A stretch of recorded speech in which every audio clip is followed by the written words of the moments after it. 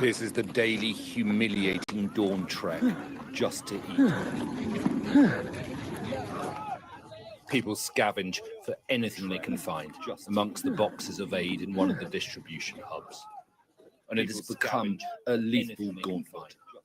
The efforts to get aid into Gaza have turned into chaos. The Israeli-backed aid stations, run by private contractors, have become an uncontrolled frenzy. And for the third day in a row, dozens of Palestinians were shot dead as they went to get food.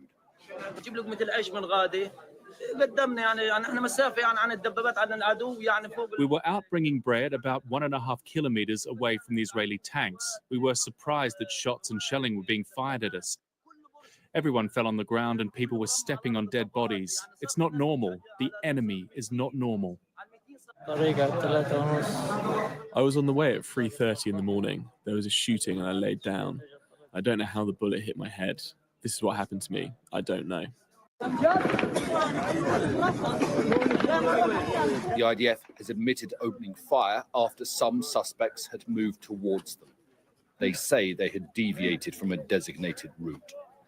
The Israeli army, they issued warning shots in the air, and still some of these suspects continued to advance towards the troops in a threatening manner.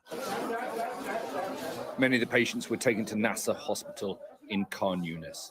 This man had been shot in the neck. There was no space for him in the emergency department. All the beds were already full. Everywhere, there were walking wounded with blood on their clothes from bullet holes. Israel says that the Gaza Humanitarian Foundation is working. International aid organizations all say it isn't. Many children are sharing with us now that they wish to be dead, that they don't want to be here anymore. They want to be with their mothers or fathers who've died. They want to go to paradise or heaven where there is food and water. And this is absolutely desperate for this generation of children who see no hope, they see no future. The United Nations has said the attacks on civilians going to get aid could be a war crime. The Israeli government says the aid hubs are working well, and the IDF has said it's expanding the military operation to control the whole of Gaza. We are doing everything we can in order to allow for this food to be distributed in an organised fashion and to make sure that the aid does not reach the hands of Hamas.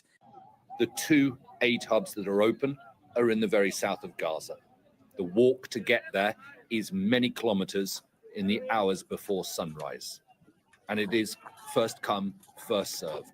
The survival of the fittest in a place where almost everybody is already starving. Alistair Bunkle, Sky News in Jerusalem. Tinubu! Good luck go, we miss him. Buhari go, we miss him. If Tinubu go, we miss him. Our own don't finish. I swear! If person won't buy data now, it go use like 15 minutes look option. That time, when I say Tinubu they shake. Now who they shake? Me and you! To buy crates of egg for this era will be like careless spending. With 300, if you buy mineral and egg grow. But now, 300 no fit buy egg, talk less of road. To chop single sausage shawarma now, person go dey do 2 weeks of planning. Country dey spoil dey go. One person dey one side dey shout, my father is the best president. Better shut up! Gary wey be poor man food, don't turn gold. No be lie! President Tinubu, I beg, do something before something do us, I beg. Tinubu!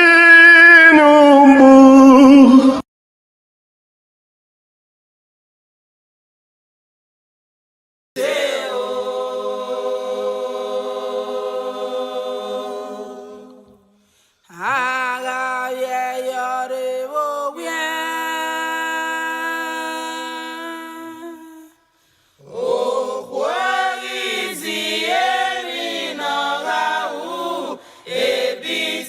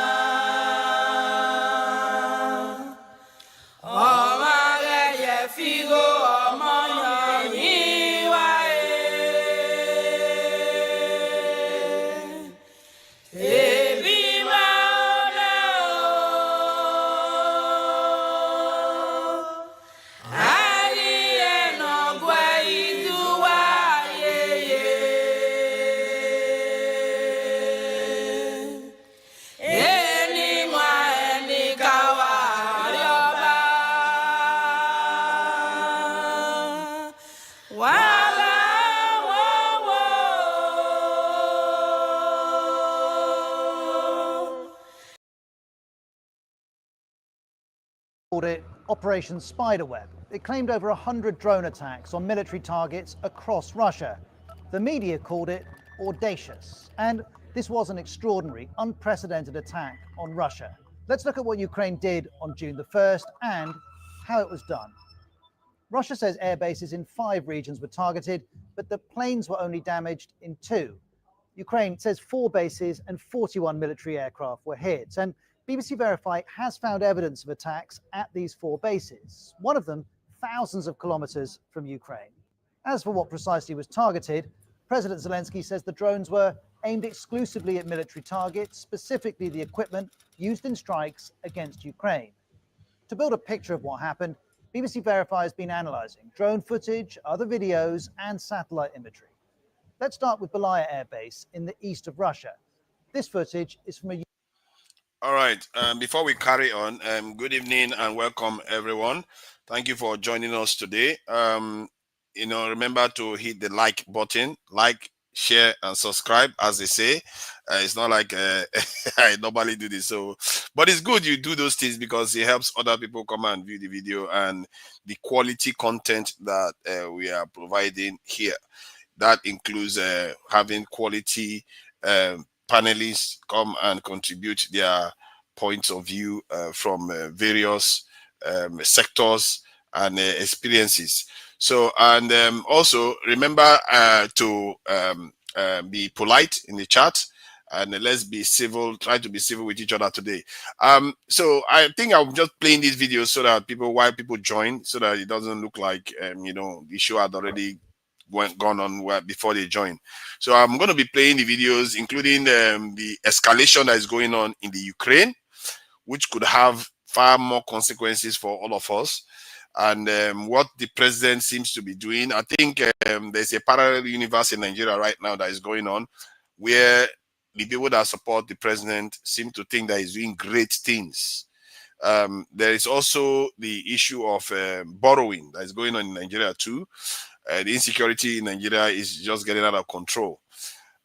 So I think that will be quite a fascinating topics to talk about what is going on in the country. All right, so let me just play the videos. You've seen the one about what is going on in Israel and the misery that is being caused there by what Israel is doing there, which I don't know, all those people that were thinking that it wasn't a genocide now, I think it's clear now for their eyes to see what is going on. And now the Ukraine one now seems to be getting out of control because they don't mention it in the videos. There is this aspect that is going on where Ukraine destroys some strategic bombers that Russia uses, which means these bombers are capable of carrying like nuclear weapons. And Ukraine went on to destroy them with drones. That is very dangerous behavior, because if you start trying to defang or disarm Russia of its capabilities that allows it to be a superpower, you are running a serious risk of escalating the conflict beyond what it should be. And I get a feeling that Ukraine is in for a very, very tough time in the coming weeks. So let me just play the video while people join. Thank you for joining us. I see the numbers are growing. Join, stay, watch. And I think I truly believe that the conversations we are having here is very, very important, because I think we all try to hold each other to very high standards. Some people like to see me as a panelist, but I think it's more of a serious conversations about issues that enriches all our lives, to be frank. Because if you have very frank, educated conversations, it's important, and it also helps with the way you look at things in this world. All right, so let me just play it and let's carry on while people join. I think when it gets to up to 60 or so, then we can, and start having conversations. And before that, let me thank Righteous Man for joining us. He's the first to join us today, and he's all the way in Nigeria. And I know he's a man of many lives, and has broad spectrum of experience. And even if he's just sitting down there as if he's just chilling out, I'm sure he's going to have a lot to contribute to us today. And we are the others are joining us today. AY is joining us. Very, very well exposed and educated and accomplished individuals. Obviously, AI is going through a phase right now. It's going through a phase right now. Thank you for joining us. All right, let's play this, and I think it's going up. When the numbers hit 60, then we go on to start having conversations so that they don't miss most of the conversation. So let me just play the video. Ukrainian drone used in the operation. It shows a Tu-95 long-range bomber. It can launch cruise missiles and has been used by Russia to attack Ukraine. Next, this is a satellite image of the same base from May. It shows several of this type of plane. Compare that with this satellite image of the same base after the attack. 3 of the planes we can see are badly damaged, possibly destroyed, and a wider view of the satellite image shows other planes were damaged too. There's also this video taken near the base that clearly shows smoke from the attack. And if that's Belaya Air Base, we also have video from Ivanova Air Base, which is northeast of Moscow.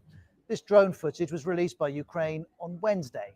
In it, we see 2 Russian aircraft being approached. These are Beriev A-50s. They're early warning aircraft and can see threats hundreds of kilometers away. They've been used in the war too. As the drone seems to make contact with the aircraft, the footage cuts out. It's very likely the planes were hit, though satellite analysis is inconclusive. And as we've learned more about Operation Spiderweb, one question keeps being asked. How did Ukraine do this? It says the operation was directed by the chief of Ukraine's security service and took 18 months to plan. And while using drones in war isn't new, what Ukraine had planned certainly was. Ukraine says first the drones were smuggled into Russia. Then wooden cabins were also transported into Russia. This image, released by Ukraine, shows how the drones were then hidden under the roofs of the cabins. We don't know when this was done. The cabins were then placed onto trucks and were transported to locations near the target, reportedly without the drivers knowing what was in their cargo. Then, when the time came, the roofs of the cabins were opened remotely and the drones were able to fly out. This video, taken close to Belaya Air Base, shows this happening. As the drone emerges, in the distance, there's already smoke rising from the airbase. The drones that were used are known as quadcopters. They have 4 propellers, they can carry explosives, and they also have cameras. This allows the pilot to operate the drone remotely with the help of a video feed. And Ukraine gave us more detail on this in a post. It says the drones were sometimes flown by pilots, but sometimes when the signal was lost, they were flown by AI along pre-planned routes. Then, when contact was made with the target, explosives were automatically triggered. For its part, Russia says not all of these attacks were successful. It claims at military airfields in Ivanova, Ryazan, and Amur regions, all terrorist attacks were repelled. We can't confirm this.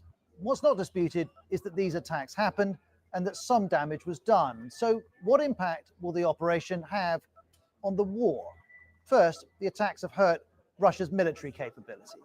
This is undoubtedly an operation that will go down in military history. And when one puts that in context, the losses in context to Russia's overall capability, that's a significant chunk of Russia's strategic bombing force. This was an attack on Russia's military capacity and also on its security. These are embarrassing attacks because these air bases in Russia really should have been secured better. This is a country that is at war. This is a country with nuclear bombers. This is a country that should be expecting attacks even inside the territory. But Russia appears to have not seen this coming. And as the war continues in Ukraine, most experts agree these attacks won't fundamentally change the conflict, but they have exposed Russian vulnerabilities and have shown a new type of attack. President Zelensky said this operation was designed to tell Russia it is not safe. By that measure, it succeeded.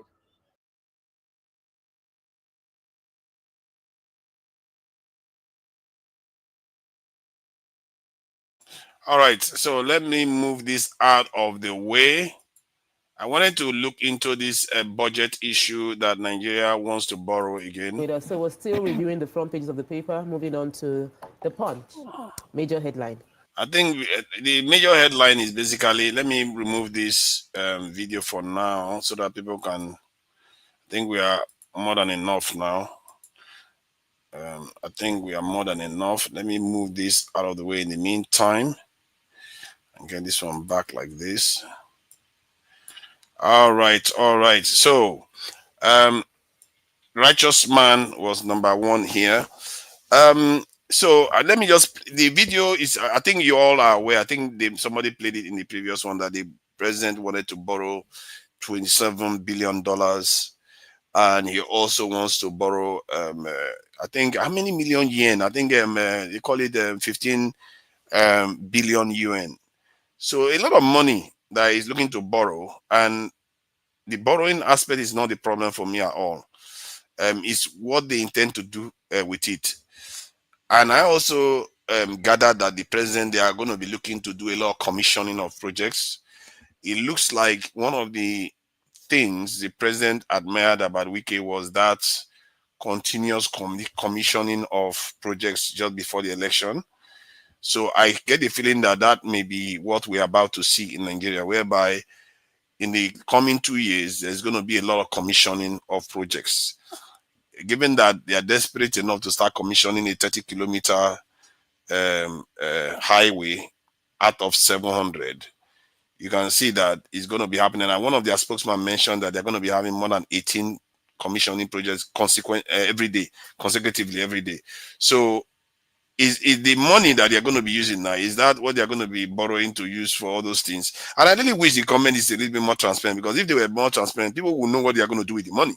But if they're not transparent, you're not going to know. And I gather that a lot of the money is going to go into defending the currency. I didn't even know they're even busy defending the currency with billions. I thought maybe they're going to be defending the currency in millions. But they said a lot of this is going to go into defending the currency, the exchange rate. That's the term that was used. So I don't know what people make of it. If you want to talk about the Israeli one or the Ukrainian one, you can do that. But let's touch on this one first, then we can now go geopolitics. I know Jide is here to give us a lowdown on geopolitics. I think it makes sense for us to start at home, then we expand out this later on. Righteous man, this 20, in short, all these loans, I think also summation is about. Can I make an announcement before we start? I think this is the best time to make an announcement. Don't start now. No, I'm not trying to make trouble. It's a good announcement.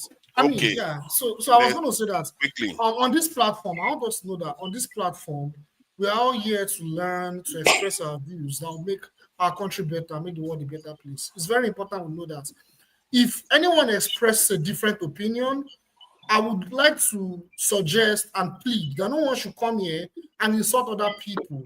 It is now a trend. The last time I came here, Odi came in and was insulting me because I thought you wanted to make an announcement. Now, this is not a public notice announcement. You are making your own personal announcement. It's not polite now. Hold on. When you get to your turn, you'll be able to talk. You see, you have to respect righteous man's time, because when he finishes speaking, then you get your chance to make your point. I think you have a valid point, but let it get to your turn. I thought you were making something that is for everybody, but this is for you now. Yeah, I mean, okay. Thank you. All right, righteous man, thank you for joining us.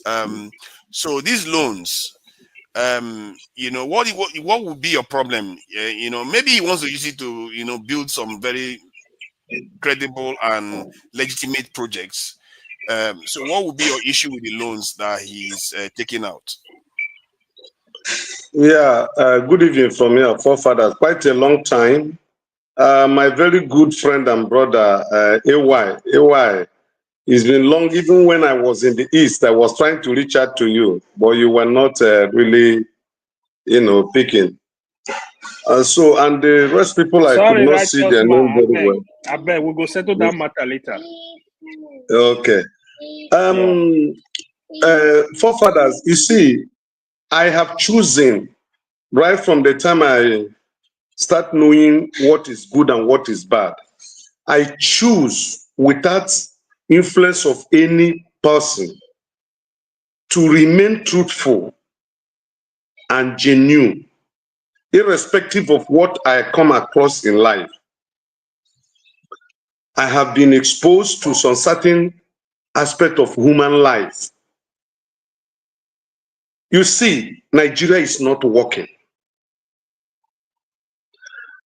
And it is better we say this thing. The structure we have on ground cannot make Nigeria to actualize her dream and to become that nation that will be referenced positively that other countries of the world will respect and fear. The structure we have is not working. It is like when a woman is putting pancake, you know, trying to lay a foundation, a burnt face that will use a correctional this thing to paint it. But the moment the woman goes to the bedroom and wash up her the foundation and whatever, her real nature, her real facial nature will appear. That is what is happening in Nigeria. You see, all these loans and grammar, construction of this, construction of that, they are not real. If you listen to Fubara, Fubara said even the project that Wike claimed was being executed and commissioned in Rivers State were not actually completed and the contractors were not paid. It's in the public domain. So these political leaders we have today, they don't have good dreams. They don't have good plans for this nation. The more they borrow, the lesser the value of Naira. Okay, Buhari started paying for that COVID-19 loan, and he came and cleared it. And then now he wants to borrow 25-something billion outside the yen. To do what? The Coastal Road project, is it what Nigeria need today? Did America and Europe start building mighty infrastructures when there is no provision of job, when there is no security? We can't boast of lights. There is no good hospital. The existing roads we have in Nigeria, they are not maintained. They're in a very bad shape. Look at the 22 people that died after National Sports Festival in Ogun State, traveling to Kano. Look at how they met their untimely death. Young, potential future leaders just ended that way because of bad road. And nobody's addressing it. The rich ones flew through the air. The poor ones were allowed to go through the bad road, and they ended up the way they ended. Look at what happened in Niger State. The flood, the dam was broken, and look at how many hundreds of people that have lost their life, properties destroyed. These monies are not touching the Nigerian people. The money realized through the removal of fuel subsidy. Can anybody give us account where those money have been channeled to? We can't make trace of it. The budget has been padded with over 7 trillion. Is it 7 or 11 trillion naira? And the president is not saying anything about it. The House is not saying anything about it.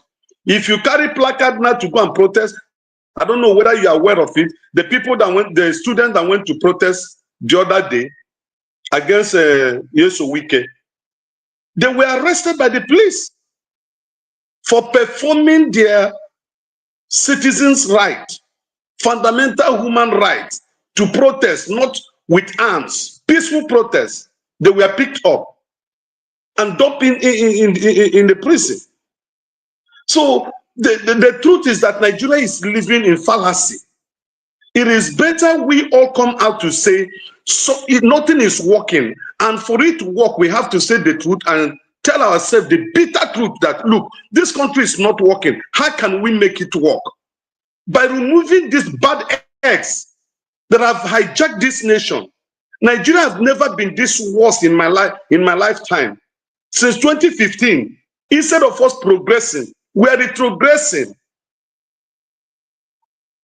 Let me drop at this moment, please. I'm really angry. Look at the Salah celebration. Before, if you were celebrating Salah in Lagos, man, everybody, you go to your friends, you eat, there is party everywhere. Look at Lagos, is empty. It's only the political bourgeoisie and the contractors that were able. Look at the ram. The cheapest ram in Lagos market is 400,000. How many Lagosians, how many Nigerians can afford that? And we're borrowing billions that we cannot give account of. You say you commissioned 30-kilometer road, and by when a journalist went to investigate it, it was not 30. is less than 26-kilometer road. And nobody drove along that road to say the road was actually done. They were in a park, in a room, and celebrations were going on. It is a pity. Thank you. Thank you for that. Righteous man. I think it was AY that was next. AY, so at least $25 billion of loan and no clear plan on what they are going to do with the money. Is this not the recipe for corruption in a country like Nigeria? Yeah. Good afternoon, everyone from here.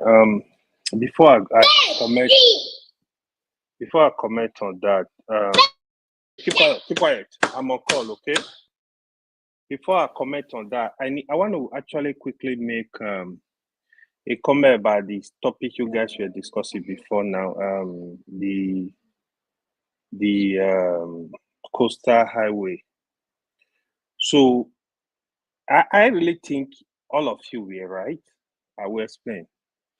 Anybody that is saying that coastal highway is not important, it doesn't really understand it. It's actually very, very important.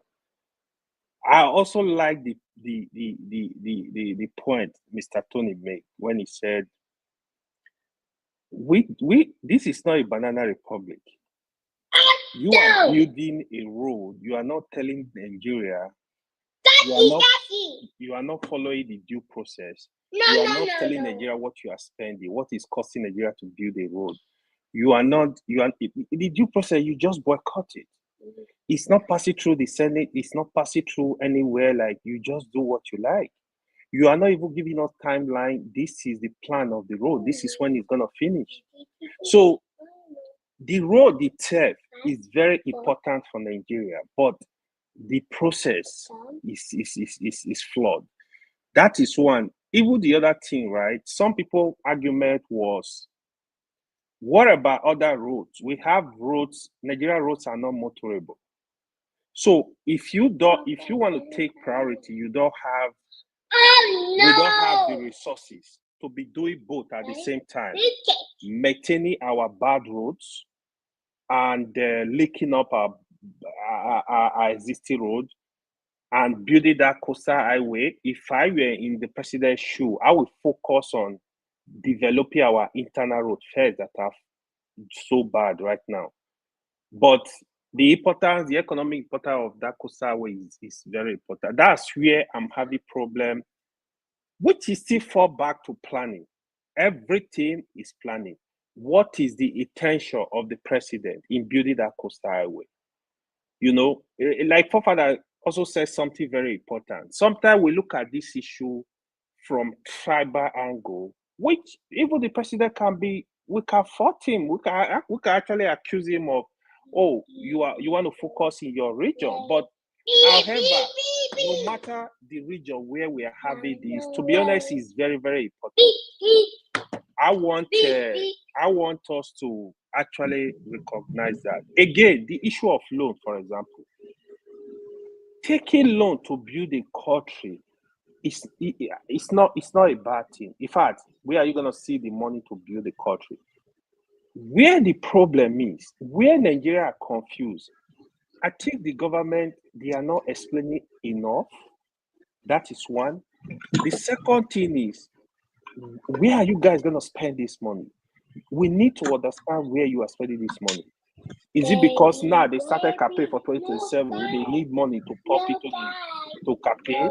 So these are issues. So this is the problem we've always had as a country, which I suspected. I think Peter Obi would have been able to change, because you need somebody to lead this planning. I think that's where we are having problem. I'll give you an example.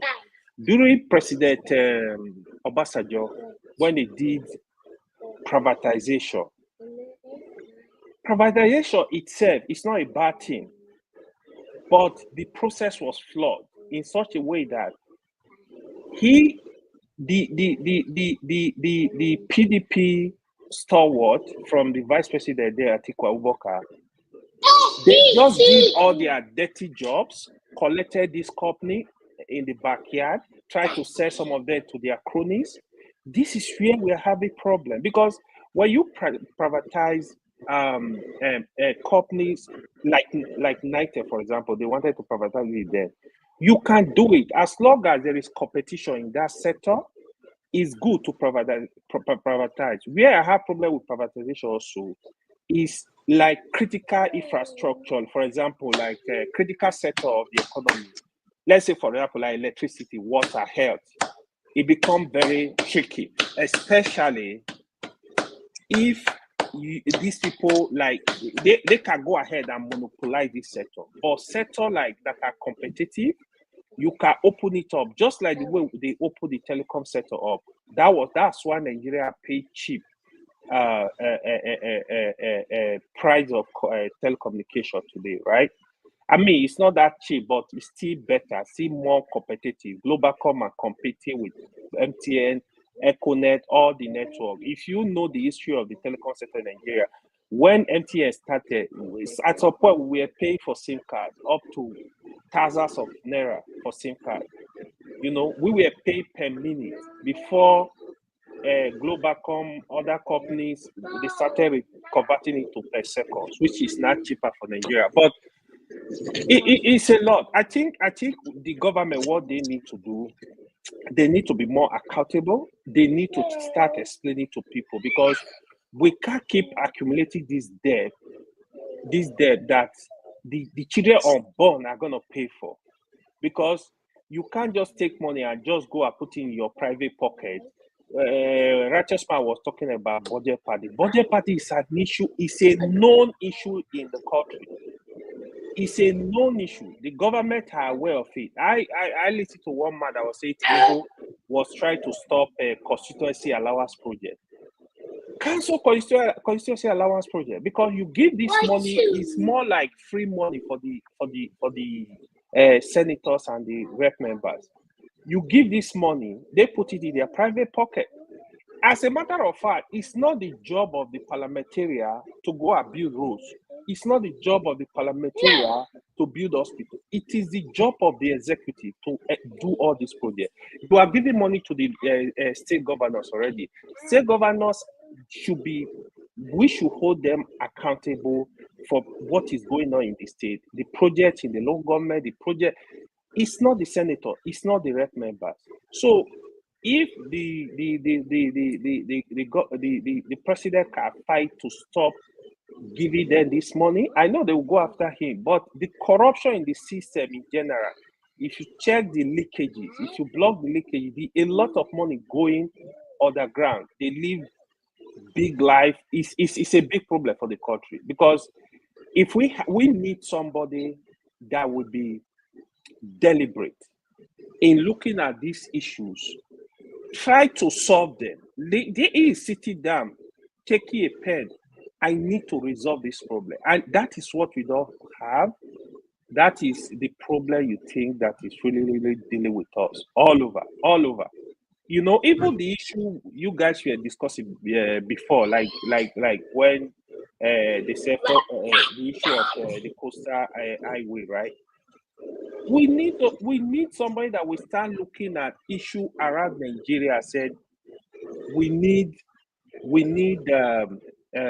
what's it called?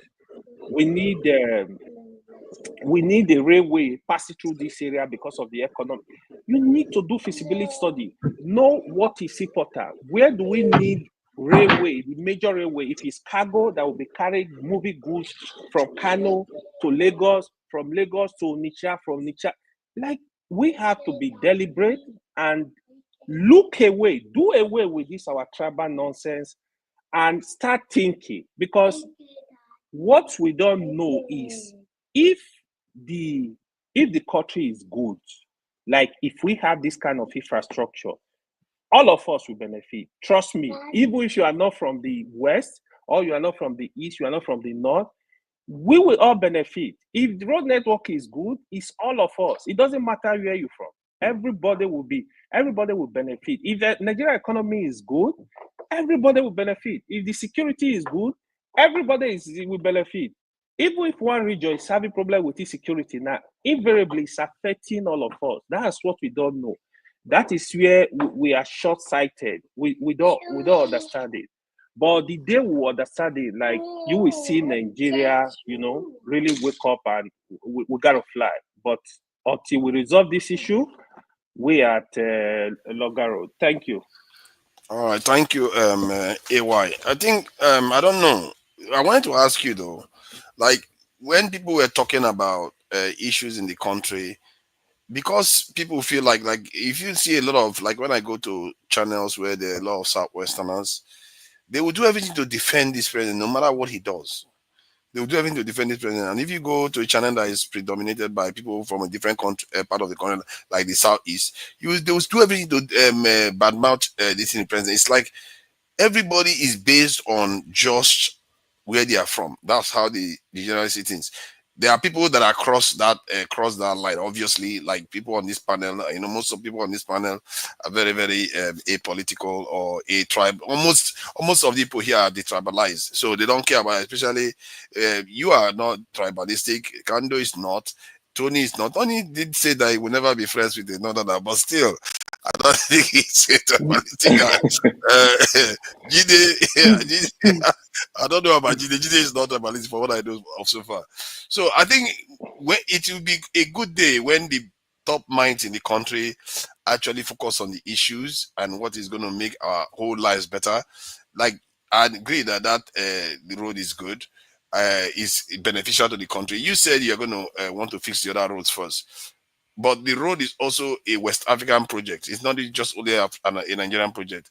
It's something that West African countries have already done it a long time ago. And because if you can travel from Senegal to Cameroon, and from Cameroon they put it also to Southern Africa, these are legacies that our children are bound to enjoy. It's a massive, massive project. Because if you can link Africa together, the trade will be, we are all going to benefit from it. So that was the plan. I don't think Tinubu, he had even had a choice, really. I don't think he even had much of a choice. He has to do it because other countries are doing it. So that is the point. Whether the money they take from it is another thing altogether. Let me tell you the other thing. Even this issue of seaport, I wish Tinubu can wake up now. Okay, now he's having South governors in his pocket.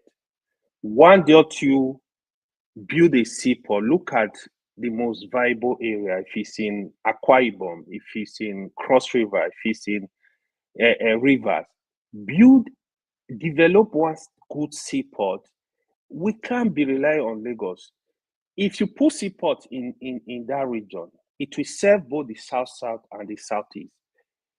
Look, even put land seaport, dry seaport in I think they have one in Kaduna. You can connect it rail. These are going to be deliberate. Build a rail line that will be carrying cargo from that region, from Lagos down to Kaduna. From there, they move them to the down north. We need to develop this kind of blueprint to open up the country. Now, Lagos is just too congested. I think they have 2 seaports in Lagos now. I've been more than that. It's just too congested. We cannot be. Yeah, I want Lagos. Lagos has developed, but the congest Lagos, let the whole country start moving in that direction. I mean, Dangote is doing a lot. I think he was recently talking about the steel company and one other company is interested in. People that are ready, support, let them do it. Let them do it. Alain Oyema is doing excellently well in the aviation industry. We need more people. We need more people in other sectors. Even the aviation, even the refinery. They are building more refineries now. That is how country develop. Boy is building. I think another the power plant. $10 build. Adeleke build. Let more people go into this area. People that have money, protect, give them some kind of assurance. In fact, give them incentive. Let people build more. Let people do more stuff. That is how a country. Because if you do that, the next 20 years, the story can change very fast. Yeah. Thank you. Thank you. And also, Tony, is your so I can kind of ask you about this. These loans that they're getting is not for free, and they tend to come with conditions.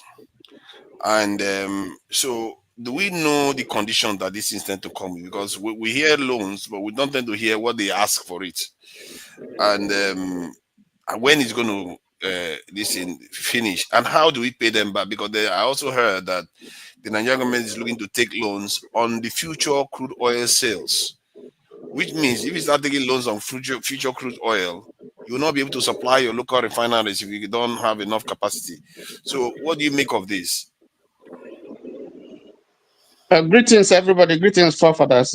Greetings, everybody on the platform and those listening. First of all, let me correct forefathers what you said about me. I didn't say I won't be friends to Northerners. I was specific. North is a very big place. I was very, very specific. Just to correct that. Now to the question that you asked me. There's nothing wrong with taking loans. America take loans. There's absolutely nothing wrong with loans. But there's something wrong with loans if you take it to finance recurrent expenditure. Even if you use it to do for capital expenditure, it has to be something that is going to be beneficial, that in return will produce enough resources for you to repay. And then there's the politics about loan. Now, it's not free. So you are looking at the interest rates. You are looking at, because the person who gives you loan will dictate to you. Like the Bible says, he will go borrowing, goes sorrowing. He will dictate to you most of the time what you do with the loan, how you repay the loan. Sometimes it has to be collateralized. And the thing that you're talking about, Nigeria paying with the crude oil sales, is not new. It's been done, but it's an evidence that you don't have enough resources to be able to pay. So you collateralize your crude oil sales. So what that means, and that depends on a lot of factors. What the going rate is internationally. So that again is going to also affect you. It's going to affect part of your output, because already is going out, and maybe affected with the current problem that we have in that industry. Okay, you have not been able to satisfy domestic production. You have not been able to plug all the loopholes dealing with leakages and so on and so forth. And then you are not in control of prices internationally. So you have a problem, because these are some of the challenges. Some of them you can control, some of them are typically outside your control. But the point here is that, sometimes you see government taking policies without looking at the short-term, long-term, short, middle, and long-term effect of what you're going to do. The economy is bad, is in a bad shape. We don't have the money. So one of the ways that you can source money is to borrow externally. But One of the ways. So let me ask though. Like we have how many Nigerians? We have about adults. We have about 100 million adults at least in Nigeria, likely. Yeah. So if we have 100 million adults, how much does it take to be able to raise $1 billion if they were all contributing? Good. I was going there, but the problem that we have with most governments, including this government, three things. And I think AJ mentioned it. Transparency, best practices, and openness. And these are some of the things that are failing, not just with this government, but even with past governments. Okay, government has not been transparent in its dealings. Government has not been able, to employ best practices. And then some of these monies, you can't even account for them eventually when you get the loan in terms of what you really did with it. First of all, there are countries who are in very bad shape like Nigeria, but they are not taking loans. So how are they dealing with their problems? They don't engage themselves in profligacy. You cut down the size of government. You cut down the size of government. And you'll be amazed how much you are going to get from just cutting down. Yeah, and but, the things that you... but the problem is that, you know that the Nigerian state has been cut down so badly. I didn't know that before until when you check it in terms of the civil servants, the infrastructure and everything. It's been cut to the bone. It cannot service a country like Nigeria. That's when you compare it to other countries that are doing well. The civil service is just a skeleton that it should represent. So if that is the case already, is the problem not where you are raising the money? Because maybe part of the problem that our government is having is that they are not capable of generating income internally, like from the citizens enough, because that is what they tend to say that the international institutions use to say, okay, you can't pay back. You can't pay back because you don't have any other way other than crude oil. What if crude oil goes down and all the rest? So yes, your credit rate, your credit rate, yes, your credit rating is not very good. One, it's almost a mono economy.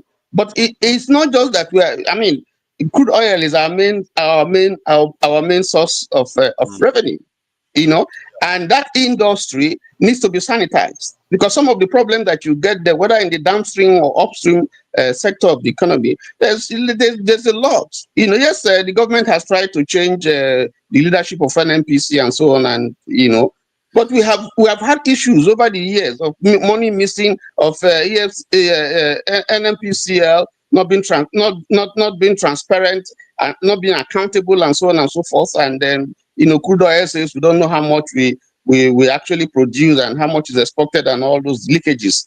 But the point that I am trying to make is that, listen, the size of government, bureaucracy is too much, it's too large. You have to cut down. You'd be amazed at how much that is leaking out from that particular place. And then to corruption. If you want, yes, you have to be disciplined. You just have to be frugal, first of all. And there are countries that have made it through just being frugal, cutting down on expenses, being transparent. And then we'll be talking about this whole issue about diversifying. Our gas is flaring. There are enormous resources. Go to Zamfara, for instance. We know that Zamfara is one of the richest states in Nigeria, yet it's the poorest today. Why? We know the reasons. And it's been like that. We just talk about it, but Zamfara can take care of itself, even without federal allocation, if things are made right.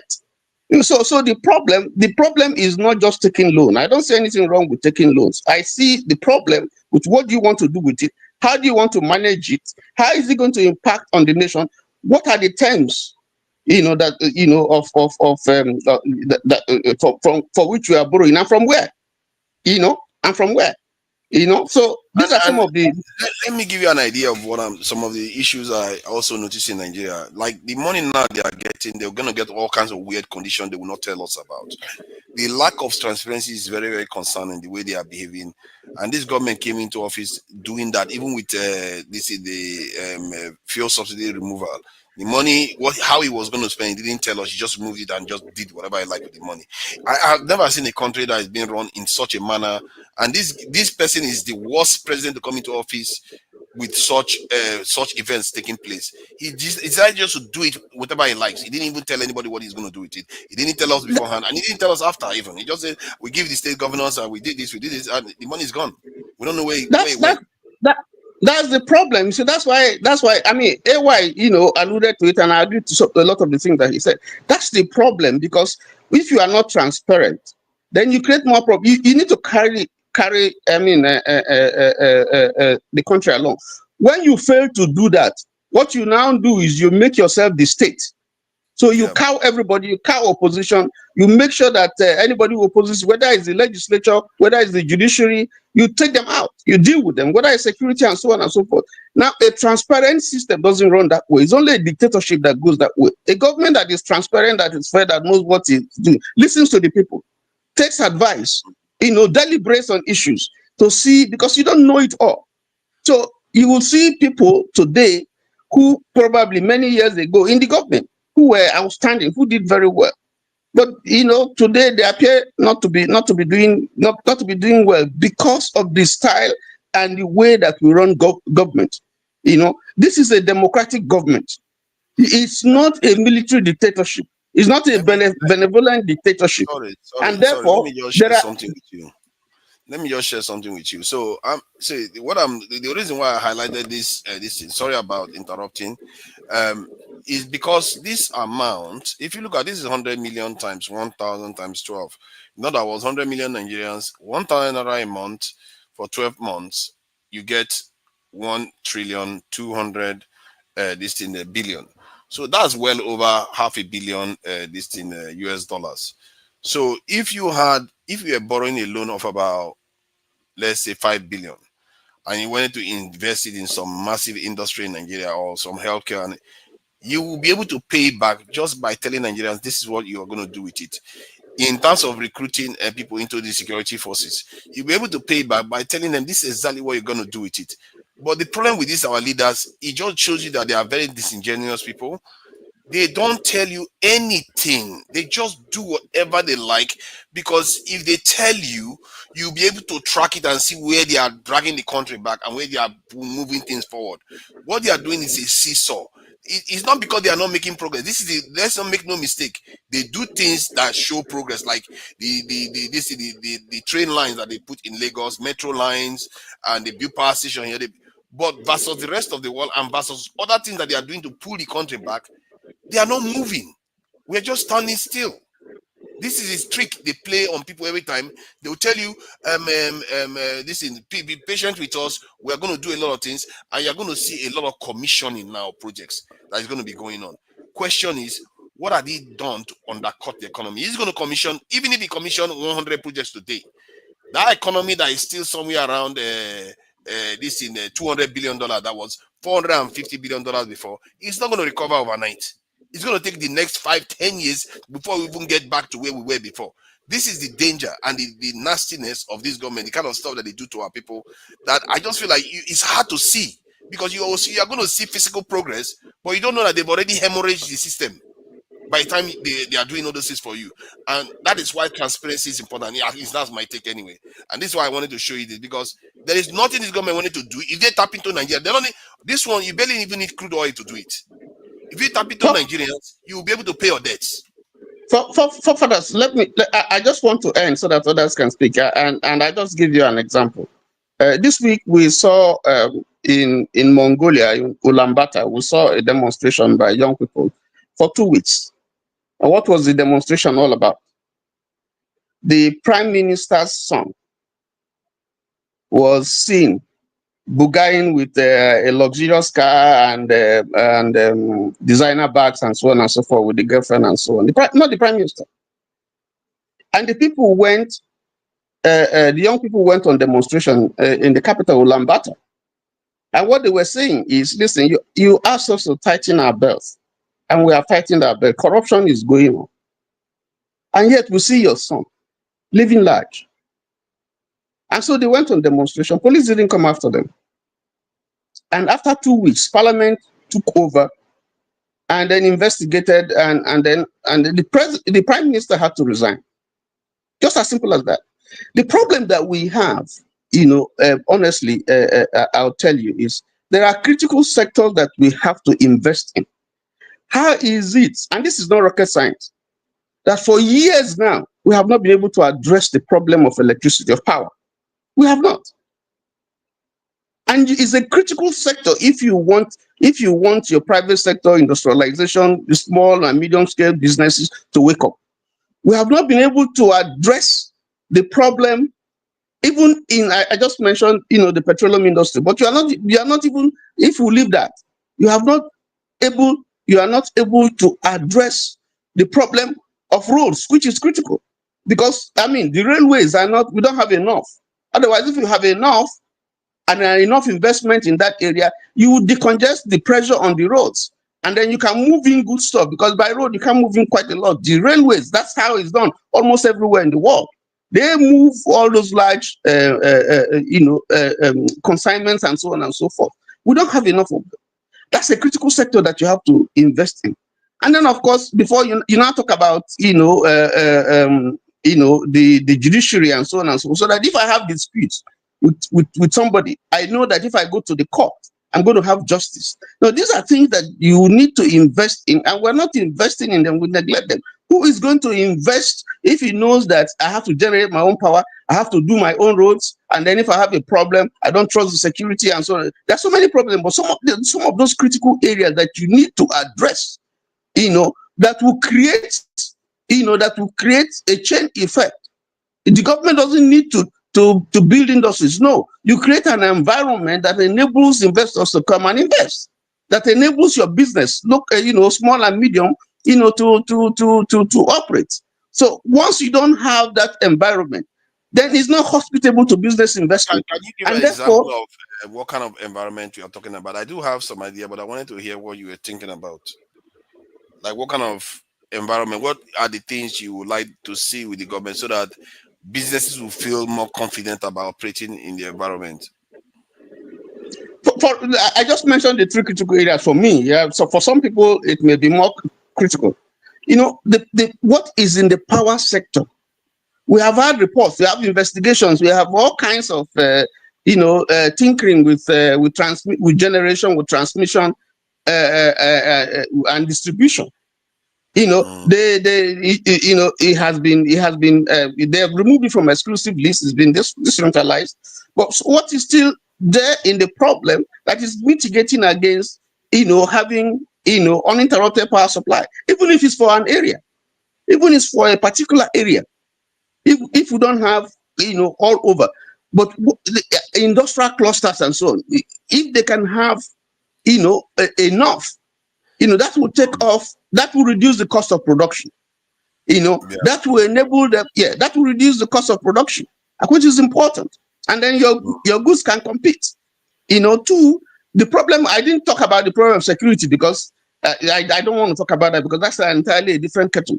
Your roads, because the major artery of moving goods is by road, not by sea, not by rail.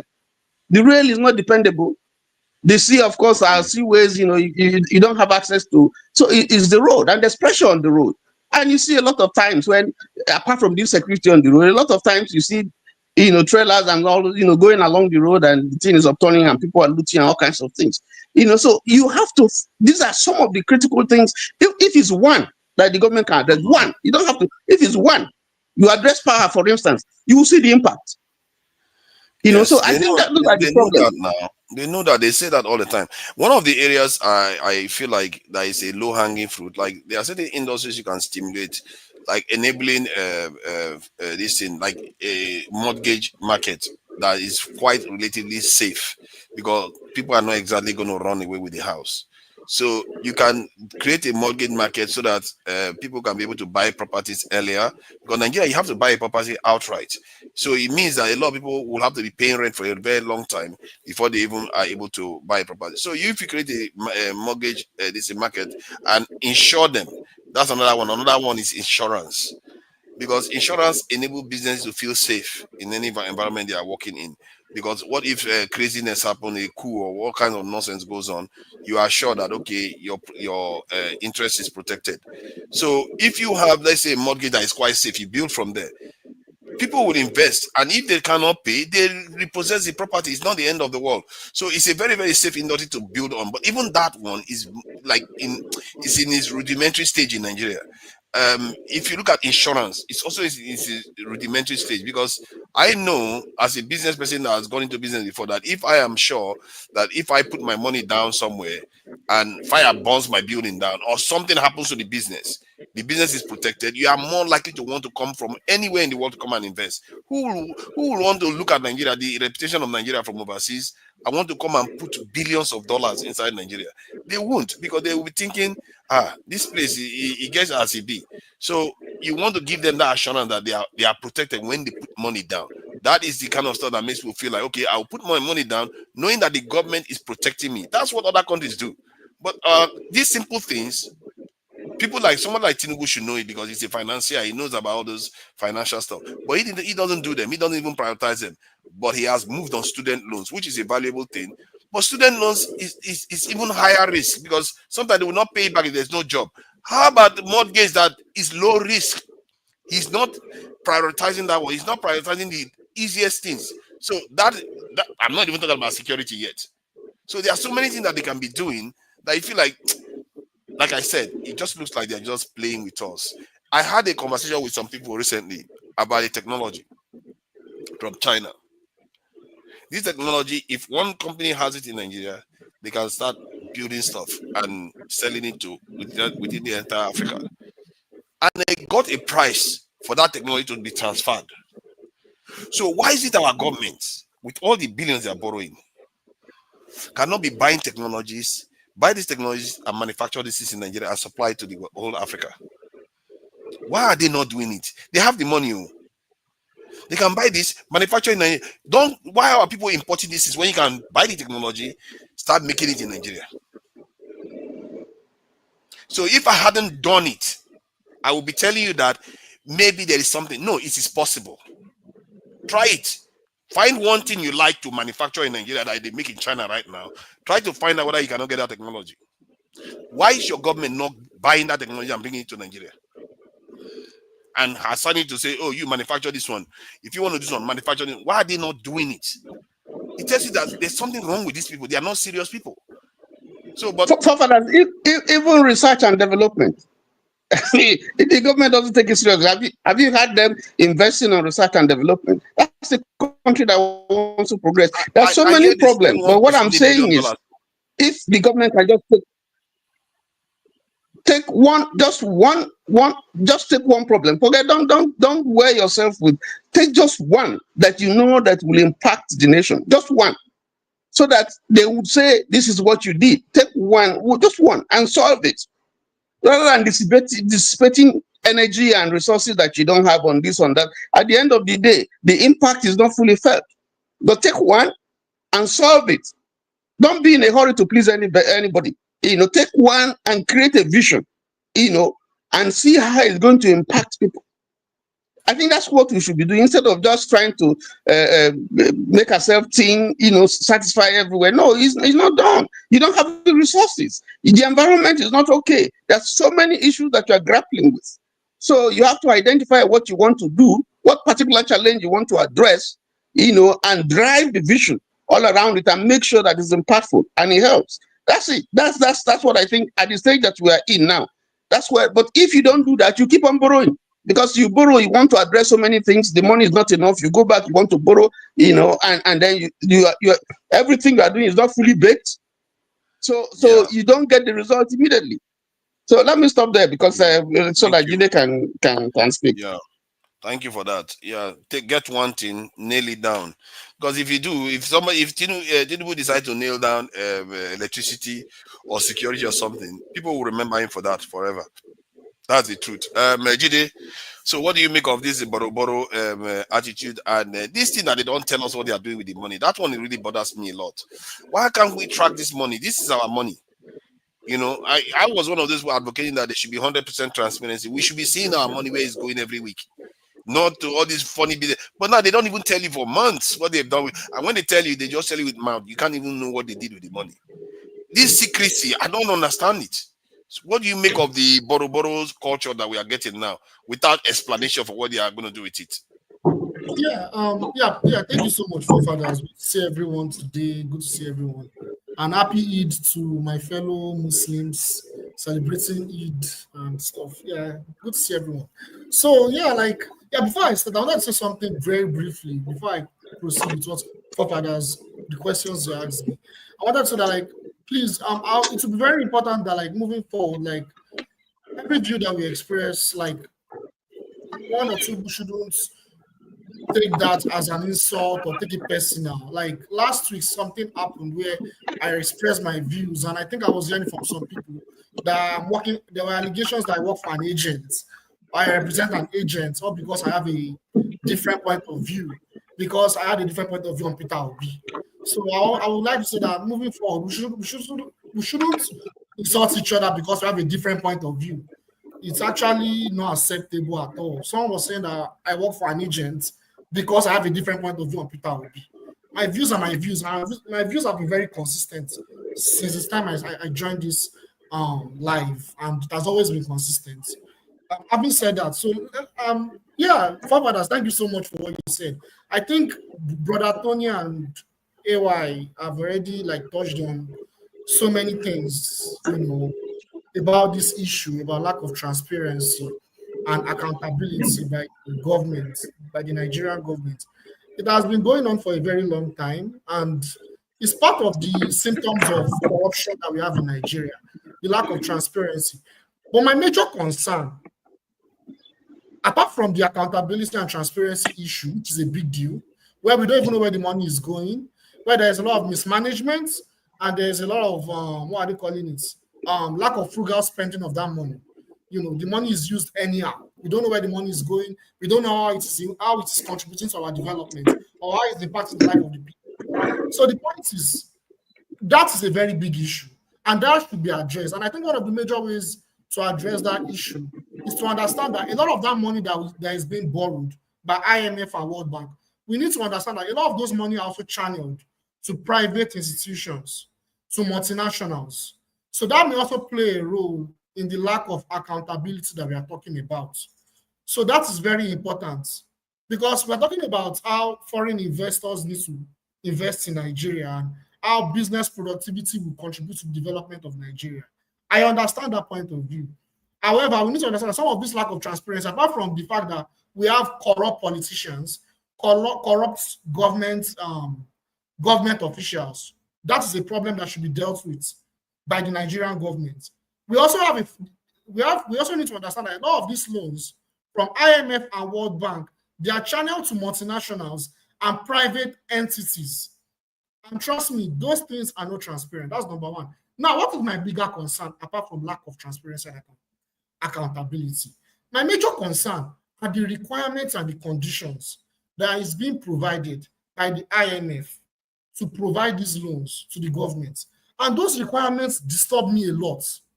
I don't know if any of us are disturbed about those requirements, but these requirements have been going on, have been implemented since even the time of Babangida, and it is still there. I'll read some of them. The first one is reducing fiscal deficits, which is increasing government spending on the people. Reducing what? Fiscal deficits and increasing taxes on poor people. That's number one. Number two, that is very concerning, is neoliberal deregulation and privatization of state-owned enterprises and deregulation of the of private institutions, complete deregulation of private institutions. That concerns me a lot, because how would we get sovereign money that can be invested in the people to improve the macroeconomic conditions of the people if that's taken away from the government? How would that improve the lives of the people? It will never improve. Nothing is going to change for the Nigerian people. Okay, fine. What is the aim of the IMF loan and World Bank? It is to boost our economy, right? It is to boost our GDP, right? It is to improve our economy. Now, I want to say something very unique here. I've never said it before. The reality is that increase in GDP, increase in business productivity does not necessarily lead to improvement of the quality of lives, does not necessarily lead to the improvement of the quality of lives of the people of that country.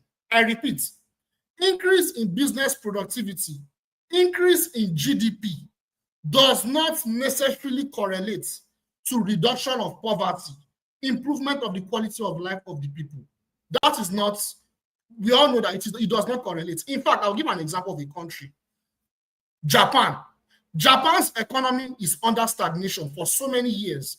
But trust me, the quality of life of Japanese people is better than the quality of life of Americans in America.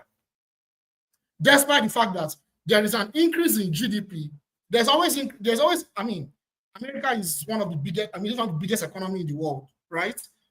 So having said that, so the aim of the IMF loans is not even to better the lives of Nigerians. It is not to better the lives of Nigerians. It is to further increase inequality that has led to increase in what? Poverty, increase in the destabilization of the country. We talk about security all the time, the military and all that. I agree. I understand why it is very important because of external threats. But one of the major security that we don't talk about is poverty. And what these loans, the policy of these loans is to further entrench the lives of our people from all the things I've explained. And that is very disturbing. I've always said that our elites, they do not serve our interests. They do not. When we talk about politics, we don't look at class. And it disturbs me a lot. A lot of the benefits that we have as African people today was from class struggle. From we, the poor people, as African people, struggling against the oppressors, the wealthy, powerful. Even for us to even sit down here and be having this conversation on a weekend, it was due to class struggle. We don't talk about that at all. And that is disturbing. But the point I want to make is that these loans is inevitable because that's what it is. Nigeria is a neo-colonial entity. So it has to be collecting loans from people. It has to be collecting loans from IMF and World Bank. It has a dependent economy. So Nigeria can never be self-sufficient unless it breaks the chain of neo-colonialism. And unfortunately, the people in power, they are puppets to this neo-colonial system. They are not willing to liberate their people and improve the lives of their people. All they do is they keep recycling themselves. Whether it's Tinubu or Peter Obi or Atiku, they are the same people. What they do is they try to do it better, but it still does not lead to the increase in the quality of lives of the people. We need to always mention that. This is very important. I will stop there. Thank you. Yeah, thank you for that. So I think it's Kandu that is next. Kandu, thank you for joining us. I think that point that Gide make is quite valid in terms of the conditions that they put in place. It's quite remarkable how almost all African countries are similar in the way their nations are. Even some of them that have reasonable electricity. And I think this is why I like to think that people should be looking more closely. Because some nations in Africa have reasonable electricity. Are they still developed? No. We have to be careful what we're asking for because we might get it, but it might mask something else. Because something else is going on beyond just electricity. Ghana has relatively stable electricity, but it's basically a backwater in real terms compared to any nation out there. So I don't know what you make of these debts. I have an idea what you might, because you are very individualistic about stuff and libertarian. So what do you make about the conversation so far? Yes, thank you, forefathers. Mr. Righteous Man, how you there for Lagos? Okay, why? I salute. You see, growing up, my dad worked in the bank for like forever. And he used to say something. Not only do you have to be honest, you have to appear to be honest. When somebody sends you on an errand, you come back with the receipts. And if there's change, you tender that change. I tell everybody, I don't care if 99.99% of people in Nigeria are corrupt. My father is not one of them. I will say that with my full chest, anywhere, wherever. You cannot corrupt my father. It's not possible. You know, I always say something about leadership. Leadership is very important. I don't care if you're selling puff puff or you're running a Boy Scout. Leadership is important. You see, appearing to be honest is important. When somebody said they're going to run or veer for the presidency of a country, and it doesn't matter which one, and people say, get certificates. You see, an honest person, a true leader, will be like, you know what? I beg, make una no vex. This is my certificate. That's why leadership, the people that you allow to rule over you. You see, this suffering, whether they suffer, they never begin, then go suffer well. Whether you vote for or allow people to rig themselves, people like this, when we were here shouting, well, when I was here shouting that if Tinubu was my father, I would have disowned him a long time ago, not to talk less of vote for him. Because the man has no character. You can't expect people that don't have character to come and be open to you. And I don't care whether it's Buhari, whether it's Jonathan, it doesn't matter. It's a leadership issue. The guy, as far as I know, from what I remember then, would not even declare his assets. And I'm not saying it's you see, I don't do whataboutism. I don't care who else has done something or did not do something. I don't care. It's irrelevant. Oh, Shebi this one too did that. What the heck does that mean? Is that how you raise your children? I mean, what type of parent are you?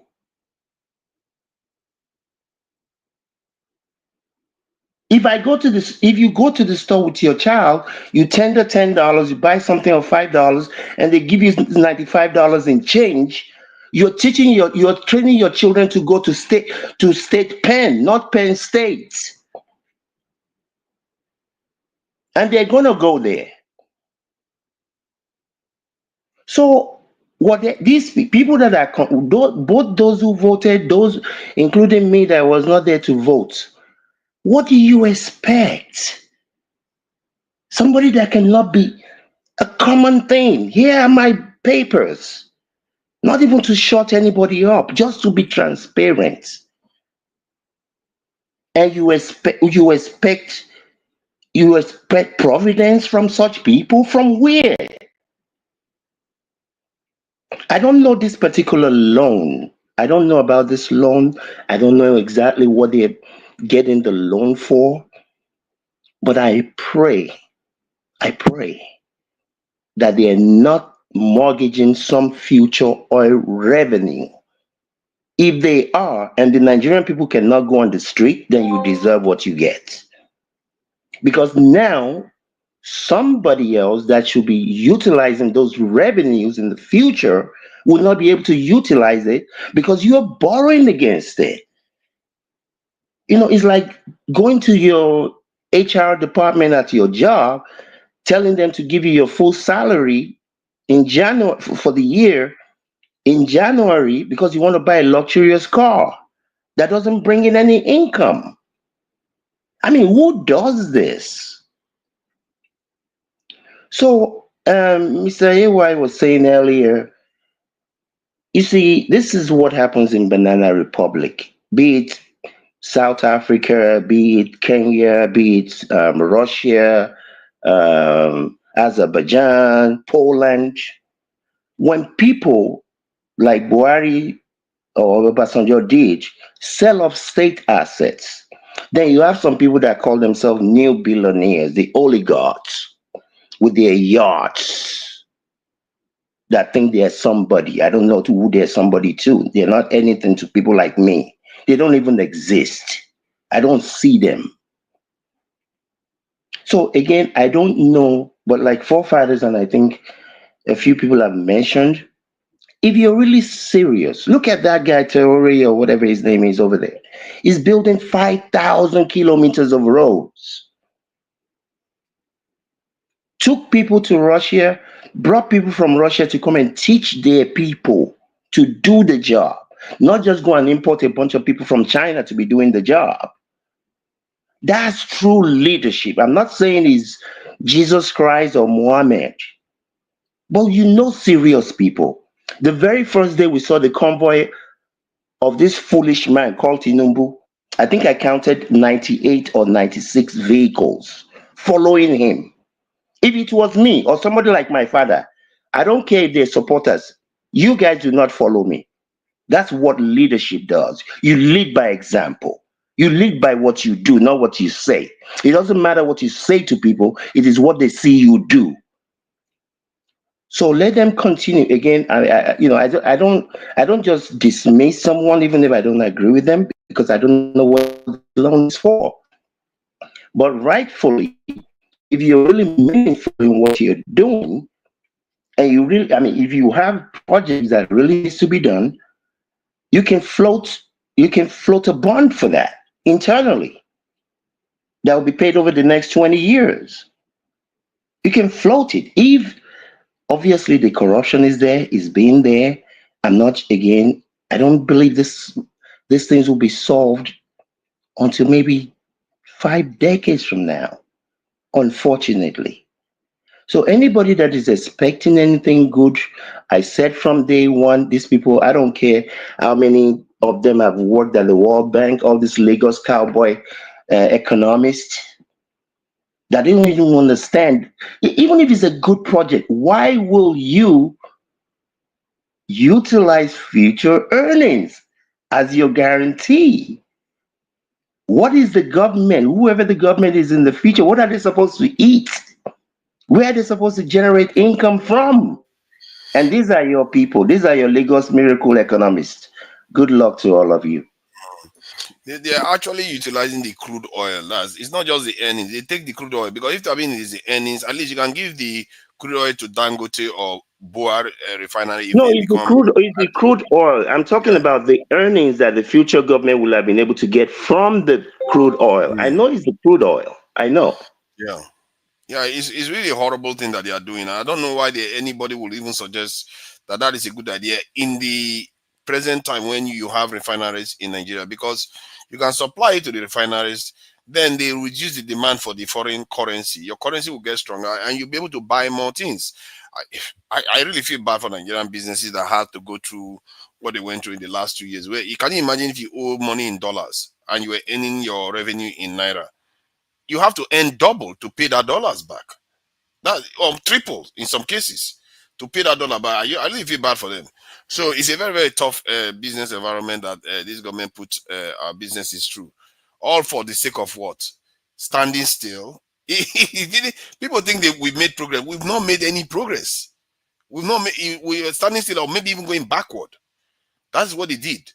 All this reform for what? If it was going forward, I would have said, okay, at least it's something, if it was fuel subsidy removal, they took the money and they said they want to use it for power plants and all those things, or build good hospitals so that our leaders don't keep running overseas, or build, even for student loan, name it. But that's not what they did. They just took the money and started sharing it. These guys, I don't understand them. Let me bring in, is this Solar? I think Solar is Solar now. Solar, welcome. I'm not sure. It's been a while. So what do you make of this loan business, man? This loan business is not, the loan is not our problem. If you hear what everybody said here, it's not the loan. It's how they are using the loan and the conditions. Okay. I think good evening, everyone. I think everyone has said the right things, and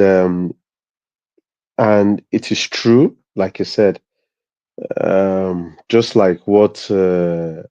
GJ said, can do, righteous man, Mr. Tony as well said. It's not the loan that is the issue, the conditions.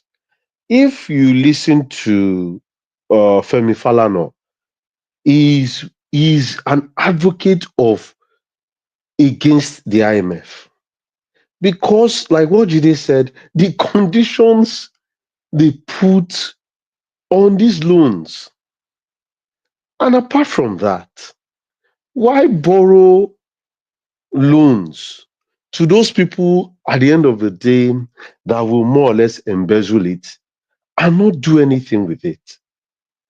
Like Tony said, the roads, I can tell you 75% of the roads, or let's even say 80% of the roads currently in Nigeria were the roads built by the military government. All they do is just to patch, all since 1999. Yeah, they've constructed few new ones. However, majority of these roads that they are still awarding is patch. Talk about the new fraud of this coastal rail road that they are doing. It's absolutely fraud. Celebrating 30 kilometers in which someone went there, did a video, and it is all fraud. See, one thing we need to understand in Nigeria is that we can bash the president as much as we like, but the reforms come from under to the top, from the local government, the state.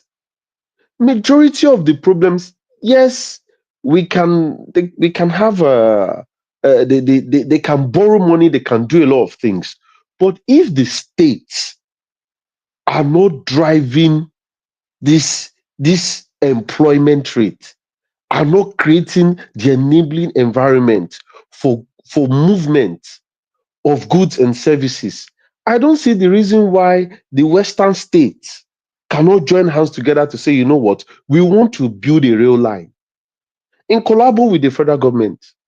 I don't see the reason why the eastern states, the northern states can't have railway network in between them for movement of goods and services.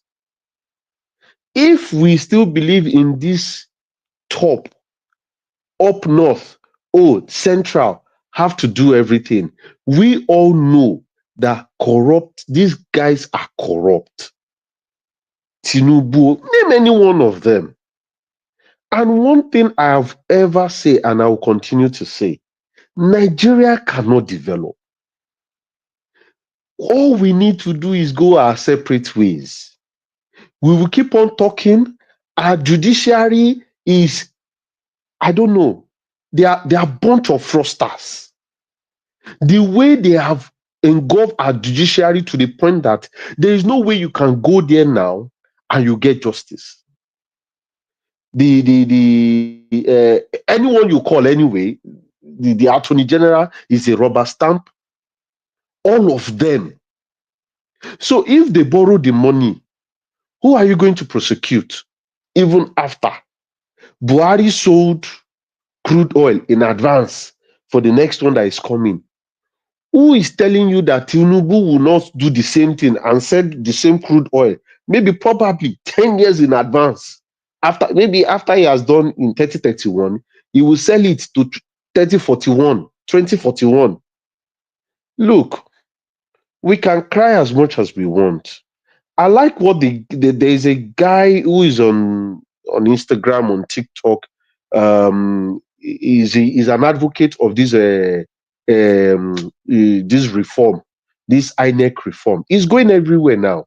He wears it. He wears the T-shirt because I believe that if the people start recognizing and stop collecting money from this politician and start voting in the right people, over time, things will change.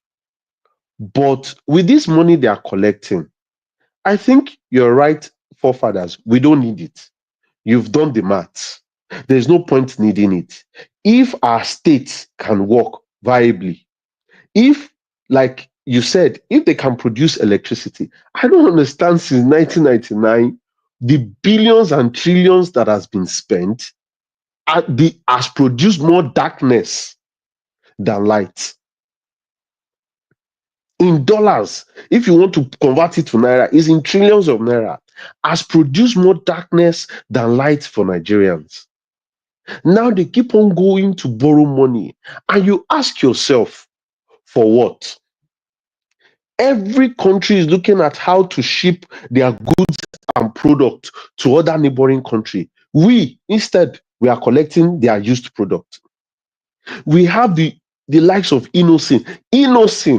I mean, you even if he produced the car, and let's say the car is not good enough, my brother, in Nigeria we are using Oppo, we are using Infinix, they are using there's another one too that we are using in Nigeria. These phones were alternatives to iPhones, to other iPhones, to Samsung, because they have long-lasting batteries. over time, and they got it right. If you go to Nigeria now, I can tell you that maybe 60 or 70% of them are using Infinix or Techno and all the likes. It's only few that are using Samsung and as well as Apple products. So Innocent can get it right. Innocent is selling products to people outside Nigeria. Why can't the Nigerian government, even some states, even if the federal government don't want to do it, some states in Nigeria tell Innocent, we want you to build us a bulletproof car. He will do it because it's his business. He will ensure that he does it right, even better than any other one that they are bringing from abroad. And it will create more jobs in Nigeria. And when you talk about our shipping of products outside, bringing more foreign forex into the country, but we did buy from him. I saw a video of Innocent cars gathering dust, and people look at it and they, so I feel that, look, these people will not stop to borrow, and the only reason why they are borrowing is to put us more in debt. And like what Kandu said, my brother, I'm a Yoruba person. Oh, Yoruba will say, "Kese kese, na you na don't see, kasa kasa, they come." Nigeria don't understand. We will turn to Zimbabwe, and it is not a lie. We will turn to Zimbabwe, in which their currency will be nothing. And if Tinubu enters again, he's going to continue to wreck the country as much as he can. And I don't see anything else. The only way out for us, let us go our separate ways. When we go our separate ways, over time, we'll know that yes, the Yorubas, if they like, they destroy their own state, that's their problem. The Igbos, if they destroy their own state, that's their problem. We already know the Northerners they've already destroyed their own state. So we already know them. But if we go our separate ways, I believe things can begin to fine-tune. But if we continue with this merging, with this marriage, at the end of the day, these people will not take us anywhere. They will loot us, and at the end of the day, our generations to come, our children to come, will more or less suffer it. If you look at China, look at any other countries, they are developing every day. Back in 1990, you can't say you are going to Dubai because people look at you, why are you going to Dubai to do? They'll say, I'm going to US, I'm going to this thing. Look at the way Dubai has transformed in the last 20 years, even let me say 15 years. If you put 1999 to 2015, look at the way they have transformed the whole world. Yeah, but Now they are in top of. what has that got to do with actually everybody going their separate ways, as you put it? Look, if you see, let me say this is my own, this is for me. If we go our separate ways, because we know that I'm a Yoruba person from Ondo State, there's no way you want to speak any other Yoruba in that same place that I won't understand you. Everybody, we will now know that this is for us. The same way Tinubu went to the whole Yoruba nation to say, look, vote for me. And that is what they did. So if we go our separate ways, gradually, like what they did, there will be competition. I will not want an Igbo man to more or less beat me. I will not want an Hausa man to come and beat me. I want to ask you this, so let's try to get to the bottom of what you are saying. So if Yoruba people go separately, they are more likely to solve their problems. Basically, that's what you are stating. But does history back what you are saying up? It did. In probably in the First Republic or Second Republic, I don't know, the Awolowo's time, the Zeke time, they were doing this to develop their own states. They were developing their own states. But that was when Nigeria had already been created, and then all regions in Nigeria was doing well during that time. All regions. So, but they were doing well because it is their region. So it's like, look, I want to be better than you. Sorry, Pardon? it's still their region now. It's still their region now. No, but we have a central government. We have a central But you have the government in central which government all then these too. yes, but at the time, what they did was to make sure that, and that is what the confab in which Jonathan came up with. That was the resolution. Dissolve the middle. Don't make it buoyant as it is now. If you dissolve it, then what we'll now do is River State will own his oil. Ondo State can have his cocoa. Enugu will have his coal. So whatever they now want to chip to the center, they will now decide it that we are chipping it to the center, But so that hold what on, they can do is to start to develop themselves. Let's try. So if you dissolve the center, you know, if you weaken the center too much, the parts will fly apart.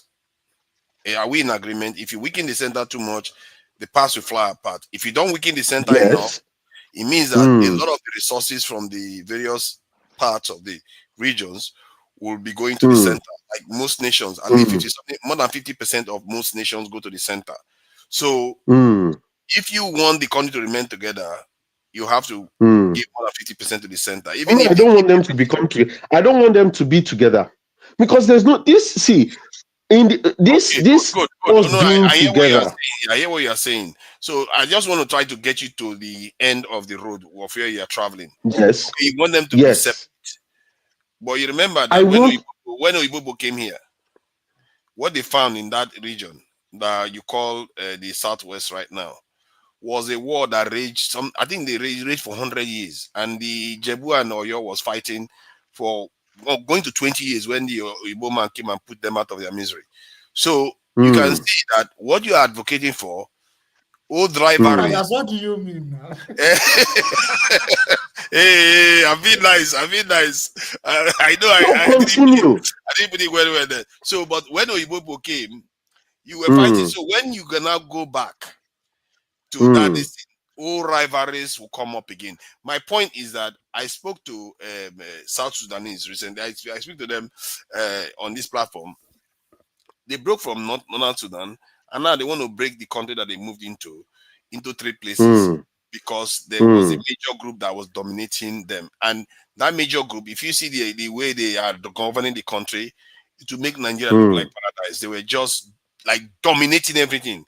The ministerial positions, the state commissioners, governor, vice president, only 2 tribes dominate the entire country. The minorities make up 48% of the population. The minorities put together make up 48% of the population.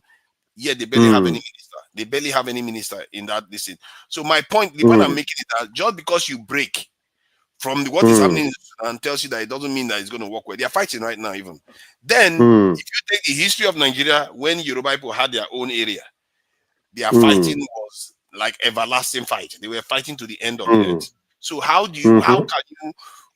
can you have confidence that if you go back now, it's going to be any better? Look, it will be better. See, if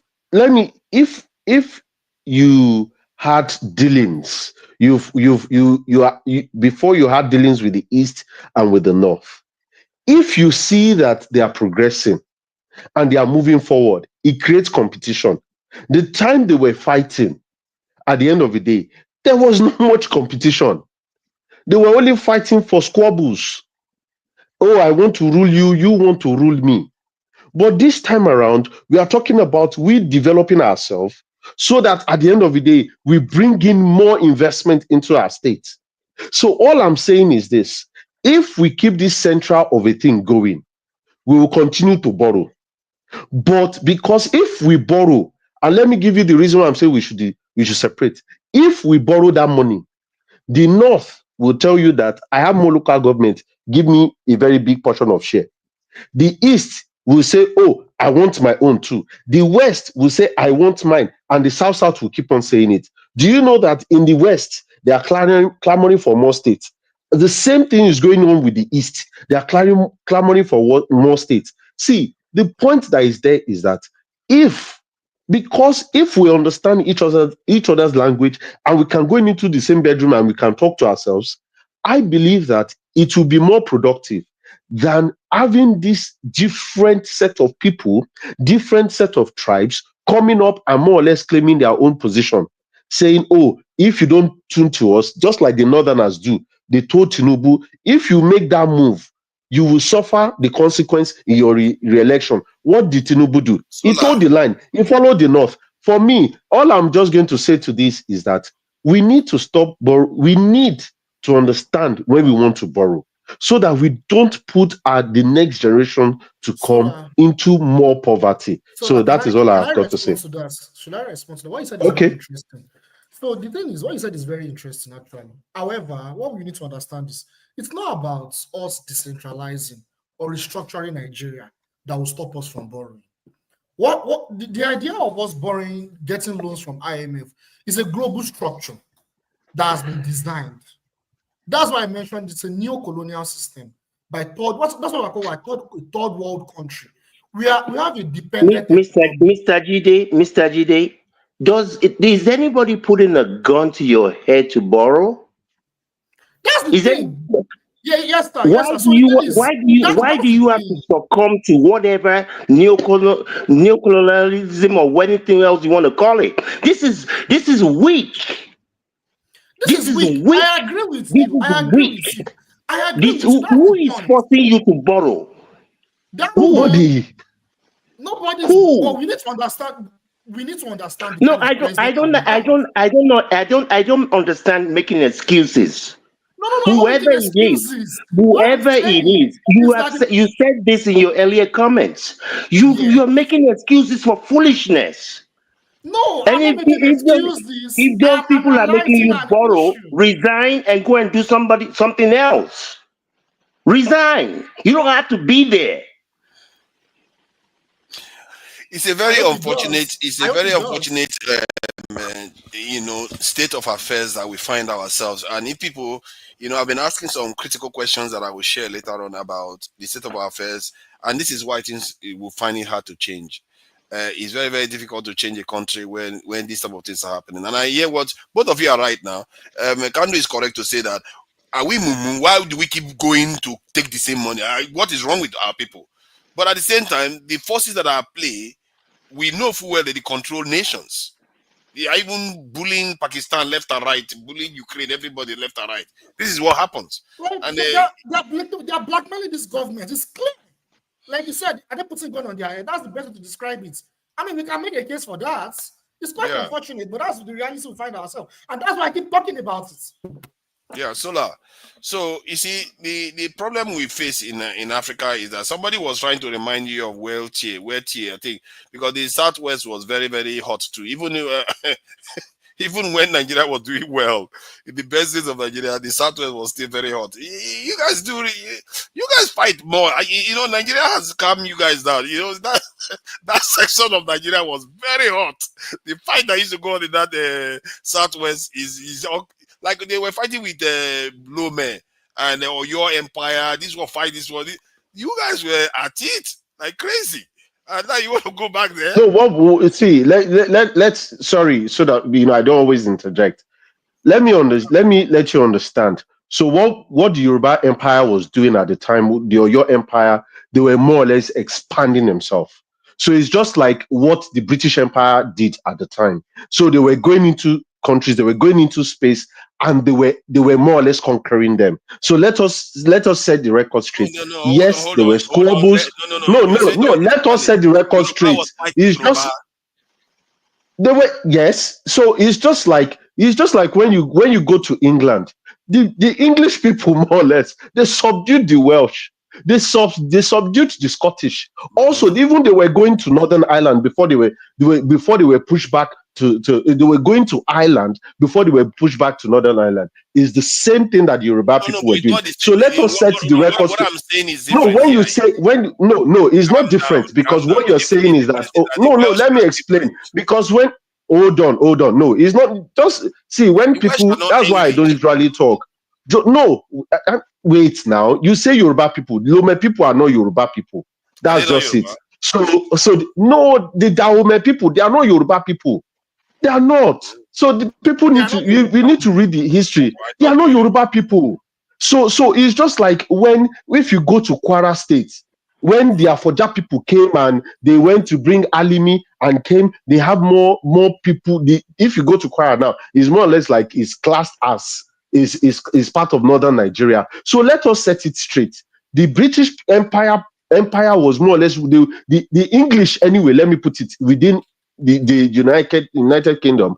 They were trying to conquer the other areas in which they had pushback.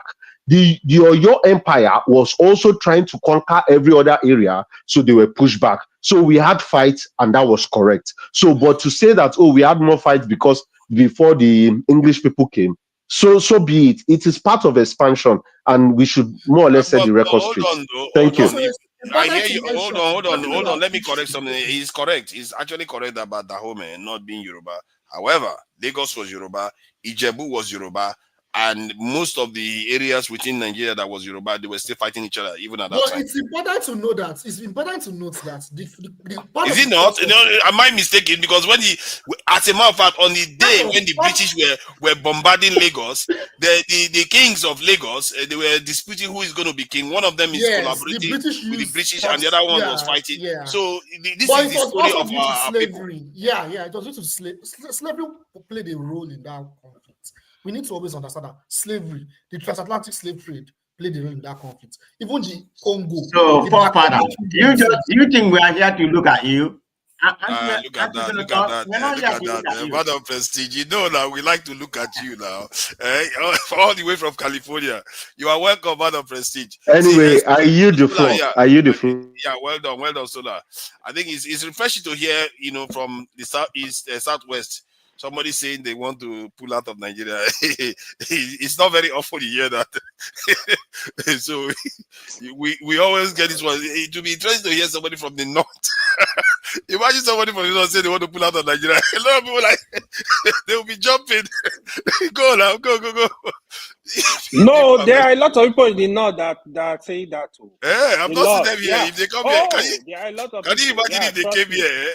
Somebody will be jubilating. Ask Masca, there are a lot of people in the north. If you want to pull out today, they want to pull out. You want to go ahead? Yes, man of prestige. Greeting Solar, greeting Tony, Desta, Kandu, Jide, Ansat, my brother in California here, AY, and Mr. I. Greeting to everybody.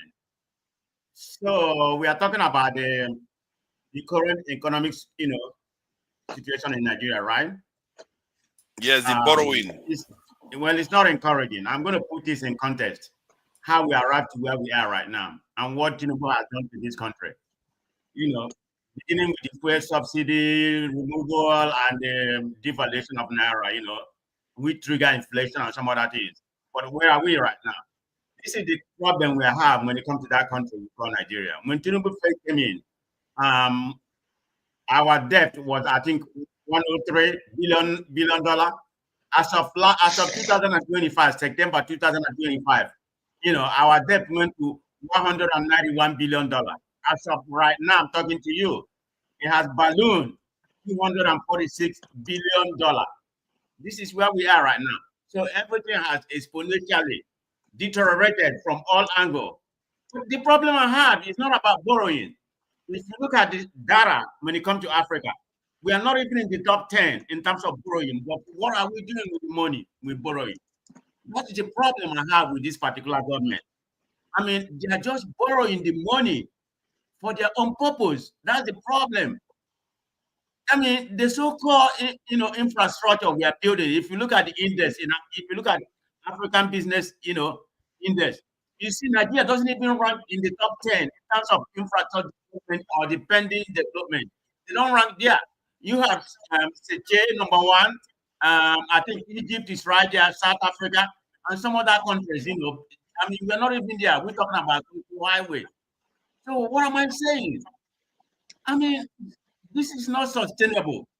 The way we are going, and if there's any atom of development Nigeria has already have under this present government, in my own opinion, it has already plateaued. Because these 2 years, the next 2 years, they're going to use it for politics. So nothing is going to happen. We see what's happening. Everybody's decamping to APC, whatever the one that happened, I think, was in Napa Igbo yesterday. I mean, this is just the trajectory, and this is where we're going to go from now. I mean, things are really bad in Nigeria. Okay, I can't see where this can be sustained. I mean, if we talk about poverty, if we talk about poverty rate about 42% and unemployment 53%. I mean, what country are we so-called ourselves, the giant of Africa? We are not. I mean, what is our GDP ranking right now? I mean, it has depreciated since this guy come up. I mean, even when dollar, when dollar wasn't steady, every other person is gaining, even common Ghana. They are steady, they are gaining, but we are not. Yes, sir. I wanted to say that, in fact, even if our GDP is even low, safe, it still does not give an excuse into why our people are still very poor. I mean, there are countries that have lower GDP, and their people are living a better life. I mean, but go on. I'm listening to what you're saying. Okay, but is the implementation? Yeah, we may have some GDP, like you said. It's not a matter of being lower. Okay, look at. Let me give you an example of Botswana. Botswana. Do you know they have free education? Go and look at their GDP. It's not even anything. Exactly what I'm saying. Thank you so much, man of prestige. You just hit the nail on the head. That was yeah. I was going to. Yeah. So I mean, we are just being bamboozled. I mean, I don't care who come into power. This is the problem we have. We have a system problem. This structural. There has to be certain kind of structural changes, or else Nigeria is not going to survive. I mean, and I blame the Nigerians too. The people in Nigeria. I don't know if they're so docile or whatever. I mean, I can complain because I'm here now, so it's good for me to complain. But the people in Nigeria, I think the day they feel I don't think they're hungry yet. If they are hungry, they will take arm and go, and go and protest. Do what other country is doing. They are not hungry yet, but it's going to get one day, where this is not sustainable. I mean, like I said, it's not about borrowing money. Let me give you an example of what happened. If you don't know about the light, there was a budget. They did about light. I think it's about 363 billion naira. That's how much they budgeted, with the light. But one light? What one light is supposed to cost, according to what was budgeted? It's supposed to cost 266. That's Google what I'm saying. It's supposed to cost 266 a light. This is how much they buy. I'm getting somewhere. I'm talking about how they going to pad our budget. But one street light, supposed to cost only about 8 million naira. So where's the rest 200 and something supposed to go? Is it not to the politician or people who is going to do the business? So this is the problem we are having. Do we have a revenue problem, or yeah, we have a revenue problem now. The governments are not. I think they are changing it now with all these tax reform bills. So maybe there will be more revenue consistently coming in. You are taxing the country out of it. I mean, it's not sustainable. I mean, look at this nonsense coastal road they're building. I mean, I'm for the coastal road, but they should have maintained rehabilitation of the road already. And look at the nonsense that happened last week. You went and commissioned 30 kilometers. How many is 30 kilometers? If I may convert that, that's roughly like about 21 miles. Yeah, man of prestige, sorry, it is not 30 kilometers, oh. You know, reach 30 kilometers, oh. Now fake with that, oh. Well, regardless, 26.8 kilometers. But what's the purpose of commissioning it? Father, you know that flying over there, the amount of money that they're going to spend to fly over there for that nonsense. Yeah? Forget about this Kulata. Kulata is one of the Tinubu agents. Okay, I don't pay attention to him. But anyway, so I mean, what nonsense are we doing? It's just very painful. Sometimes I'm just lost of word. How can Nigeria be going like this forever? I mean, all that money. I mean, it's gonna take this Tinubu government. Is it even a 2 decades for them to finish that? For 2 years? No, not quite 2 years. I think they started in March last year. So let me give them a credit for that. So just about 13 months. We have only constructed. I mean, let me just put it what they said. 30 kilometers, not 26.8. Let's just say it's 30 kilometers. Out of 700 kilometers, you only constructed 30 kilometers in about 13 months. So when is that going to be finished? We know when it comes to Nigeria. So that's going to take, if I'm a guess, a decade, 2 decades to finish. I mean, don't even know if they're going to finish it. But is that what Nigeria actually need at this particular time? Look at what's happening in the north. I mean, trailers are falling all off the bridge, killing people. I mean, all roads. Look at Lagos Road, every road, they're all bad. You needed to rehabilitate the road. You have these people, Umahi, I mean, it's so annoying, okay? Let me just tell you, okay? Because it's very Thank annoying you. talking about Nigerians. It will give you some mental, it will give you some mental issues. Okay? I don't know how Nigeria survives. Thank you. Yeah, I think the only hope I see is that it's not impossible because I've been investigating it to an extent. It's not impossible to change the elites of a nation in terms of peacefully pressuring them to tweak their behavior. Whether you can tweak them to change their behavior at a level where it transforms the nations, especially in terms of sovereignty, their dependency on other nations. I've never seen that, but they do change ideology, like from military to democracy, and their behaviors do change. But let me finish. I think the problem is need on addressing the structural issue. I mean, there's no way this is going to happen until they address the structural issue. This has to do with inflation, poverty. That has to be addressed. Security included, or else Nigeria is not going nowhere. So forget about all this Agbado. Kulata is their henchman. Forget about what he's doing, with his $2.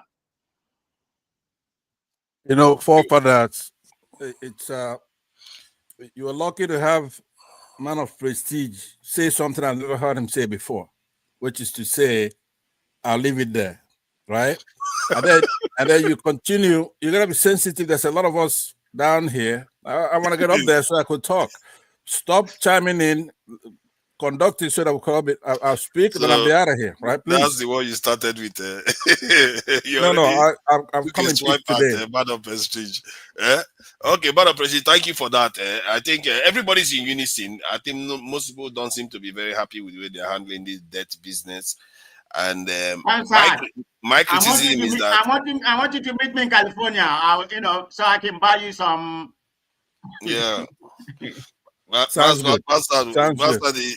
Who knows? He might be a terrible guest. You never know. This one is just being nice. My neighbor. Yes. Okay. So let me. You see, the issue people have with the government, so that they know, is lack of transparency, what they are doing with the money, and secondly, the conditions that they sign on for these loans that they are taking. That especially the one where they are selling crude oil, they should stop that. But they are still doing it. Why are you doing it when you are building refineries in your country? Stop borrowing money on crude oil. Okay, that's the one people are truly against. And start supporting your local refineries, local industry. Support them. It's not that hard. Let's talk about Russia. Yeah, we're gonna. I think we need to go to Russia soon. I think, Dexter, please, talk about what is going on with this loan. If you have anything to add, then so that we can maybe move international and discuss other aspects of the news that is going on. Dexter, welcome, and of course, Pansat is there, and Ike. Thank you, forefathers, and everybody is here. I think everybody has said as much as can be said on this issue. It's not like loans are bad things, but the question is, what are you using the loans for? China took loan to develop the place. America took loan. Japan took loan. I think Japan is the most indebted country in the world. But the question is, what is there to show for the loan? So, and if you are not investing in human capacity, I mean, you can say as much as infrastructure. Look, no matter the amount of infrastructure you build, it's human beings that will run it. If first of all the human beings don't have the right mindset, they will run it aground. I give you a typical example. Nigeria had Alscom, the biggest aluminium smelting plant in West Africa. We ran it into the ground. We had NAFCON that was supposed to produce fertilizer for the whole of West Africa and even Africa at large. We ran it to the ground. We had Eleme Petrochemical. We actually ran it to the ground. It took the Indians in Durama that came and took it as scrap and made it a profitable business. We ran it to the ground. So when people say infrastructure, yes, infrastructures are very good. But if the human resource have not developed the mindset of productivity, they will run it right into the ground. That is exactly what will happen. And unfortunately, we have to face the truth. The truth about it is that the way the average Nigerian thinks, he actually doesn't think about getting competency. He thinks about getting assets, in quote, infrastructure. Once I example, you see somebody, the owner of a company is thinking, oh, I need to have a car. When I have a car, my prestige. And when I enter this place, he's not thinking, I need to build up capacity. I need to get machines that work. I need to get people that can work here and be very efficient and improve. So that is the way we think presently. And we must face the truth. We cannot shy away from these things. We must face the truth about it. That's the way we largely many people in Nigeria think. So there must be a paradigm shift, which is a culture shift. Until we have a government that is ready to invest in a culture shift. That is a government that prioritizes investing in human resources. The other one, look, the truth about it is that if you have productive human resources, all these things about borrowing will not be a problem. The Philippines invest so much in nursing care that they export nurses. They export nurses around the world, and those people bring returns. The same thing with India.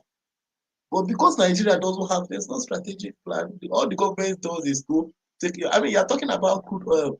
The first thing Tinubu did when he came into office was to take out all the profit of NLNG. Are you now aware of that?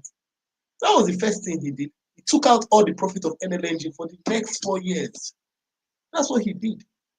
That was the first thing he did. All the profit. Tinubu has been a propagator of these things. If you had followed him, you will know. Take the profit. I will take it there. Okay, if I'm making this profit, give me that money. I will give you tax break. I will give you this one. Don't worry. I want to use the money for now. That's what he did. So, unfortunately, it's the leader we chose, and we have people that will argue for it. So maybe we have not yet. The thing has not yet hit us well enough. But when the thing hit us well enough and we come to our right senses, then we'll prioritize meritocracy over mediocrity. We'll prioritize competence at all times. It will not be about where did the person come from or where. It will not be about that. It will not be about, okay, the thing is passing through my road, it's passing through my house, so that is why we should do it. No. It will be objective. This thing we are doing, why are we doing it? What is the collective benefit of it? Nigeria, so I heard somebody here talking about why can't the eastern states, why can't the western states do their own railway? It's not so easy. Nigeria is it not exclusive and that concurrent and something list? You cannot just develop. If there are some things you want to do, the federal government, example, let me give you an example, Tinapa. Why did Tinapa take off? What happened? Donald Duke had a perfect plan for Tinapa. How people, in fact, the South Americans were looking forward to coming there. Why didn't Tinapa take off? When the federal government will say, sorry, we cannot give you international license. We will not allow. So the people that want to come and do business there will not come now. The people that want to come and do, they have told people, okay, I've prepared this place, and they're thinking like Dubai. We'll just enter inside, we'll do our business, and we'll go. The federal government say, no, we're going to put restriction. It's the same thing that is happening with Outscon. I was there at Outscon. Russian firm, they have bought Outscon. What is the problem? Why can't the plant start? Those guys have bought Outscons for how long? For the past 10 years. Why can't it start? Federal government say that because Outscon has its own jetty. Federal government say that all the, is it MPA? Say all the port fees and all that company that bought it from the federal government, we pay all the port fees that were being owed. Which kind of rubbish is that? That runs into billions of dollars. And the guy said, no, why would we? And that company has been moribund. That is tied down. Nobody cares. What is Ascon? Ascon is the aluminium smelting plant in Akwa Ibom. It has the capacity. Ascon has the capacity to be taking 2,000 youths. You bring aluminium there, you smelt it, and you sell it. You make roofing sheets, you make all kinds of things. You will get all the scrap. Yes. So it's when people say infrastructure, it's not like there's no infrastructure. Wait, look, I give you an example. There used to be a company called Wheelbros in Port Harcourt. That company was doing the piling, was servicing most of our oil fields. It was located in a community, serving the community, serving the whole of Port Harcourt. It used to have buses that used to go around the whole of Port Harcourt. That time, Port Harcourt was even big. It was not yet Bayelsa State. And pick workers. What did we do? We ran it to the ground. Ibori, is it Ibori or Alemisi? Yeah, one of them. They bought it. They changed the name from Wheelbros to Ascot. The company is moribund. That company, you want to build, if you want to build a new, if that was at the point in time, that was the only company in Nigeria that could build a new platform. If you are building an oil field, they could build a platform and supply it offshore. Because we must take it, We took it by force, we ran it, it is completely dead. Hold on. With this, we ran it to the ground. We ran it to the ground now. The employment. Calm down. Hold on. Just hold on for a second. Okay, this smelting one, are we getting the ore or we just get aluminum and melt it? We get aluminum scraps around the world, and you smelt it, and then you. That's what they are doing. Okay. That was what they were supposed to do. It had other look and think about the way all these plants work. It's not just one thing. It has a value chain, so it has a long value chain of things that can come out. We ran it to the ground. We just ran it to the ground. And look, in the same way, Ajokuta, we ran it to the ground. DSC, we ran it to the ground. So when people say it's not necessarily about the infrastructure. Nigeria has had look. Some countries have only one. Some countries will have only iron or steel plants that keep them going. Nigeria has had plenty. What do we do? First of all, you don't have the people that have the mindset of we must be a producing country. No, we don't have that mindset. So they get those things, they will just run. There was a company that was in a place in Uniport. It's called Horizon Fiber.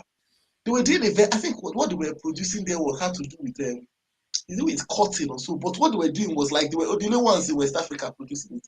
The company, it was Indians. Dexter, though, you are in charge of smelt. This is ASCON now, and then the project comes through, and they said, this is your opportunity to hit big O.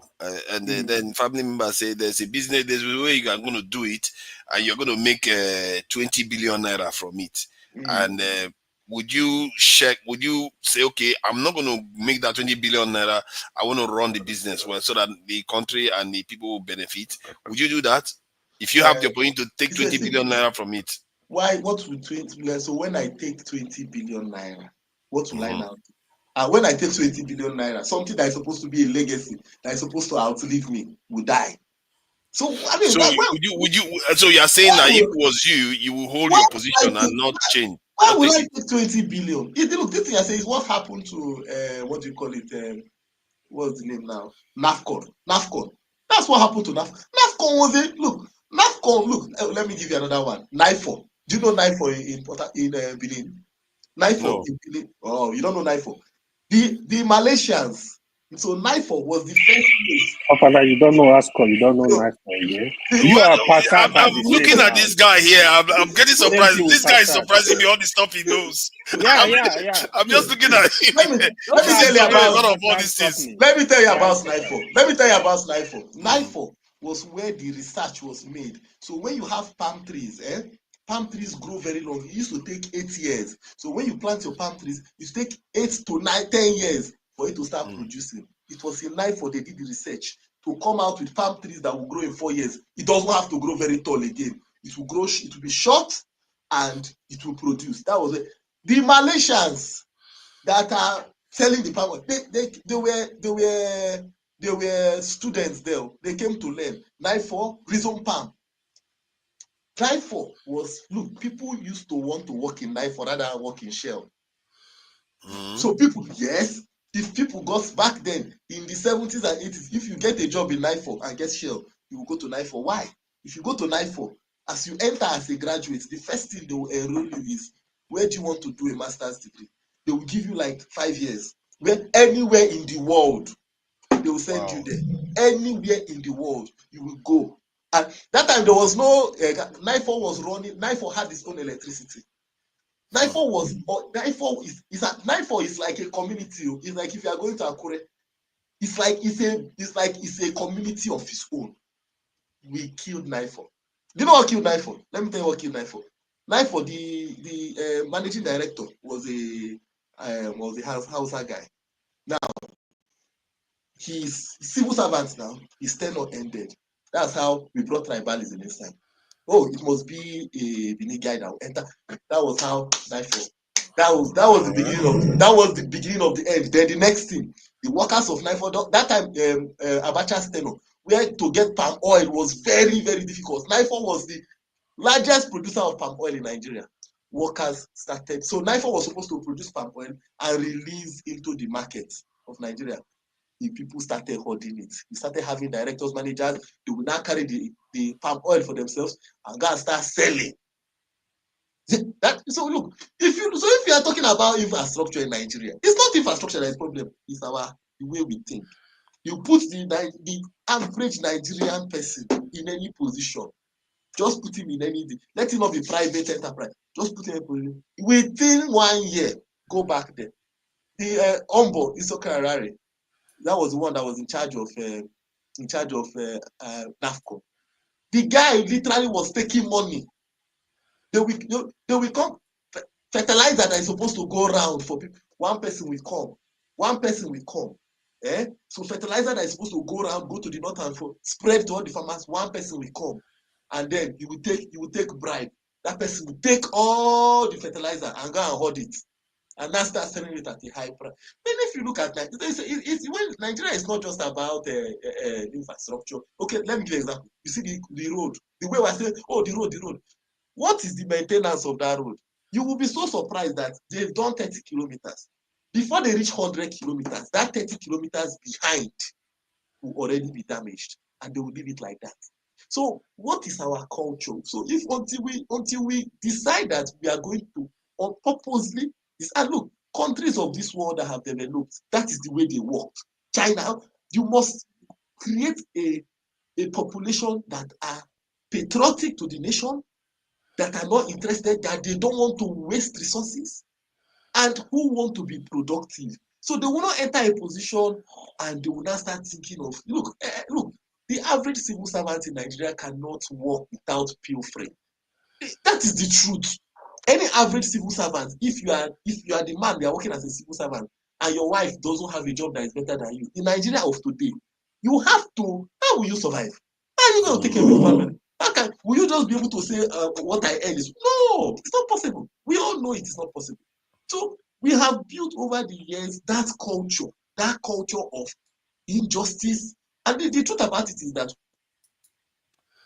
it's like you sow a seed and you don't cut the tree off. You sow the small seed of injustice. You think it's not affecting me. That's how it will spread. It's not affecting me today. You don't know it is growing. It is growing. Before you know what's happening, it will spread everywhere. And everybody's hand will become bad. So, and that's what's happening in Nigeria. So this loan issue, the truth about it is that we have a government that we all know they are not a frugal government. So this whole thing is that someone talking about the street light. It is a free for all. It's a package for all. Everybody wants to grab something. Everybody wants to grab. Okay, I hear what you are saying. I know, forefathers. I want to figure a way to hurry you up without hurrying Dexter up. How do I rush you? Yeah. It will be your turn soon. Dexter has I have to go somewhere, so I don't know why Dexter. Whenever you talk, sometimes you still surprise me because you look like someone that was just not very old, but you at the same time when you talk about these things, I don't know where you get all this knowledge from. You seem to know about all the things that are going on inside Nigeria and all the various things. But you said something very interesting because you said it's not that they don't do something, they don't commission projects. They commission projects, but they kill it. So how? Okay, you said we should be more patriotic, and this is one of the reasons why when the comment I was making in the previous session, where some people were accusing me of being tribalistic and not. No, I'm saying if something is good for the nation, we need to start recognizing that is important. We should not make it about tribe, like what you just said about what happened with 9/4. We should not make it about religion. We should just focus on what is best for the nation, because if it's best for the nation, it's also best for our tribe. I don't understand how this is contradictory. No matter, once it's best for the nation, it's best for your tribe too, generally. Forefathers, you have to put the horse before the cart. What you have said is correct, but you can a system cannot work.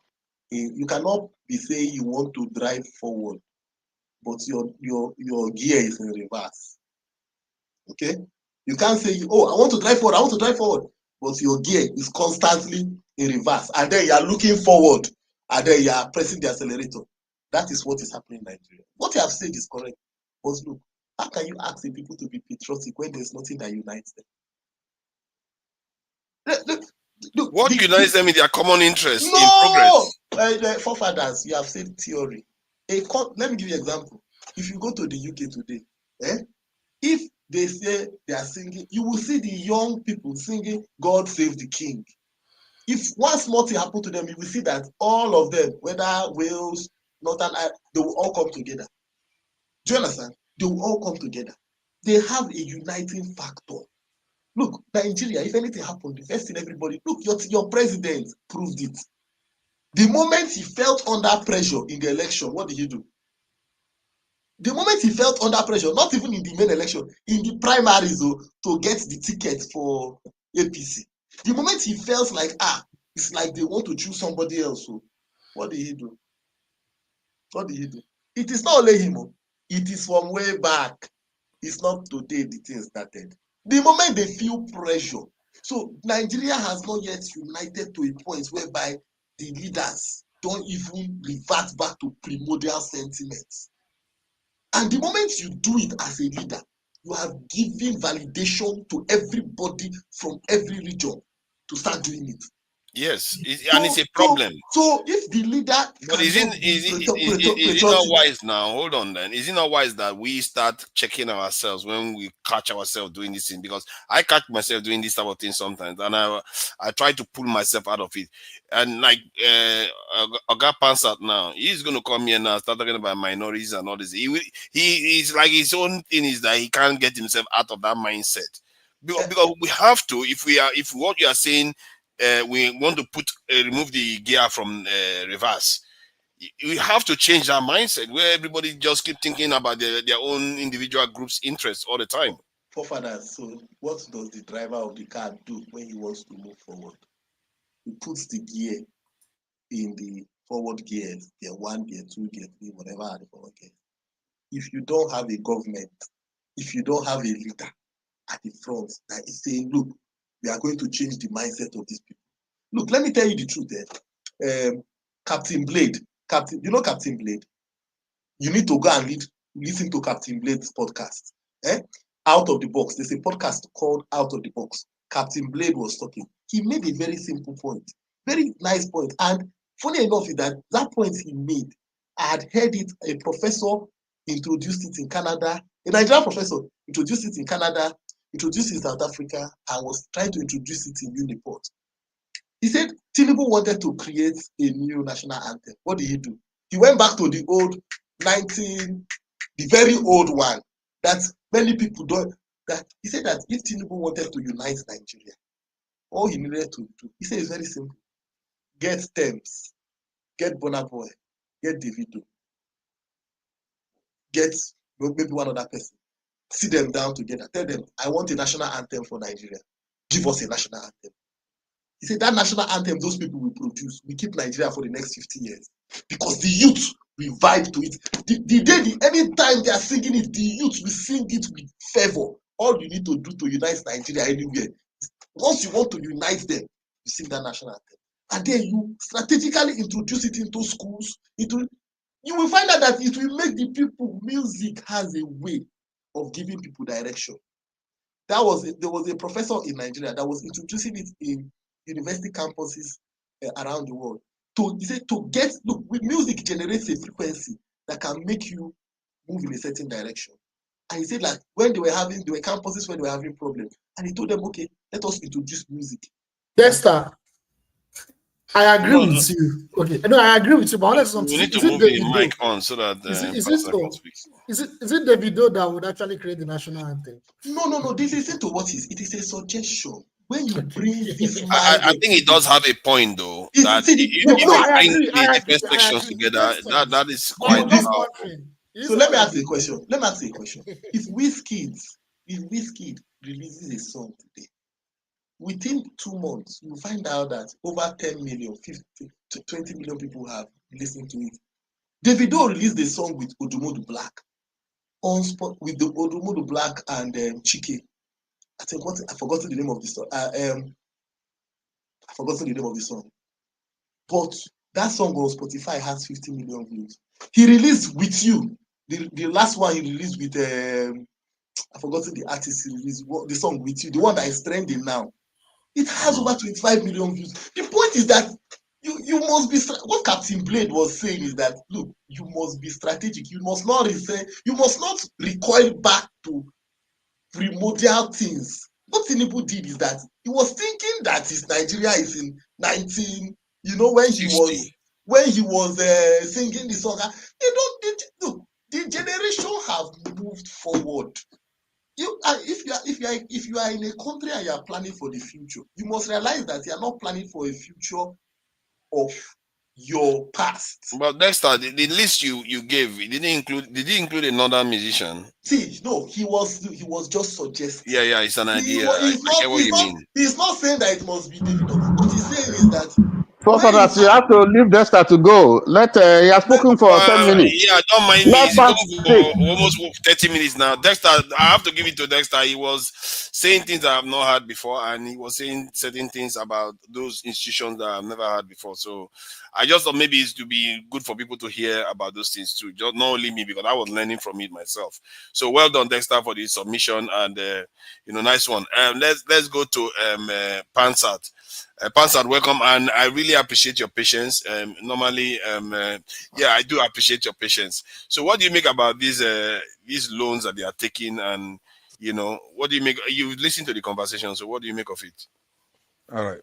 Every time I come here, you try to appreciate my patience. I just want you to know it doesn't mean anything to me if you appreciate it or not. Get me up here to speak so I could go. I listened to Dexter. We're not rushing Dexter. It makes a lot of sense, like you're saying. But the rules should be the rules whereby, maybe you go over a little bit. This time you went over like 15, maybe 20 minutes. That's provocation. But having said that, let me say hello to you, forefathers, Dexter, Jide, my brother Tony, AY, and of course, my brother Ike, and those who are in the comment section. And we also remember Dr. Damages. I think he did give a signpost ahead that he won't be available this weekend. So we hope he's doing very well. We thank him for his platform, right?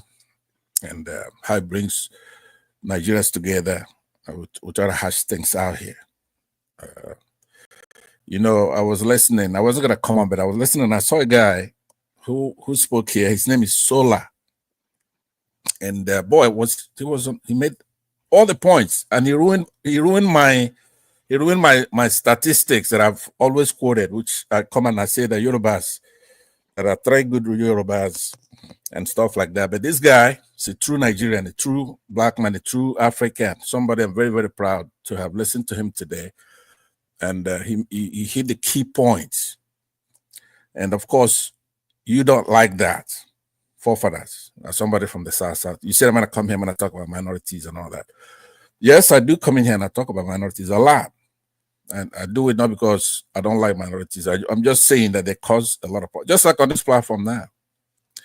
So he made a lot of points, but then what you did, because you see him not different from other smart Yorubas, other smart Igbos, other smart Hausas who are trying to move us forward without all the bickering and the clannishness. Because we, the major tribes, will talk tribal, right? Wazobia. I particularly am an exception. I talk anthropology. But you, the minorities, you talk clannishness, stuff like that. Little ball. after that guy made all those points, key points here, that you didn't like that coming together. And you cleverly started questioning him and took him off his game. But I'm so happy that he's here. I hope next time he comes back and he does it. Now, having spent a lot of time on trivialities, let me then summarize the key thing I'm going to say. I will repay you the time by going directly and telling you that we have to look at development. That's what you're talking about now, with the borrowing and stuff like that. Now, a developed country, it's a nation that has achieved a high level of economic prosperity, technological advancement, and social well-being. You read from Google? No, I'm not. I'm looking at my comment section. I mean, what I was gonna post it for you. So let me just post it. This is what I was. Here's what I was reading. I wrote it and I was gonna post it to you. So I just posted it. I'm saying that a developed country is defined as a nation that has achieved a high level of economic prosperity, technological advancement, and social well-being, often characterized by factors such as GDP, advanced infrastructure, and access to education and healthcare. Now, that is very, very important now, right? Because a lot of people, they come and they say, hey, I'm not opposed to borrowing. Borrowing is a good thing. I think P2B says that too. I borrow money as far as you use it to build something good. America does it. Japan has the mantra. Borrowing is not a good thing, especially in the way that they put us, right? It's so funny. They're playing us like suckers. If they go and you borrow money and then they make our currency devalue, right? And we then will be using like 80% of our revenue to service the debt. I was inviting Kulata to come in here because that's part of his line. That we don't have discipline in the country to go on and borrow money. Something that should be put in critical infrastructures, stuff like that. So since you don't have it, like Dexter just told you, you cannot put the horse before the carriage. We have to get that country to be in order first before some of the things that you're pursuing. If you look around Nigeria, there's a lot of money there. They're bringing in the money. They just know not only do they borrow outside from IMF and all that, the domestic debt, it's like maybe 58%. They borrow inside. Pastor, did you say you cannot put the horse before the carriage? You cannot put the carriage before the horse. Okay. But if it could have been a typographical error kind of thing, right? It could be an error, but you know what I mean. But I appreciate that. Forefathers, what I'm saying to you is that everybody keeps telling you that you're gonna have to crawl before you walk. Maybe I should use something smaller like that, so I don't make any mistakes, right? We should crawl before we walk. We have to put that country in order first. You have, just like Dexter said, you have to have unity of purpose. You have to have patriotic. You have to do things. We're gonna make Nigerians feel the patriotism. Now, one of the things I want to talk about is that the hubris of Tinubu in thinking that nothing can happen to him. Nothing. He could go and accumulate these governors and disrespect Nigerians. I want to remind him, there's a particular section of our constitution, which is the section 143. It doesn't talk about impeachment like we do here in the United States. It talks about removal from office. It's in the cards. If the impeachment process, part of that removal from office, there's an impeachment part of it. It's arduous task to go through National Assembly, who could do that, give notice to the Senate, and they do the investigation. But it talks about incapacity, death, and of course, resignation. We know he's not going to do that. Or removal from office, that would then be impeachment. I don't know if you have access to that section 143, you could read it. So you cannot be playing with Nigerians by going and co-opting our judiciary, co-opting the legislature as president. Of course, you're the executive, and then form a cabal. You don't talk to the people, you don't do anything. We have a representative government, we put you there, we're sovereign. You're not a king, you're not untouchable. You're not untouchable because in our constitution, in that section 143, it says how a president can be removed from office legally. One of them is impeachment, the third leg of it, but there's also incapacitation and death. That's legal. It's in the Constitution. If you die, you go and read it. It's not the same thing as the one of the United States. So I am saying that we should obey the Constitution because none of us will amount to anything without the Constitution. You cannot be president. Pansa, something just flashed in my mind. You know, I remember when Abacha was in office, and you know, there was Babangida before Abacha. Babangida, military officials feared Babangida, but when Abacha came into office, military officials were really scared of Abacha, and every time you see them, they will be, you know, praising Abacha, saying all the things he likes to do. Politicians will be doing the same thing, and I remember during that time, Tinubu was overseas because of all the people Abacha was arresting and, you know, all kinds of stuff he was doing to them.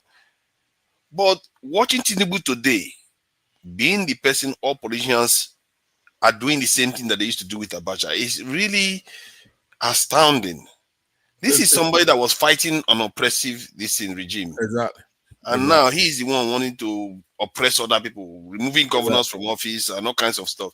Unbelievable, the transformation. Psychologists cover that very well, but we're not going to go into that. He pretty much adopted the methods of the enemy at the time, that he himself suffered a little bit of that, and then he's doing it worse than they did it.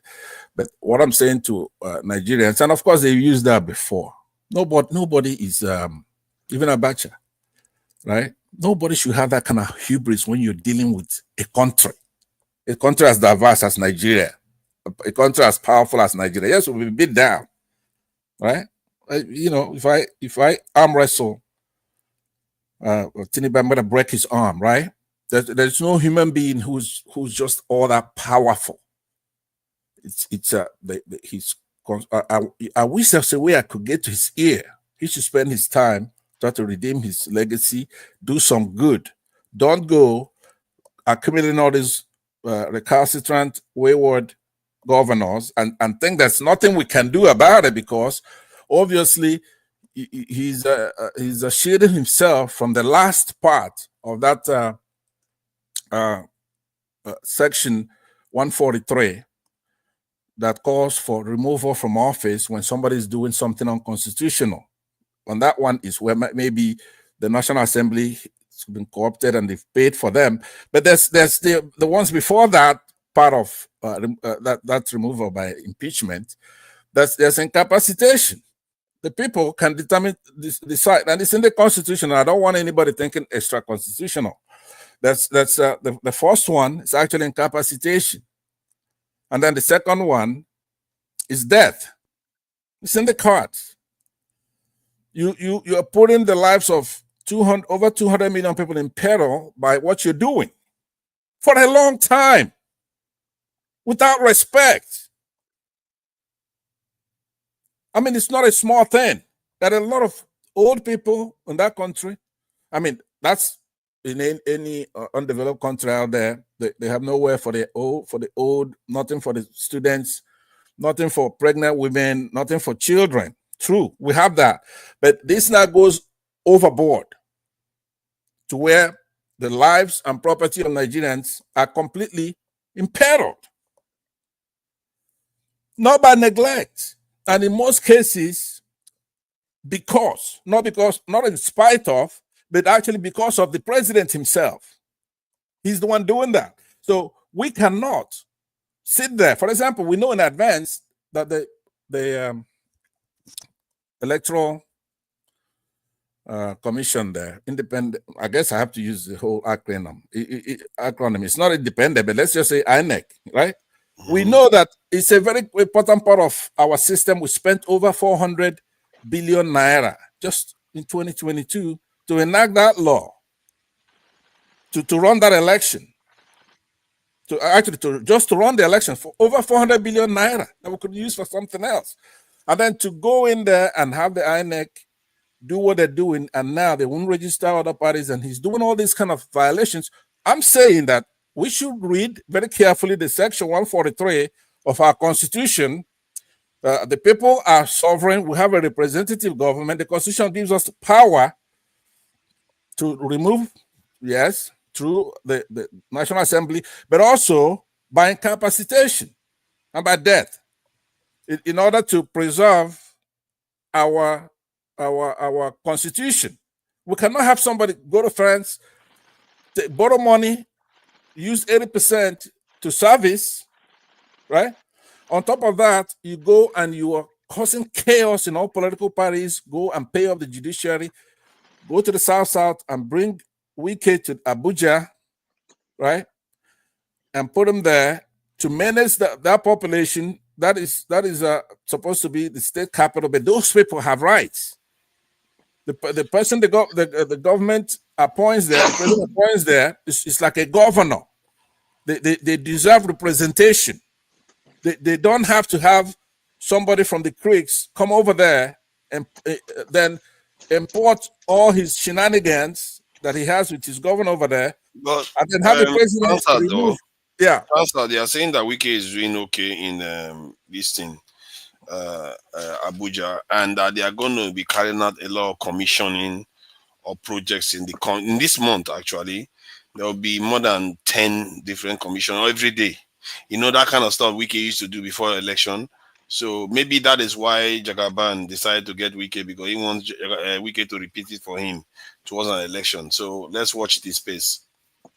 All right, look, you know, that's what I'm saying. Those people may not be like people in the south in River State, right?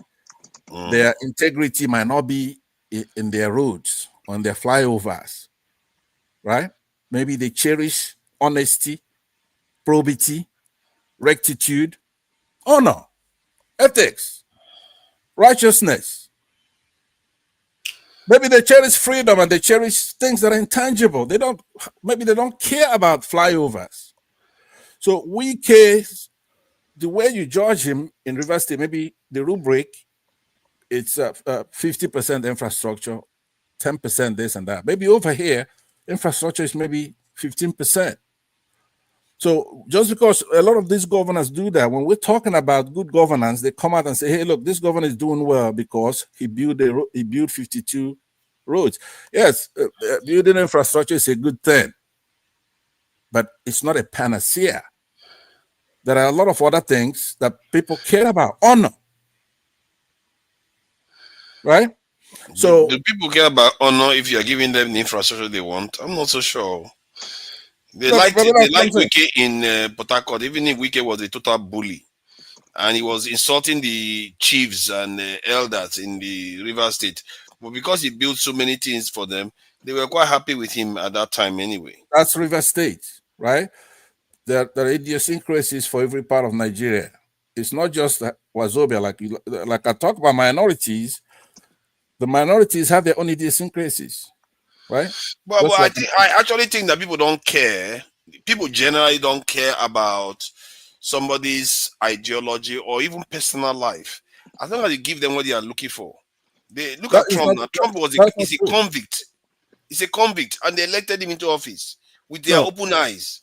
No, let me tackle both of those, and I'm not even going to try to take us half the time that Dexter was given here.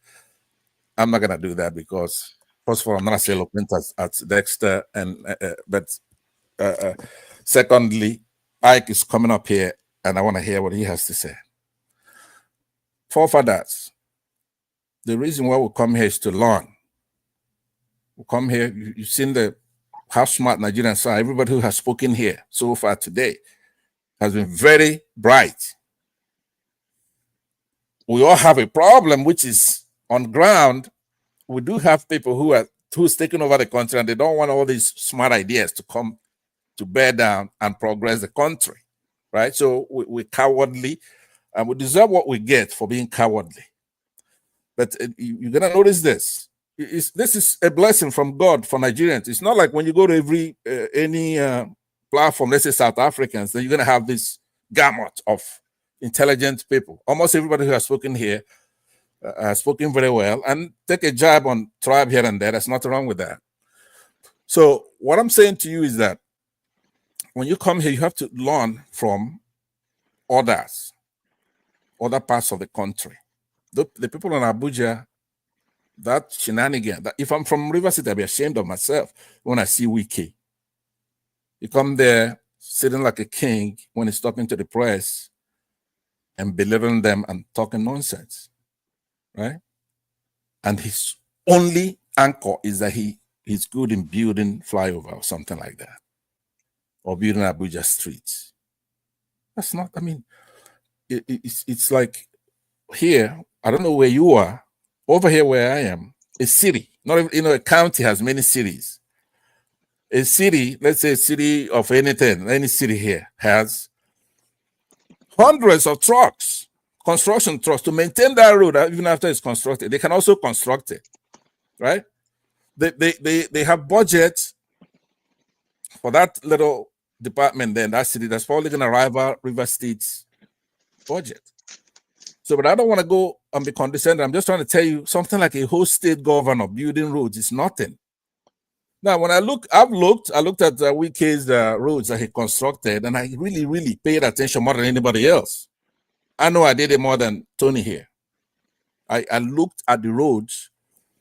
There are no street signs. There are no exit signs. Like over here, if I'm driving, the road will tell me the exit I'm meeting pretty soon is going to be in about 1 mile, right? So I could exit it. I'll be looking forward to it. And he's going to tell me what's coming after that. And if I do, they are asking for too much. I know, but you know, it's so funny. We actually have the dough. We have the money to do those things, especially a state as rich as River State, right? So all those people that come there, like Julius Berger, don't they know? They know. You have to have street lights. You have to have center dividers. You have to have something at night that would illuminate that center divider. Else it's a death trap. True. They have no respect. If there's gonna be, even inside the street, if there's gonna be a gallop, it will tell you here. You have to have respect for your fellow citizens. But anyway, those things they are building. If I swear, if I go home, I'd say, market women, I'm gonna pay you guys for a month. Don't go to the market. Let's build some roads. You're gonna make more money doing it, right? I would do those roads in no time with local stuff. I would do with local stuff, local material. Those you're meted. You're meted forefathers. It's not that they don't know how to build roads. We've seen good roads in Abuja. The people that can build good roads are in Abuja. So why can't you just start replicating that all over the country? But they won't do that because they don't want to. These guys are not serious. That's the problem. Okay. I've seen good roads in Abuja now. Okay, that's why I will end it this way by also talking about the denouement, the finale of what's going to happen. I believe that Solar covered everything so much that it's actually redundant. And actually, in respect of those who are anticipating to speak, Ike, now don't say I don't do much for you, Ike. I'm gonna yield this the rest of my time now, so you could speak. And I have substantial time left, going by what Dexter used. Look at that substantial. Everybody's speaking for 45 minutes now. Everybody's speaking for 45 minutes. No, you don't. You've been speaking for 20 minutes at least. Yeah, Mr. Righteous Man, I see you there, and I have you in my prayers. And what KJ said the last time, we'll see what will happen. All right. Thank you very much, everybody. Thank you, Bansat. Yeah, let's welcome Oga Ike. I know that the one thing I know about Oga Ike is that no matter what he says, he tends to be grounded in Nigeria, not like Bansat that tends to always be separatist. So, what do you make of this money that they are taking? You know, what is your issue with it? You've heard of all the complaints people are making. First of all, I have to start on a lighter mode with my brother Jide. He's still putting on an Inter Milan T-shirt. Your manager has left you, gone to collect money in Saudi Arabia, and you're still wearing Inter Milan Next T-shirt. season will be better. Next season will be better. Trust me. We have a better manager now. Encourage yourself. It's always like that. I'm so optimistic. Honestly. Somebody has to win and somebody has to lose. So it's good. It's well. Well, I think I do not have much to say about what we are discussing, because at the end of the day we are driving to the same point. But the only thing I want to ask any of us here is that if there is anybody here who, if you know anybody, your family, your friends, neighbor, colleagues, somebody you know who has gotten the student loan, can you share with us? Because every time they talk about student loan as part of the achievement, if anybody could tell us who among you has gotten, anybody who has got the student loan, they could be able to tell us so that we can. My brother, I'm not interjecting. My brother Ike, I'm not interjecting. The 5 eastern states, the universities in 5 eastern states and polytechnic were exempted from this student loan. Verify and find out whether I'm right or wrong. So that's the thing. And the issue of borrowing is, if I come to Brother Jide to borrow money, for example, if I don't want to tell Brother Jide what I'm going to do with the money, and he has the money, he give me the money. What Brother Jide is after is that did I ask him I'm going to pay the money? If I like, I go and swim into the ocean with the money. It's not his business. His business is on the day we agreed, he pay me the money, right? But we're talking about government of the people, by the people, for the people. So we, the people that they're supposed to be serving, we don't know how they go to get this money. What are the terms of agreement? And at the end of the day, they will tell you on paper and in channel television and Arise and TVC, the project they're doing with all this money. And when they're explaining to us, they're talking to us as if we are spirit, or the Nigerians, every Nigerian is a spirit. So they tell us this thing in the spirit, and we cannot see it. We only see it in the spirit. So for all the whole money that are being borrowed, that are still going to be borrowed, nobody's asking where have all this money gone. I had somebody, I think it was, I don't know, maybe it was, I don't know who was saying that before the man in Asorok goes out, he would have sold the whole crude oil. He has already sold the crude oil for 30 years already. You're expecting anything already? The crude oil has been sold already. We are not talking about Nigerian crude oil. It has been sold already. So, you see, the thing is that it's sad, because why is it sad is that we are talking about this road they are building now. We are talking about, transparency. We are talking about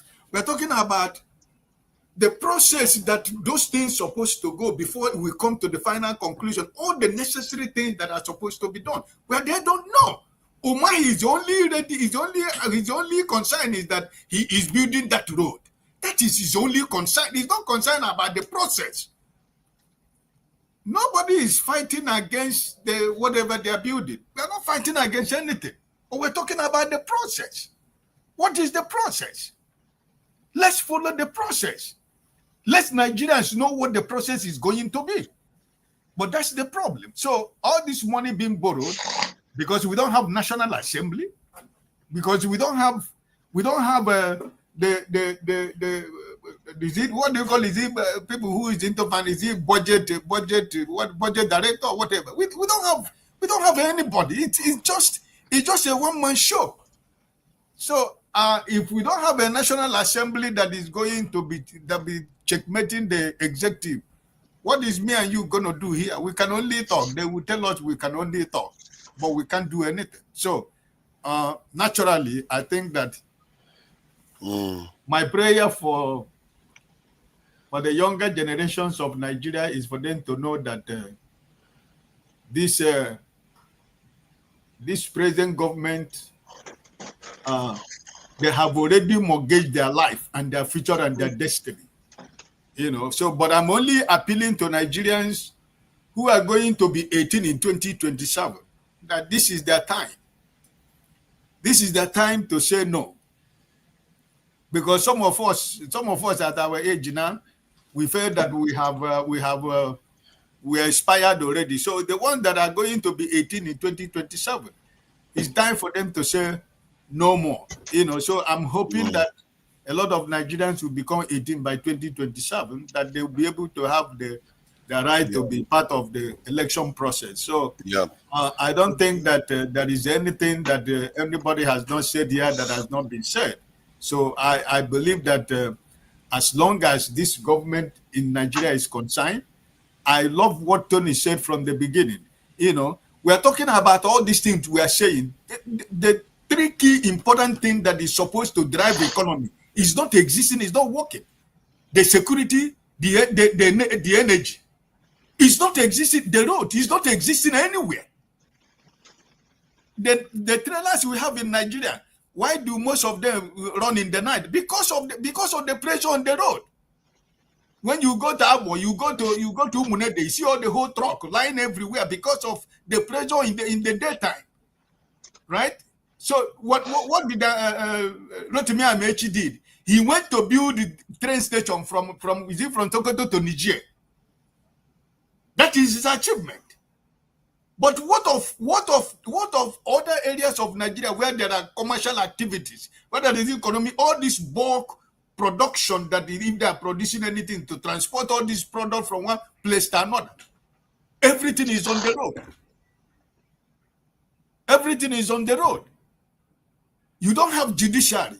Judiciary doesn't exist in Nigeria. Wike is in Abuja to make sure that everything does not work in the judiciary. He is the owner of the judiciary in Nigeria. Whatever he says goes. So where is the investors? You people who talk about investors and the whatever, in which country are they going to come in to do? You don't have electricity, you don't have security, you don't have judiciary, you don't have transparency, you don't have rule of law. How are they going to operate? Nobody said don't build. I will be happy because we live in Europe, another part of the world. You want to travel from Holland to Paris, to Spain, to Portugal, to is by road if you want. Who is saying we don't want such a thing in Africa? But where is the resources? What of the common roads that can lead Jide to go from one town to another town in his place? Where is the road? There is no road. If there is a little downpour of rain, everybody will roll his trousers. There is nowhere to pass. So I don't know. Listen, I think Nigeria is confused, right? My brother. I think Nigeria is more than confused. I think it's down to us now. The only hope I see is that people, elites can change. Who is that, please? At least they can change if you make them change. It's me. I will be going to bed, please. I just want to correct something about what people are saying. I think the Southeastern State did get student loan. That's what. No, mention the university. Hold on. That's what I want to correct. Google it and find the university in the 5 eastern states that have gotten the loan, please. Because this thing was mentioned last week on Arise. It was mentioned in almost all the whole network, including the budget for railway. That was Eastern Zone was excluded. It was brought to the National Assembly, it was debated, and the man said it was a mistake, that they are going to sit down to discuss about it again. There was another budget that was, proposed about 600 something billion. The Southeast was excluded. All these things are in the public domain. When people come here, they will tell you, you are lying. Google it. Mention that university in the East. Let me read this. It says that the Southeast higher education institutions finally get loan allocation. So if you look at these universities that were named here, if I'm not mistaken, it says the list of 40 new beneficiaries posted on NEL Fund X account on 6 September indicates that loans have now been allocated to 5 institutions from the Southeast geopolitical region. NEL Fund is the federal government agency in charge of the student loan scheme. The institutions are Abia State University, Michael Okpara University of Agriculture, Umudike Abia State, Alex Ekweme Federal University, Ndufu Ebonyi State, Ebonyi State University, and Federal Polytechnic Nekede Imo State. So, Nekede in Owerri. Okay, forefathers, you are on the internet. Write to those schools to tell you the names of any student that have gotten it. I know what I'm saying. From the school now to the students, what are we going to do? They have not gotten. You see, they say finally. Names. Hold on. Look at what you read. It says finally, which means before that September 6th, when other regions have gotten their own, the Southeast region have not. They were not included. And as I am telling you, as of today, there is no student in any of the universities in the Southeast authoritatively that have gotten any loan. Let it be published. Yeah, I think maybe there was a kerfuffle earlier on, but that was last September. That was a long time ago, and that was when the student loan was kicking in. That's when it came out, and they had resolved it at that time. So if they had resolved it in September, when the stuff is kicking in, by now a lot of people must have gotten it. Those names mentioned there, it is theoretical. It's not practical. I am on ground. I am telling you, and you are doubting me. Okay, make your research. The Southeastern universities, have any money been disbursed to students who needed the loan or the grant or whatever you call it? Let's see how I can find that. Okay, the South University. Okay, I've funds for student loans being given to students from Southeastern Nigeria. All right, so let's see. Now I'll put that up again. So from what you can say is that yes, the Nigerian Education Loan Fund has disbursed funds to students from Southeastern Nigeria. While application rates from the region were initially lower, NEL Fund reported that they are now making disbursement to Southeastern institutions. So from what we can see here, it's happening. Maybe there was a bit of a hiccup at first. It's possible from what you are saying. But both things can be correct. What you are saying can be correct, but now the issue seems to have been resolved. Do you think Nigeria will implode? You see, Nigeria is one country. This is why I keep saying, you guys, Nigeria is a strange country. We have our problems, but the problem is the elites in terms of the way they allot resources and the way they treat our sovereignty. However, in terms of one side cheating the other, it's very hard. Nigerians, they will shout from the roof. Do you think students don't get student loan? There will be no discussion about Tinubu borrowing money or opening this. That will be the discussion if Southeastern students were not getting student loans. Because Nigerians don't take nonsense. They will always complain, and fellow Nigerians will listen to it. It's strange to say this because we are quite tribalistic, but at the same time, Nigeria is quite representative with the way they do things. It's just what I see. All right. So I think we should go international now. I think we've done Nigeria, trash Nigeria enough. I think after Dexter spoke, it just looks like there's no hope anymore. Nigerians are the ones sabotaging everything, and there's no hope for us. Anything we get, we'll run it to the ground. Anything we get, we'll run it to the ground. We'll practically almost kill the country with our incompetence and the way we are running things to the ground. All right. So now let's get to international stuff. Let's see how people can be mean to each other. All right. Using armed gangs in Gaza to help fight Hamas. Prime Minister Benjamin Netanyahu has admitted using armed gangs in Gaza to help fight Hamas. Let's bring in Hamda Salud. She joins us live from the Jordanian capital, Amman. She's there because the Israeli government has banned Al Jazeera from reporting inside Israel and the occupied West Bank. Hamda, so what more do we know about these armed gangs in Gaza, which the Israeli Prime Minister says are being used to help fight Hamas?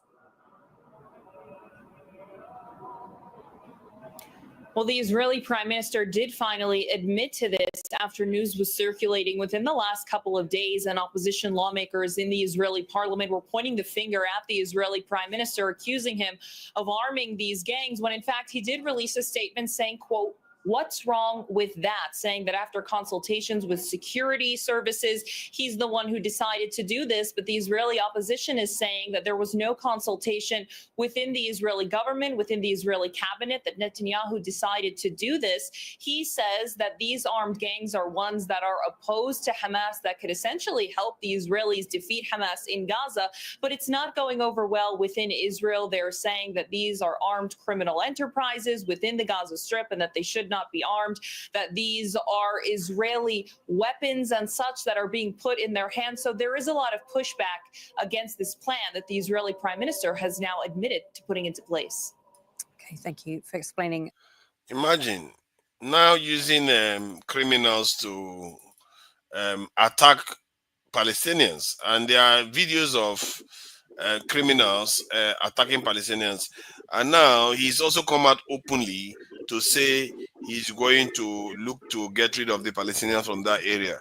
Some of the things this man has gone on to say, and like the world is pretending as if they don't hear him. There are some of them are condemning him. Oh yeah, you are rubbish.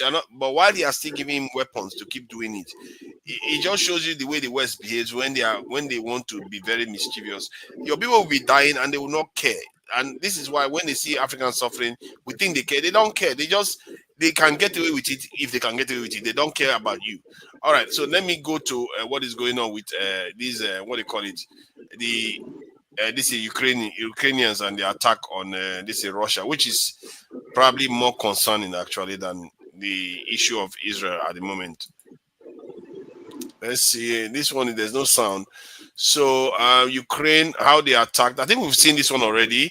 And let me see. I think let me see whether there's more footage to show.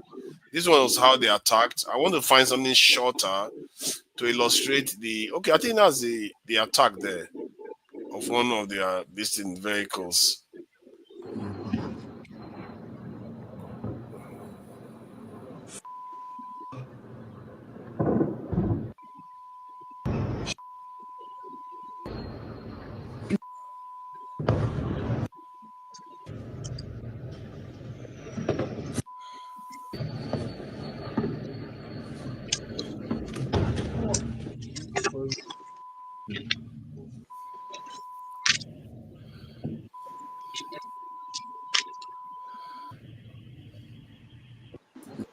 You see, this type of stuff gives me trust issues. Look at how missiles are coming from nowhere. Basically, it's like weapons from heaven landing in your country. You don't even know where it's coming from.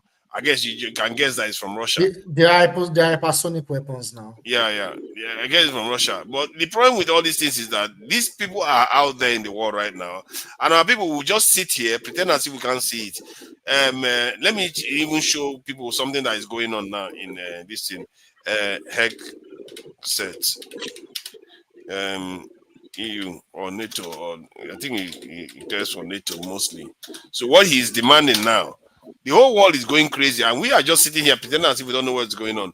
Okay, so let's see Hexet demand this in. Let me type what he was demanding for. Speak to allies. Let me just put 5%. But he was doing 5%. Okay, so.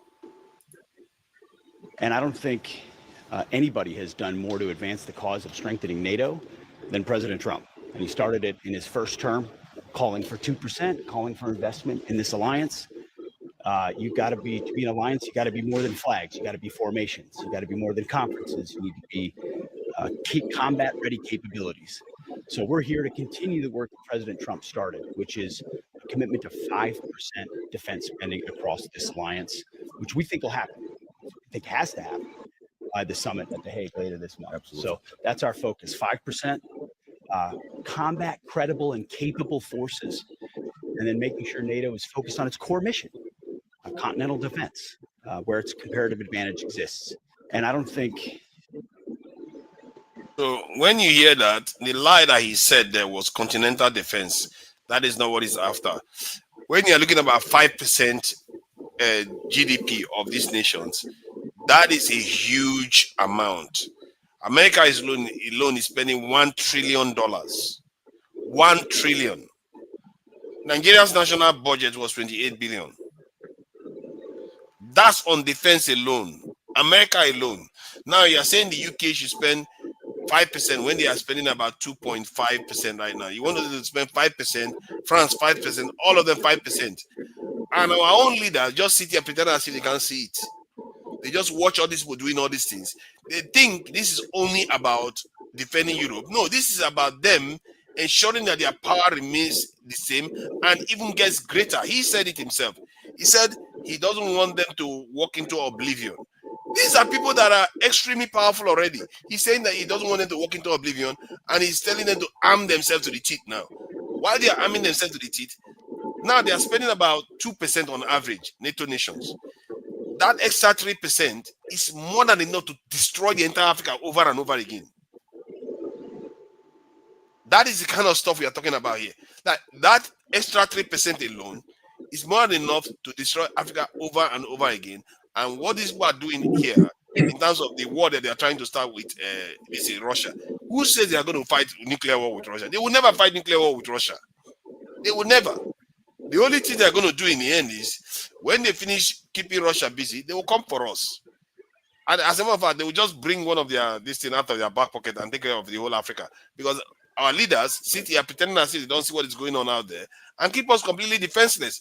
For me, I'm not fooled by all this stuff. I'm not fooled by it because I see threats wherever it is. I've said it before. If any nation is more advanced than you and militarily stronger than you, they are a threat. And if they become even stronger, far stronger than you, you should be watching what you are doing for your own people, because they are watching what they are doing for their own people. The Chinese are watching what they are doing for their own people. The Indians, everybody is watching for themselves. Only us. We sit here talking and arguing about whether we are even going to build train lines. That shouldn't be a question. It should be done. Whether you are going to build underground structures, that shouldn't be a question. It should be done. We don't even build underground structures. Those missiles that are falling on things that are on the surface. And that missile that they are using there, those are not the ones Russia uses to target underground structures. I don't know whether you've seen the ones they use to target underground structures. When those ones are coming in, forget it. So these people mean business, and they are fighting a war on a totally different level. And our people will just sit here. I don't know. I was speaking to a lady recently, and she said, black men are the most useless men on the face of the earth. And I've said this, and I told her I've been saying this for years. I just stopped talking about it because I'm tired of insulting our men. But if you compare a 5-foot tall Chinese man or a 5-foot tall Filipino, they perform far better at defending their people than the 7-foot tall or 6-foot tall black man. We've just left our continent completely defenseless. Anybody can come into the continent and take whatever they like. I don't know where we get all this fake pride that we like to do, because we are completely outmatched. Do you know Ghana doesn't have one jet fighter that is ready? Not one. A nation of 30 million doesn't have one. And that same president is sitting in that country and seeing what is happening in Ukraine, seeing what's happening in Israel, and think that he is living in a totally different world. Or maybe he expects the British and the Americans to come and say, Fathers, what you just said, it's like a knock on my head. When you said black men are the most useless. No, come on, man. It's obvious now. I can show you the numbers. Yeah, so you see what I'm talking about. If you look at the jet, Egypt, I think Egypt has about 600 something jet fighters. And the ones that are active, if I show you the numbers, the North African countries have as much jet at the bottom 40-something black nations. What do you make of that? Are they richer than us? They are in deserts. We are by far the most useless set of human beings. Men, no, because the women are not responsible for this security. It's the men. We are by far the most useless bunch of men on the face of the earth today. It's just a fact of the situation. Based on security, not based on other parameters. Based on security, we are the worst. Forefathers, you know the thing you said about Israel. Yes. I mean, people from Gaza to fight Yes. against Hamas. Yep. It's something that is not new. This is what America employed in Libya that got Gaddafi away. This is what we saw in Sudan, where the Janjaweed was used against, people of African descent, black, in Kordofan.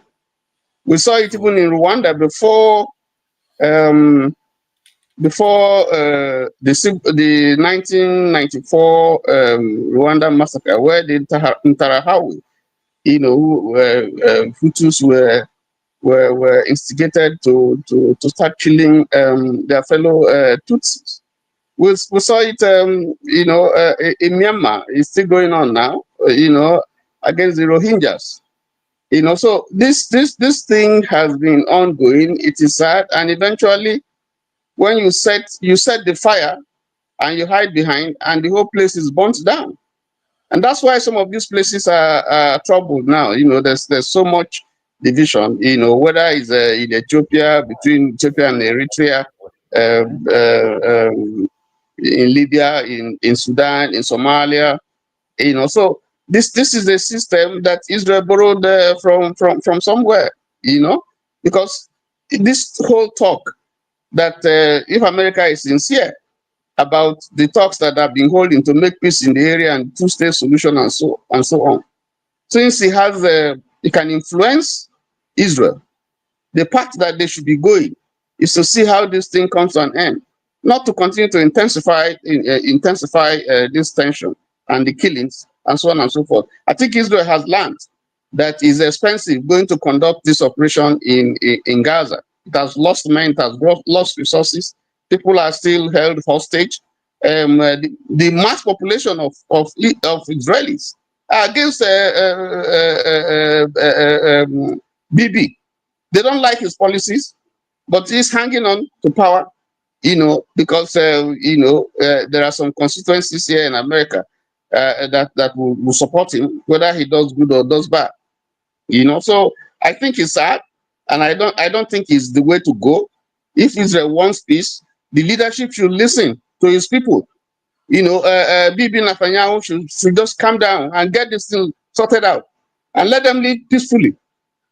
So that's Netanyahu sees himself not as he doesn't care about popularity. He cares about the mission. The mission is get rid of the Palestinians from that land and give it to the Israelis. And the Israelis, if he can do it and get away with it, they will be fine with it. They don't have any problem with it because they've done it before. No. The mass. If you look at the report, the mass population of Israel, they don't support him. He doesn't have their support. Tony, it's just the big man. They support him moving the Palestinians from there. If you ask it's just the support he's getting from the big man who wants everybody cleared out from that place so they can turn the place to something else. That's why. It's not even about that anymore. BB has been fighting for his freedom. He's fighting for his political life. He's trying not to go to prison. He's been trying for the last 30 years. I think to be fair, I think that's not fair. Every time the case comes before the court, BB starts some kind of skirmish in the Middle East. He's either attacking Hamas or knocking out the leaders of Hezbollah. The day BB stops that war, the day BB stops attacking his neighbors, BB is on his way to prison, and that is where he's going to live. Hold on now. Let me say something to you now. And that is where he's going to live his final days. So he knows what he's doing. Hold on. I don't buy that. I think that is a kind of selling BB short. I don't like him. I hate his ideology, and the guy is horrible. But Bibi is a committed person. He's not just somebody. He's not flippant. He didn't just join the political party yesterday. No, this is something that goes back to the 90s.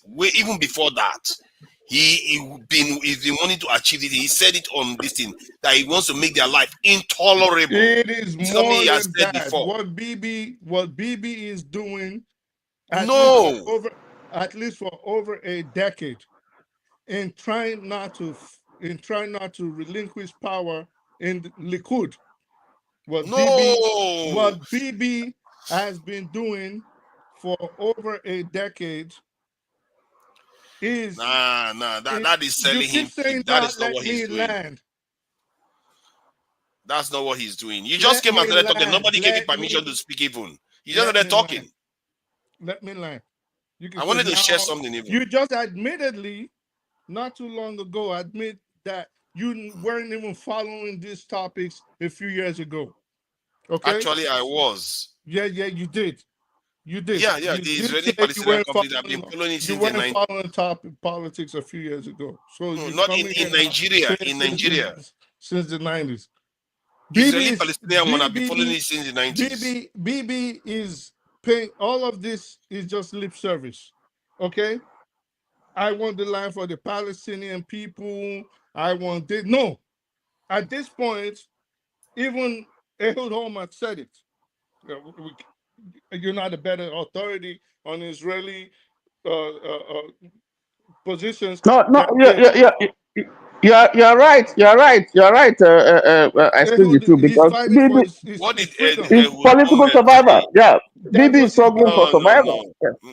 No, See, he has a case. He has a case. Yeah, he has a case in court. Give me a chance. Let me just, 1 minute, tell you what I think Bibi is doing. Bibi doesn't want his legacy to be destroyed. His legacy is to, and he wants to succeed with his true legacy in terms of getting rid of the Palestinians from those territories and annexing them to Israel. And he also wants to make sure that his legacy of security, that so that when he's gone, that mentality remains in Israel. He doesn't want them to start. Let me ask you a question. That one is bigger than his worry about getting into all right. prison. That's what he's fighting for. You love to hear yourself talk. Let me ask Oh, you stop going on. Let me ask you a quick question. If that war should stop, there's no war actually. If that genocide should stop today, if they say, for example, if Donald Trump tells BB to rein in the IDF or Europe stops giving Israel weapons and the genocide was to stop tomorrow, what do you think happens to BB the day after? What will happen to BB? BB, I can tell you right now, mark my word, BB himself doesn't care about that. What he will care more about is his legacy has completely been destroyed. That's not what I asked you. You are not listening. You asked me a question. I told you that he doesn't care. You say what will happen to him. I know what you think will happen to him. He will go to court. For that's what will happen to him. BB is corrupt. You know what? You are not moderating. Let me carry on with what I want to share because he's changing the entire topic completely. Let me just share something. So because my focus was more on how this affects us. When KJ does it to you, you don't like it. But you love doing it to people. No.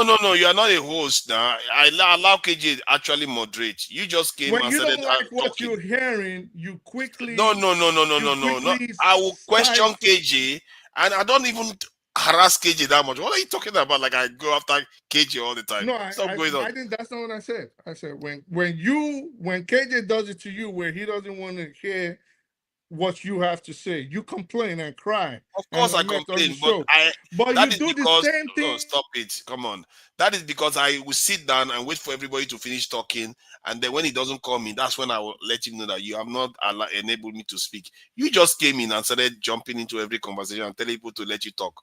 That's not how it works. Tony was saying something, and I wanted to share one other information about what I was talking to Jide about. That was about this in our readiness, which is actually more important than even worrying about Israel at the moment. Really, let's face it. This is Nigeria's number of aircrafts that we have. As this is Nigeria military strength. This site collates all the data about nations, and Nigeria has 160 something, and this is a serious increase actually compared to what we used to have maybe even 5-10 years ago. This is an increase, 168 aircrafts. And the fighters, 8 of them, 8 fighters is all we have. And readiness, attack readiness, 13. And as you can see, relatively, by African standard, Black African standard, it's a lot. Now, let's check what Egypt has got to offer. Egypt has got 1,093 3 aircrafts. Egypt alone. Do you has see why covered. I get sick of you sometimes? Okay, How do hold you on. think? How do you think Egypt acquired all those weapons? We know how they acquired them, but let me No, no, finish no. what I'm How do you saying. think they did? Let's inform the public. Let me finish when I finish presenting, because then so we don't keep stopping the presentation. When I finish, then you can now query everything. Oh my God. So this one is what they've got. They've got 1,000, and readiness. They have 700 something aircraft ready. Jet fighters alone, I think they more than almost 10 to 15 times more than Nigeria number of jet fighters, and they have far more aircraft in a ready state. Now, Algeria is, I think they are about 30 million in Algeria as a population. What's this in doing now? He won't let me carry on now. He has to do this countdown before I can show this thing. So you have to watch it just to share this information. Normally, they give you this information for free, but now they want you to be watching these adverts. I don't know why now. I guess they don't want to give it for free anymore. This one is Algeria. Algeria is made up of about, I think, 30 something million people too. Maybe 40, I don't know, but I think it's around 30 something million. And look at them, 600 something aircrafts alone. That country that is relatively small in population. And look at their aircraft readiness. Just Algeria will take Nigeria on, like comfortably. Take Nigeria on. And that is, they are just next door to us. And these are normal. It's normal for nations like this to have this sort of number of aircrafts. But somehow, Nigeria, with all our oil wells and everything, that those countries, some of them don't even have, we can't seem to buy enough aircraft for our people. Forefathers, do you? Okay, you now ever, you can ask your questions or make your comments. Have you? At times you talk from, and with all due respect, sometimes you talk from a very infantile position. I think when you are enamored with a subject, you cannot get you cannot get it out of your head. We've had these discussions over and over. What is the essence of Nigeria arming itself to the T when we are not on an expansionist program? That is one.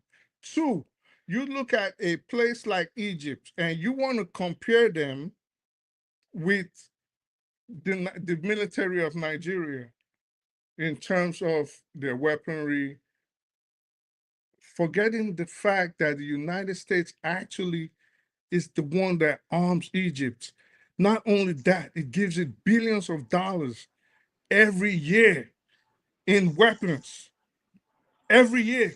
It gives it. What are you raising your hand for? I want to respond to that when you're done. No, I didn't ask you to respond. I actually worked. Well, I'll talk about it. Even if you don't want to listen, they arm the same way the United States is arming Egypt. The United States is arming Israel at the same time. So they arm all these Arab countries. They arm in Syria. They arm in Saudi Arabia. They arm, well, not Syria. I think you too. Let me help you because you are making a solid point. Algeria, Morocco are in conflict. They've been in conflict. First over Spanish Sahara. There are rivalries. That area is strategic. So you can expect Algeria and Morocco. You didn't check Morocco. I thought you would have checked Morocco.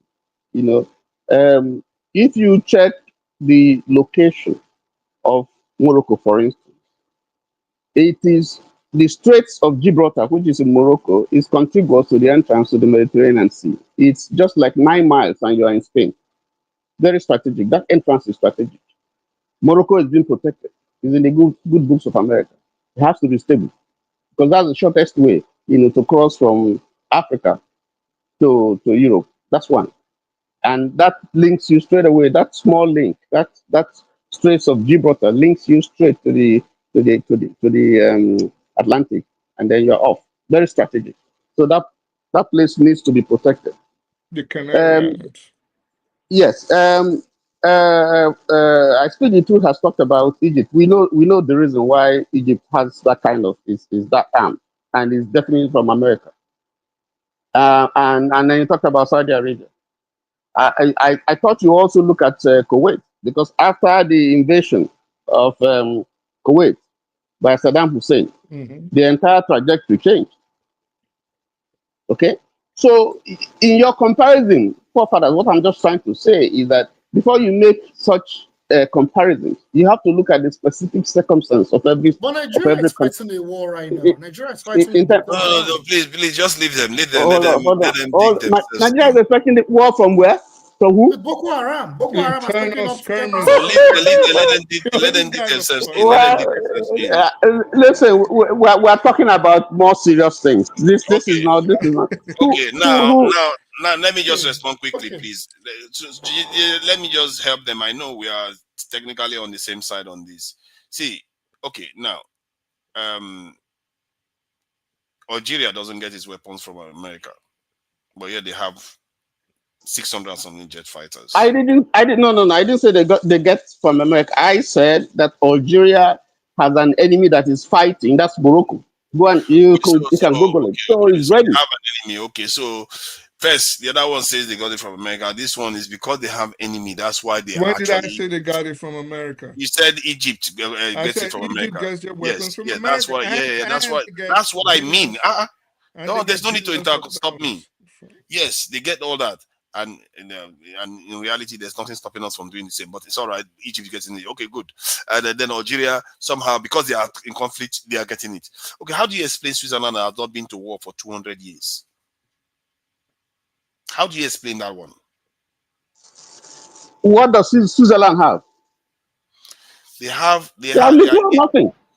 Hold on now, calm down. They have little or nothing. Calm down. You asked me. Okay, let me check it out so you can see it. Okay, let's see. So Switzerland, they are made up of 8 million people. Let's see, which is they are more than 20 times less population than Nigeria. Now let's see what they've got. And Check Luxembourg. Check Luxembourg also. Check Liechtenstein. Calm down. They've not been to war for about 200 years. And please, Tony, look at this. I'm saying this so that we learn. This is not about winning arguments.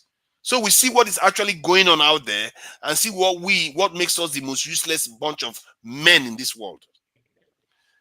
Look at them. Switzerland, they are supposed to be peaceniks, isn't it?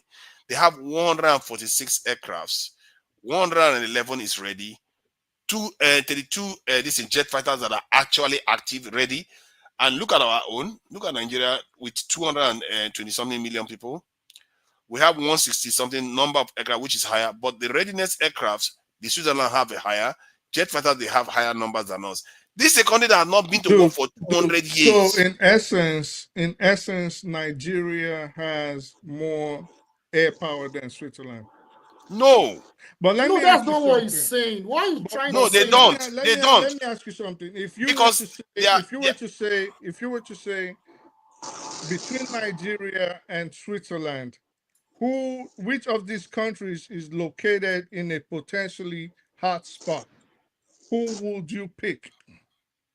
Nigeria and Switzerland. Between we Nigeria are located in a hot spot. Listen again, between Nigeria and Switzerland, which of these countries is located in a potentially hot spot? Where Nigeria. Really? Yeah, it's only Mumu that will not see it. In a potentially hot spot than a oh my place God! Where, you want me to give you? Wait. Let me. It's Nigeria now. It's there so to you see. think, Judy, I'm not even talking to you. So you think Nigeria is located in a potentially hot spot in a place that has Ukraine, Russia, France, Finland, Norway, the United Kingdom, Germany, Poland, all those places about to have a third world war. You think Nigeria is in a more precarious situation? Are you serious? So I will ask you a question, to put this into context. Who is going to war? Is it Russia? That's not or what is it the I West? asked you. No, because we cannot just generalize. It is the West that wants to go to war. There's nobody coming to attack the West. See, let me take it to another way. Let me take it to another way. They are willing to go to war. Nobody wants to go to war. Let me take this to another way. Let me take it to another way, please. Basically, you agree that Switzerland is in the middle of what could potentially conflagrate at any point. Or you still insist that it is Nigeria? Hold on. Let me just let you understand something. Nigeria was colonized barely 100 years ago, 100 or so years ago. We had the colonization wars and we lost badly and we're colonized. So, and our people were enslaved and we're still not even out of that. So we are technically still at war. And the idea that we are at peace just shows how little a lot of you know about our predicament. And this is a big problem. The fact that you think we are at peace right now is because you don't understand nature. We are in a compromised state. We have been compromised. So, in other words, when we try to poke our head up, then you find out whether we are in a situation where we are likely to experience conflict. You will see that change very fast. See, in addition to that, our elites have been compromised by this war. We've been defeated. Our elites have been defeated. So we, as the people, we have two wars we have to fight. Either we convince our elites to go back and fight that fight, or we take power from the elites and fight that fight. We've not started anything at all. You are going to use planes to fight the elite? Or you are going to use plane? You are going to use plane fighters to fight Boko Haram? These guys are nuts. Yeah. That's why Russia used planes to attack the Russian Empire to take power, right? The Bolsheviks. Please, I'm not here to argue, please. There's no point. I think there are some people that will never learn. They will never learn until someday. No, hold on. Let me finish what I'm saying. The question. You see, someday. What question did you ask now? What question did you ask? You haven't asked anything. Switzerland and Nigeria, because both of you just beat around the bush and ran away from the question. Between Switzerland and Nigeria, which one is in the middle of a potentially hot spot today? It's Nigeria. Hold on. You see, I answered the question before. I told you it was Nigeria, and you don't even get it. Wait. So, where could a world war potentially happen today? Europe or West Africa? You asked the question. Did you notice the contradiction in the statement? It's a world war. Question. Where could listen to me? Did you even hear yourself? It's a world war. It affects everybody. No. We when we say are in the middle of it. When we say world war, like World War I and World War II did not affect your ass in Africa, okay? So you see what he's saying? So you see, this is the thing. He doesn't even understand. Just listen. You don't even understand. Don't say that again. Forefathers, please. I want to sign out. I want to say good night to everybody. Good night, a blessed weekend. Maybe we see tomorrow or next week. Bless you. You see, all these our arguments have driven Oga Ike away. But thank you for coming in, and we are talking geopolitics. But I appreciate you. So this issue. Could a world war? You're not going to escape it. So where could a world war? You're not escaping it. I didn't talk to you, Jide. I already answered you. I said Nigeria. So where could a world war? You didn't. Of course, you didn't answer. Where could a world war potentially pop off? West Africa or Europe? Okay, world war. If you are putting that as world war, it could happen between China and America. Actually, that's one is far more likely. It's a very simple question. Where could a world war potentially pop off today between West Africa and Europe? I don't know. It could be West Africa. I think you're making, your problem is that you see the problem with this guy is that you are making a big assumption. You don't have a clue what is going on. So you just think you do. You are making a big assumption. With all the events happening in the world today, if someone was to ask you, because I see you ducking and dodging like Muhammad Ali, if a world war was to happen today, where could it potentially pop off in? Europe or West Africa? It could pop off in AES. It could pop That's off in Taiwan. It could pop off anywhere. You So said Togo, world war. So wait. Let me ask you a question. So Togo and Gambia and Nigeria and Ivory Coast could potentially start fighting and turn to a world war, or it could be Russia versus France versus the UK versus Ukraine, like it's happening now. Or it could be this is Iran. Oh my God! Please just keep talking, man. You see, what you are trying to imply is that, remember, there have been 2 world wars. There have been 2 world wars, and none of them affected Switzerland. There have been 2 of them already. So it doesn't necessarily translate that Switzerland should be dismilitarized, but yet they are still very, very militarized. I understand the point you are trying to make, that because they are fighting in that neighborhood, so they arm themselves. What makes you think there is a border? Was there a border when the Oyibo came here and colonized you? Can't you learn from that?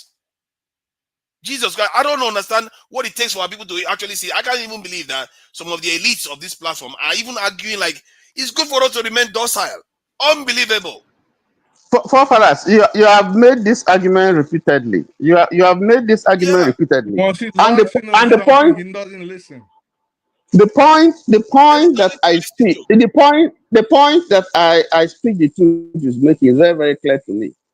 Terrorism is not war per se. I mean, when he says war, I understand what he says. There's no country today within the West African sub-region that is preparing to fight Nigeria. There's no such crisis that we see. It's not foreseeable. Okay? So if Nigeria decides, according to its policy or according to our leaders as well, that is not an immediate need now to arm, I can understand that. It's different from North Korea. When are you waiting to arm? You're waiting to arm. Hold on. You're waiting to arm when the war starts. What kind of hold on. It doesn't even have the resources. It doesn't have the resources. Hold on. This is scary. Hold on. Let me finish what I'm speaking. What I'm saying. You're waiting for the war to start before you arm yourself. Who says Nigeria does not arm itself? You say that Nigeria does not have enough compared to all those countries. Yes, No. Don't get it. Listen. Stick to your point. You said that in comparison to Egypt, Nigeria does not have as much. Now, and we are telling you the reason. That's the point. So don't move away from the point. It's saying that there is a reason. Hold on. There's a reason why Egypt had armed himself that way. There's a reason why. That's what. Let's not move away from the point. Nigeria doesn't have the same reason. Nigeria is not in the same situation. So you can't make that comparison. Can I ask a question? Because you are saying that Algeria wants to invade Morocco wants to invade Algeria. They're fighting over a piece of land in the Sahara. Nigeria fought Cameroon for land too. Okay, so Jesus Christ, did Nigeria not fight Cameroon for land? So let me ask him a question. Okay, so let's say, what do you think? How well do you think Nigeria can arm itself, and in what period of time could Nigeria arm itself to be able to combat these phantom external forces, say like the United States, if they were to invade Nigeria? Did you actually call it phantom? Yeah. You know what? There's no point talking to you. There's no point. You are lost. Forget it. You actually call it phantom. There's no point. What's the point of engaging people that don't even understand? You are not even on the wavelength. Forget about it. So we listen. Trust me. We should do a lot of these scenarios. You are not even on the spectrum. It's okay. It's all right. But let me just relax. Okay. So what kind of weapons and in what period of amount of time do you think Nigeria can get to be able to withstand a hypothetical invasion from the United States? What kind of weapons do you think we need? And in how long of time do you think it's going to take for us to achieve those? You can achieve 10 That's years. not what I asked. What kind of weapons do you think we need? You need strategic weapons like ballistic missiles. You will need nuclear weapons to be able to stop the United States from coming in. You will need that. And then how long do you think it would take for you to achieve those kinds Ask yourself how long it took America to build theirs. That's not what I asked you. Because what you were concentrating on, you can do that in 10 years if you are serious. You can get a nuclear weapon in 10 years if you're serious. Yes. And how will you get the centrifuges? How will you get the uranium, enrich them? How would you do this? Technology transfer from other How did the Americans build it within how many, during the period when they are? No, I'm saying, knowing that Nigeria does not have this kind of relationship with nuclear armed countries. How do you think you can arm yourself in a nuclear manner in 10 years? You do it the way others did it. And remember, when they did it, technology was not this advanced. As a matter of fact, it should be faster for us if you are serious as a people. That's what Iran is not serious. There is a nuclear arms Iran doesn't want proliferation treaty that's been signed. I think they just think you just pick And up, you who just go to the violated back that of your treaty? house I agree and with get a Tony, but who nuclear violated that? weapon. Who violated that treaty? Iran doesn't want to go Forefathers, nuclear. I know where I'm going with this. Who violated that treaty? Weapons. They don't want to go nuclear I weapons. speak the truth. At least they don't want to declare it. I don't need your help. No, I no. don't need your help. This is leading to a different conversation now. Who actually defaulted from that treaty? That I wasn't talking about it. It is the US, okay? It is actually the US. I wasn't talking about a treaty, okay? I was just talking about you want this phantom nuclear weapons. I'm trying to show you how unrealistic what you guys are saying is. Okay, you can't even get planes. You can't even get parts for your planes. You have an internal rebellion. Because of people like you.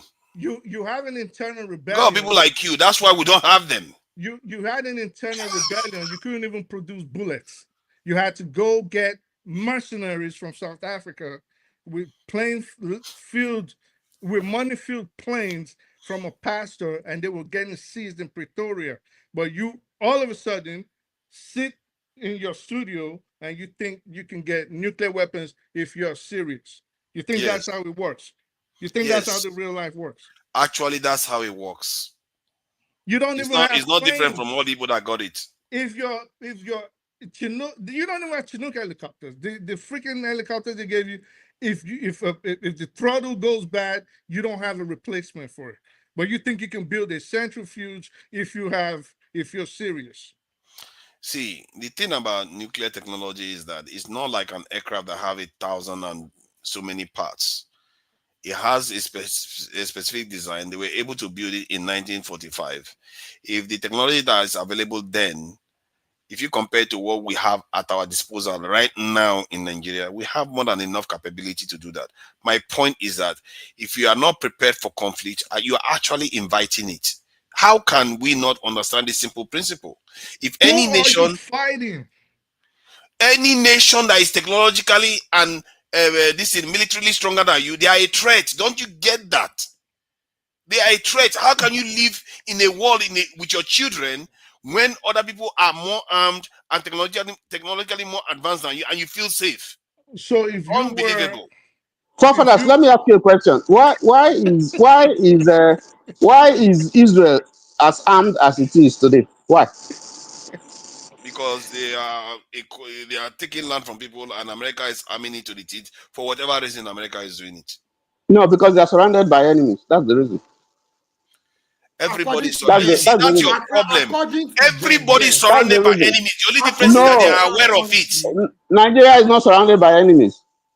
In comparison to what you have in Israel, it is not. The only reason why you don't see our enemies is because they are not around you. They kept their fence further away because they can trust people like you to tell us that there's no issue. Who's Nigeria's military enemy today, forefathers? Our military enemies are the ones that ensure that they take our resources for free. They are our military enemies. Anybody that is taking our resources are cheap. All of them are our enemies. That's a very good answer. Very good answer. Has anybody in the last 60 years used guns to come get your resources, or did they shut up, yes. Shut up, Jide. Let me finish. Shut up. You to shut the So fuck did up. they use guns to come get your resources, or did they use pen and paper? They use, by and large, they use pen and paper because they know they have people like you. Yeah, because Okay, they have people like they're us that gonna will use use pen and the paper. guns So against you wanna our own use people. And I've already given you the reasons why they do that, because they know that we never fought them to get rid of them as oppressors or colonizers. They basically handed the keys to their collaborators. Their collaborators believe the kind of things people believe. You don't understand that if you want to anywhere in this world, you have to fight your way out of They it. don't understand anything. Nobody grants you freedom. What I'm It concerned doesn't about, exist. what I'm concerned about is that they don't understand what they call proxy. Our military is I think actually the proxy I don't understand what's to our called enemy. proxy. Our military, Nigerian military, is actually a proxy You to the guys UK just and the talk a US. lot. That's the problem. Like, No, that's the you truth. guys, We're talking you about really guns. want- No, I said we're talking about guns. The Nigerian military, they actually protect these multinational corporations.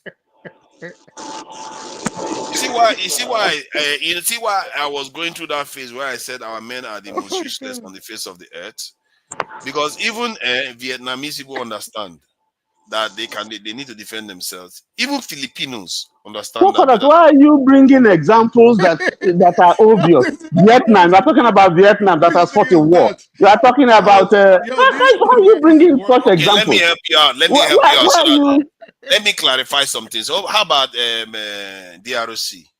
How about Rwanda? How about Somalia? How about all the other countries? Sudan. Are they armed to the teeth? Hold on now. Hold on. Because if you say conflict is what changes these people, why is South Sudan not armed to the teeth like Egypt? Why is Sudan not armed to the teeth like Egypt? Why is DRC not armed to the teeth like they've had conflict for a long time? Central African Republic, all of them. Man, you guys open your eyes.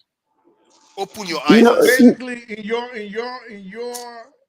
your opinion, right? Every country should be nuclear armed. That's basically what you're saying. See, let me put it this way. Every great race, let me put it this way. Every great race should have a nuclear umbrella. So that is no other race will defend you. That is the panacea to avoid war. That's what you're saying. Don't you know that? That's a deterrent. It's already known that if you want peace, you prepare for war. All the best minds have said that. If you have nuclear capacity, okay, then you won't be attacked. Russia has not been attacked. Russia has not been attacked. You don't understand. When we say you are not going to be attacked, you are not going to be attacked in a way that will you will have a existential crisis whereby they will get rid of you. They can't do that. But they can attack you, pinch you here and there, scratch you here and there. But America will never invade Russia.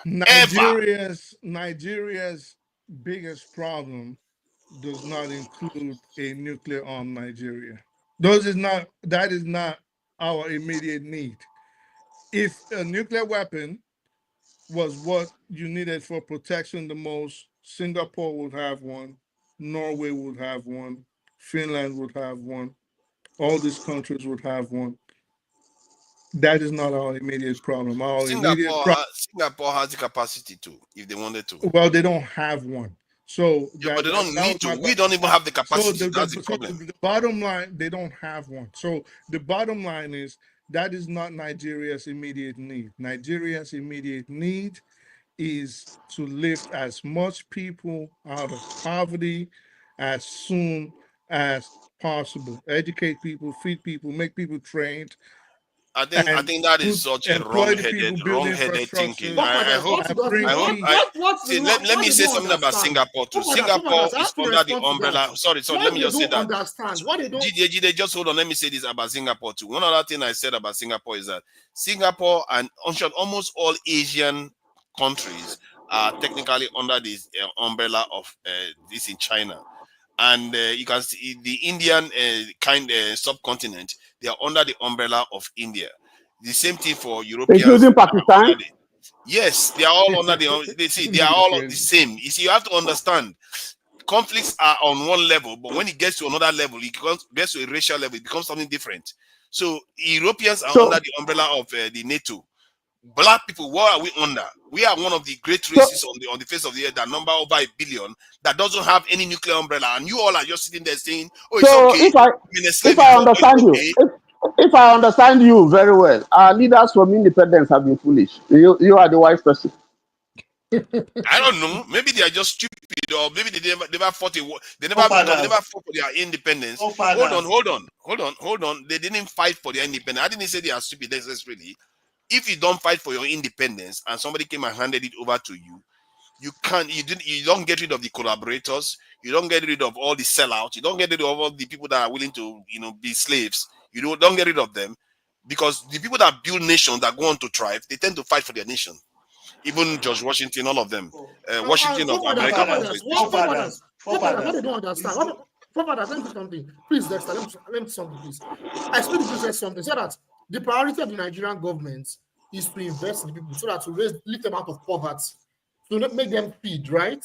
Put security and all. But what you don't understand, I speak the truth, is that if the government goes for that, they will be at war against the Nigerian government.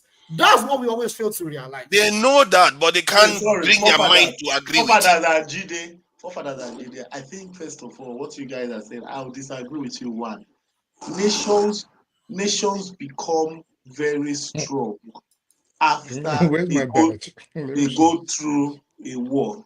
Generally, any nation that goes through, the highest advancement of technology is found in the military. But it only takes a nation that is smart enough to be able to harness that.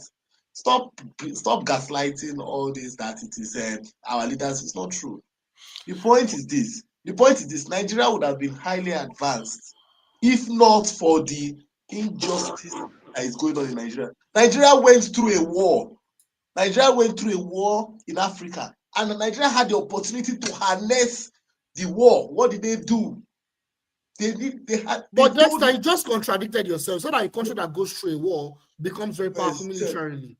But you also make a case that Nigeria went through a war and that did not happen. Let me land. Nigeria went and through that's a war. internal conflict. Nigeria, whether you call it internal or not, internal conflict actually weakens nations. It doesn't make them stronger. Nigeria went through a war that lasted 2.5 years. And that war, one side was developing things.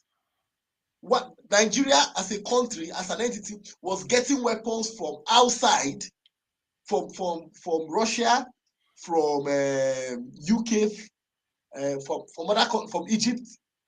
The Biafran section was literally innovating most of their own weapons. And after the war, they were advised, I think I've forgotten the article, but what you do after the war, the same way America did with the Germans. You get the scientists, you get the engineers from your opposition. You want to be a country, and you help them, you work on it, you build on it. That's the way it was. That is where you advance. The internet we talk about today, it was during the Second World War. That was the bedding place for it. That's what you use, whatever those people have done. What the Nigerians I'm not sure. I thought the internet was invented well after the Second World War. War. The origin of the internet was from the Soviet Union. From just made that one up now. It was not actually from the Second World War. And besides, the only thing I agree with you that you said was that conflicts tend to create strong nations.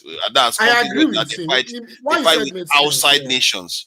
If you fight internally, especially with the way we fought internally, the people remember Nigeria was a stronger. Let me finish, please. Nigeria was in a stronger security footing after this civil war until Murtala got into office and completely. I think he fired or retired 100,000 soldiers out of the 200,000 we had at that time. If he had kept that footing, it's ironic, isn't it? He was busy retiring soldiers and he died without security. Point is, if you don't take care of your security, there will be consequences. The idea, and you see, Boris again, he just tells you, I'm telling you, that's why I said it before. Our people will not wake up until a cataclysmic event occurs.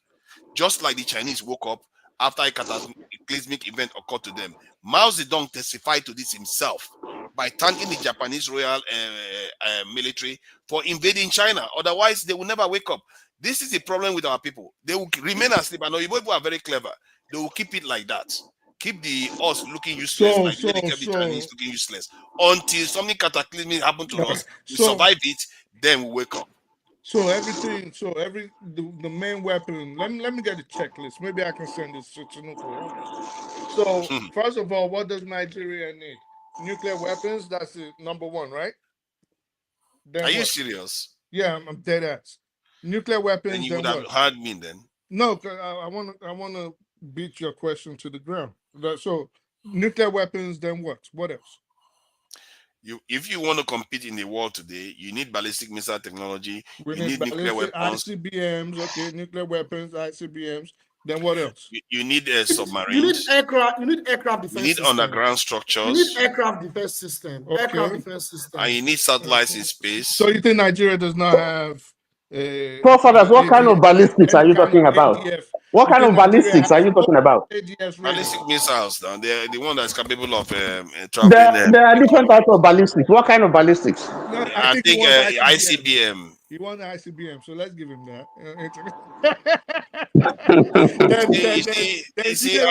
Sometimes I worry that your genetic lineage is linked to mine sometimes, because these people, they are gone already. You know, All right, you know why I say that? Because if I was a Igbo man, I'll put you Oh out of your Lord. misery. I hope that I'm not one of them that they put out of their misery. Oh Lord. That's the truth. If I was a white man, Oh I would just be like, let's just put them out of their misery. So You know, there's no point. We've got into aircraft defense systems. So basically, surface to air defense systems, right? All right. So, whose sound is that? So, surface to air defense systems. Okay. So then, what else?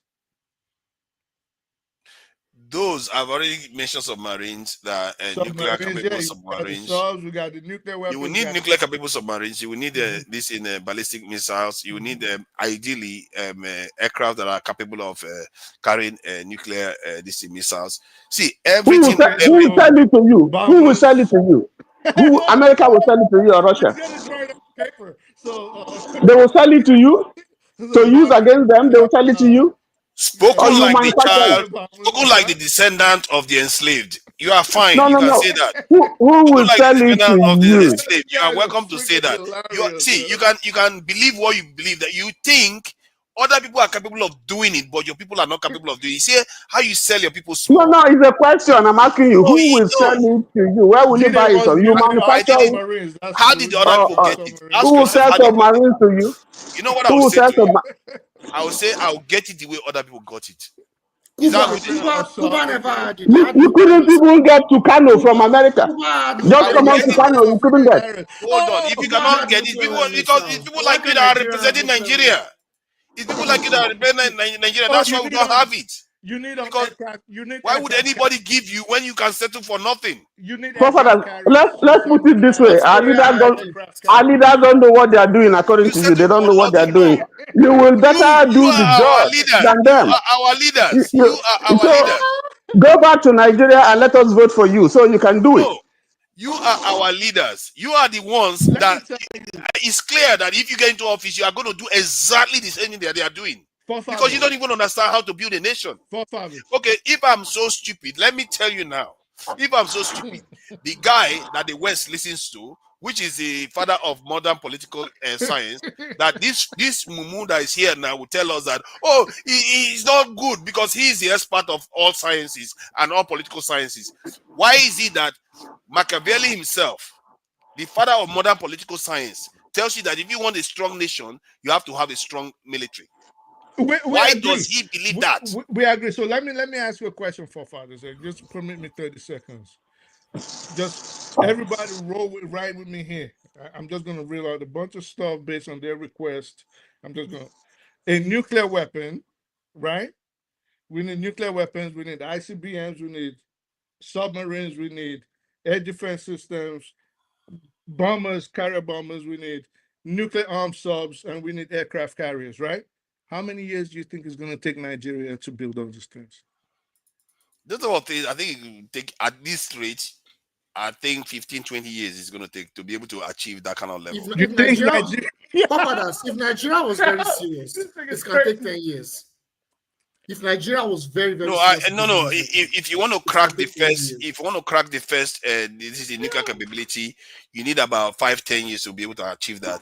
To build all the rest of the capability, because you have to test them, you have to do so many other things. Submarines are not easy to build. To build the technology itself, but if you are serious, and you channel a lot of people there. These guys, see, they don't understand how easy Dude, in it is to do 100 something years, if you have people that are serious. You don't. Where's your Because you are Niger asleep. dog? Where's your Niger dog? Where's your Niger dog? Yo, this guy's crazy. See, if you want Niger dog, if you are serious, we have dogs actually. I don't know why you're saying where's your Niger No, dog? no. You know what Niger dog is? No, It's I a don't know company. what Where is it? Oh, it's a company. Where is it? So why are you asking me? I don't know what it is. It's How am I a supposed to know what it shipbuilding company. It used to build ships for Nigeria. Where is it? Oh, because they ran into the ground. What I'm saying is, So far as I'm leaving, you I'm asked what leaving. we need, and I answered, no, you can leave. You can Totally leave. frustrated. No, you should be frustrated because anybody that watches this, they can tell clearly that some people are surrendered. They've surrendered their faith already to foreigners. Dude, well, hold on. That's basically the truth. And I can see that new people are joining the conversation because they are hearing you people sounding quite weird, actually. Wait. I don't care about what You anybody tells me here. This one I know I'm correct on it. You think in 15 years you can build all these things, like you just wish them on the floor and they just become reality? You think that's what's going to happen? You're not getting those even in the next 7 years. See, do you know that I'm going by the numbers of the people that have already done it? That are human beings like you. You They are not God. Get this all these things, you cannot get them in 15 years. Nigeria cannot get them. How long did it take China? Nigeria cannot even get all of these things you listed off in the next 70 years. And that is. But Iran has it in less than 40 years. You asked a question. I said, if you want to say reality, exactly. They have if you want to say realistically, is that true? I'm not going to believe that realistically we're going to have it. Where's Iran's nuclear power subs? You people just come on here and just talk. But they have a strong. Where's your aircraft carrier? Where's your nuclear power sub? The one you mentioned. Where's it? No, they don't have nuclear power subs. I'm not saying they. That's what I'm saying. But that's because of the. But I don't know where it is. But the point is, there's an edition going on. You said they have it. I'm saying they don't. No, what I'm saying is that apart from what I said was that apart from the nuclear apparatus, they have everything that we mentioned: ICBMs. So you think Iran has a nuclear power sub? You think Iran has an aircraft carrier? You think? Yes, they do have aircraft carrier. Yes, they do. Yes, they do have aircraft carrier. Yes. Yes, they do. How many countries do you think have a standard aircraft carrier? You think an aircraft carrier is just something? Do you even know what an aircraft carrier is? I do. Yes, I do. What I'm telling you, I speak the truth. Is the reason why Iran does have aircraft carrier. You see, the military expert doesn't even know that. I speak the truth. Have you seen what Iran calls it's because of the man, current stop, man. You want me to show it to you? Nuclear deal with have you seen the what West. Iran That's why they don't make nuclear weapons. And also because of their Islamic beliefs. In a way, I might be surprised by you. Actually, I speak this. I may be surprised by you. I didn't see this one. Maybe you're just being a kind of trolling today, because I may be surprised that you are even doubting. If your logic doesn't conform to understanding these basics, I'm quite surprised, because how can you not understand that security is paramount?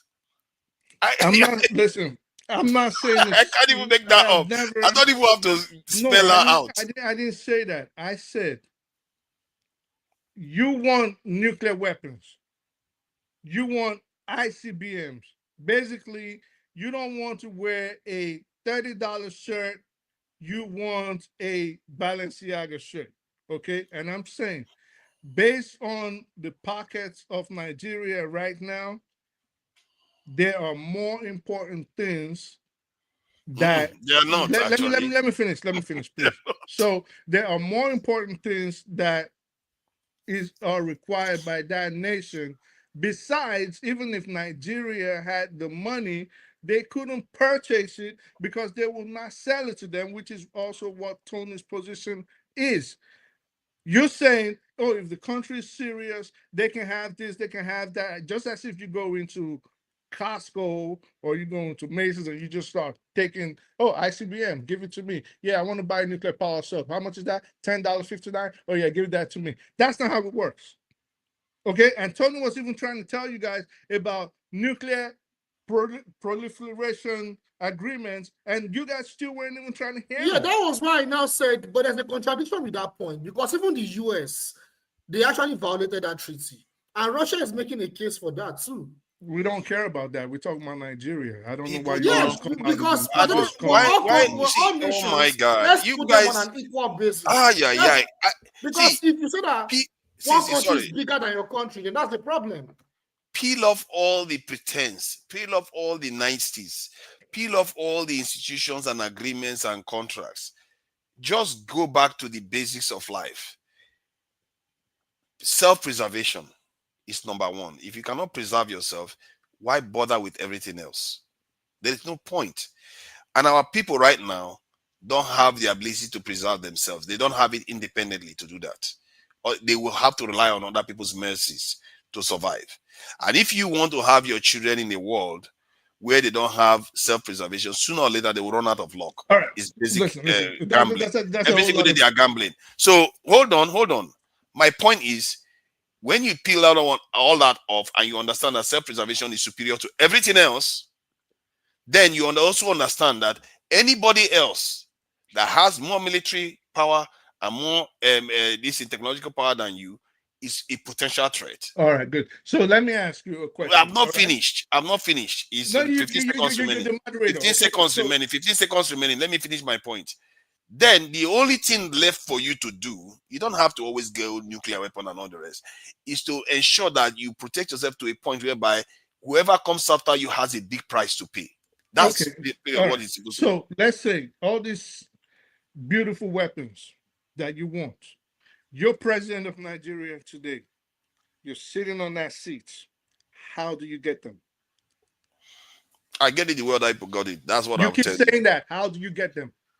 See, do you think we are dumber than other people? How do you get them? I'm not going to tell you. I'm not going to sit here and spell it out to you. But one thing I can tell you is that I will get it anyway other people get them and invent new ways of getting them too. You can't even build guns.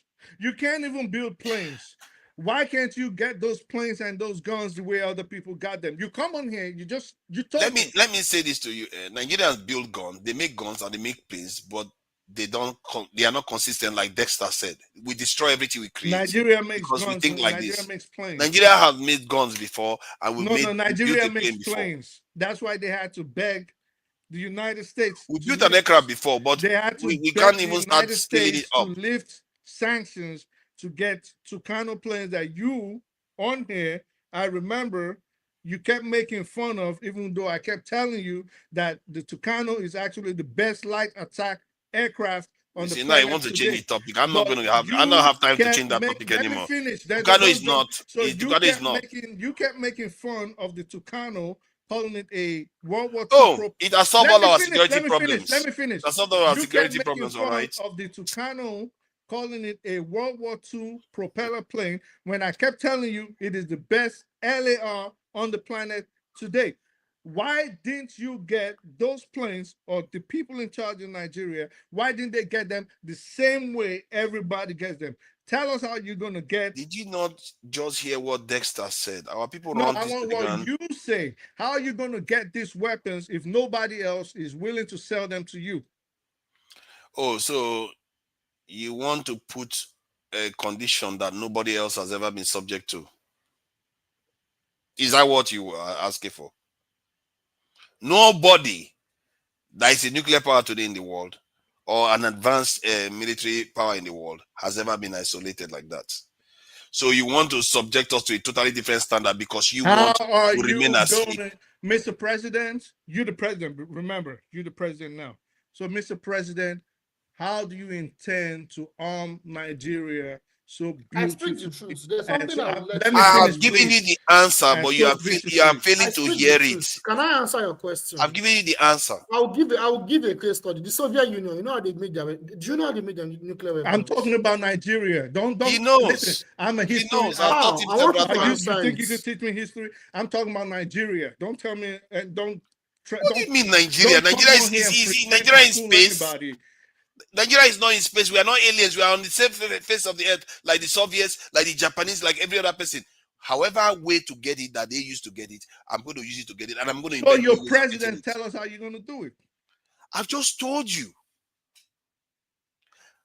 All the strategies that all of them used to get, I will explore all of them and explore new ways. Whatever it takes, I will get it.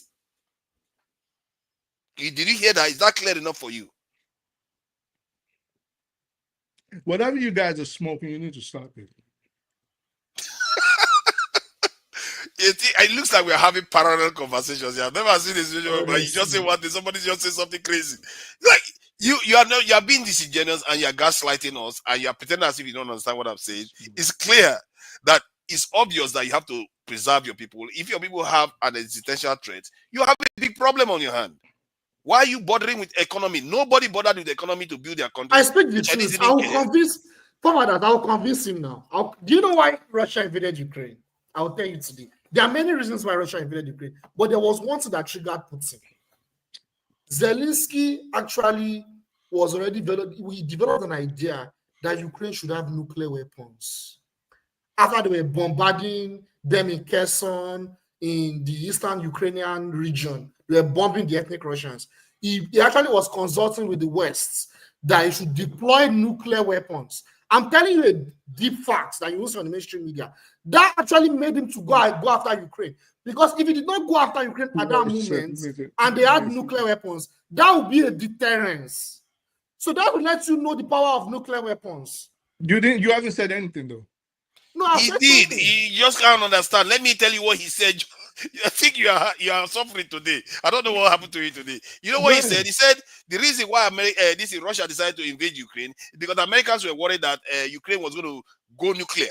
And then Russia will not be able to react again because Ukrainians were attacking Russians in their territory or something like that. Okay. Am I wrong? Yes, and that is true.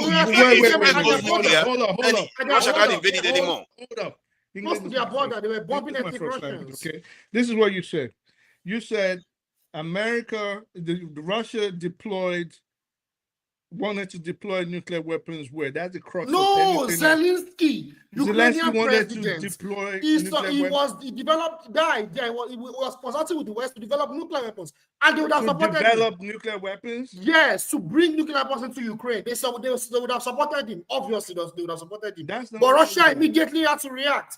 That's why today the neocons and the deep state and the intelligentsia in the West, they are saying that Bill Clinton should not have destroyed the nuclear weapons in Ukraine. Listen to me. No, listen to me. You're just arguing. Let me talk. Let me talk. I'm making a valid point here. The point is now that the war is going on, the West is saying that they should have allowed Bill Clinton not to have destabilized. I don't care about all that. You always take the conversation. Why can Nigeria have a nuclear weapons? We don't care about nuclear weapons. Why a superpower cannot come and invade? It doesn't even have to be Nigeria. It just has to be one African nation. I don't know if Brazil understands what I'm saying. What I'm explaining is very simple. If I told you where I used to work for 11 years, trust me, all this nonsense you're saying. Don't bother telling us. Maybe that's why you are saying what you are saying. So all this nonsense. Maybe that's why you are telling us now because you are working. You work for those people or something. I don't know because what you are saying doesn't add up. You're not even making rational arguments about it. Okay. So all I'm saying is, you're saying Zelensky wanted nuclear weapons. Follow this, and in fact, they are making reference. I'm not asking history. Did you say Zelensky wanted nuclear weapons? Yes. Okay. Before the invasion, before the official invasion. What is that? Everything you just said, what does that got to do with what we're saying? It has a lot to do with what we are saying, because if Nigeria have nuclear weapons, that will be a deterrence against a nuclear power or a superpower to come and attack us. And you think which nuclear power has shown you that they are a threat to Nigeria? Come on now, I speak the truth. Look at what happened with Libya. Look at what happened with Gaddafi. Well, that's not what I asked. Gaddafi had nuclear weapons. Look at what they did to Gaddafi. Gaddafi never had nuclear weapons. He had nuclear weapons. They decided Gaddafi never had nuclear weapons. He never really built it. I think he was heading towards building it. But yes. But what happened was he removed it. Let me finish. You talk too much and you talk a lot of crap. Gaddafi had chemical weapons that he got from Syria.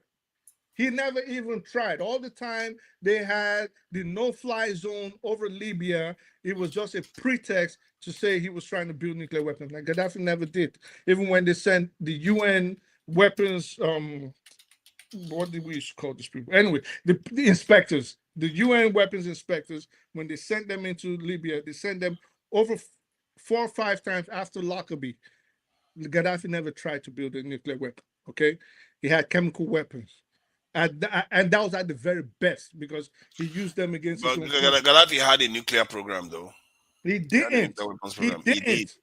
Oh, why do you keep arguing? He You know I'm taking the information right now. You know, and you're still arguing with it. That was what led to his Gaddafi dismantled his chemical weapons program after he settled the debts over Lockerbie. Okay, are you reading this now? Are you reading this, please? What? Do you see that? Dismantle this country's weapons of mass destruction. Wikipedia. I'm Including not listening to nuclear weapons Wikipedia. program. Okay, fine. Okay, you don't believe it. It's all right. Let's leave it. Let's bring those in. I think today, I don't know what you are on. I think you just came to gaslight us or something. Because I think Espiritu knows better than this. I don't know what he's doing today. Sometimes people just come and just be random a bit. I don't know why he's doing that. Dozie, thank you for joining us. I'm not sure I've seen you here before. Maybe I have. So what's happening now? It's been a while. And what are you doing here today? What have we said that has brought you here? Did we offend you? No. This is actually my first time, and I was just listening. There's a wealth of you're welcome. Has been said. Yeah. Okay, so I wanted to ask, how does one attain nuclear weapons? Because, from my understanding, there's always a nuclear program, right? And I believe Nigeria, they have a nuclear program, and I know that for you to go from doing just the standard research to actually possessing, there's the middle stage of enrichment. However, the question should be, if a country moves from just doing plain research for science and weaponizing it, is there an application that they have to present themselves to, like, to the world, if that makes sense, before they're given the green light? Because yeah, that's just my first question, and maybe if anyone here on the platform knows how to answer it, then maybe that can be From what I know, the only application that you can make legitimately for nuclear activity is for power generation and for research purposes. In the case of Nigeria was doing some research work with this in nuclear technology, and they actually, with Nigeria, did have a small quantity of highly enriched uranium, but they gave it away again to I think it was America or UK, and then they brought back a nuclear reactor that is very relatively inert. It's not allowed to get serious enrichment done.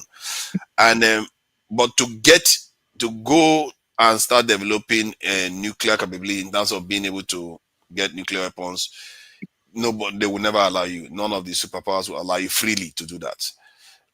You could, even this one is hard now to get to a point whereby, like Japan is a nuclear threshold nation. I think they have a few like that. I think Brazil is like that too. They are nuclear threshold. I actually believe that Iran is a nuclear threshold nation now. Iran may have already gone nuclear, but not declaring it, just like Israel has because done. of the nuclear deal. Yeah, because if they declare it, they know Saudi Arabia will go nuclear, and Egypt will want to go nuclear, and the whole place will just go up in smokes. So maybe that's why they are just holding back. I suspect they may have already gone nuclear. So in terms of going nuclear, we don't even necessarily have to go nuclear all in one go. But you need to have a level of nuclear capability to a point whereby you can say, okay, if things go wrong, I have the capability to actually go this way. Because you can't live over 1.4 billion people without any form of protection. We've been enslaved before. We know that. We've been colonized before. And that's my argument. My argument is not about, let's just go to war with everybody. My argument is, we have to remove that thing from the deck that says these people can just come back any moment and do whatever they like with us.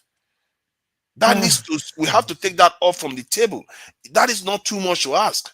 This is why I like Neil Kuan Yew when he said he started that poison shrimp policy. His policy is, he's not very big. He's a small nation, barely 10 million. He says, if you want to fight us, by the time you are done, I will mess you up. That's why I call it poison shrimp. We'll poison you, in other words.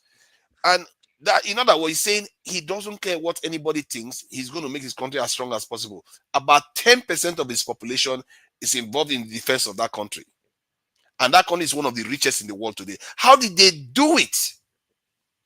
How is it that you are the richest, you are one of the richest countries in the world today, and you are one of the most defended at the same time? How did they Stolen pull it off? technology for one. Now it's stolen technology. Why don't you steal then? Stolen technology for Why one. don't you steal? But if I think technology or technology transfer. You steal whatever you need to survive. Really think America transferred That's what everybody else technology does. to China?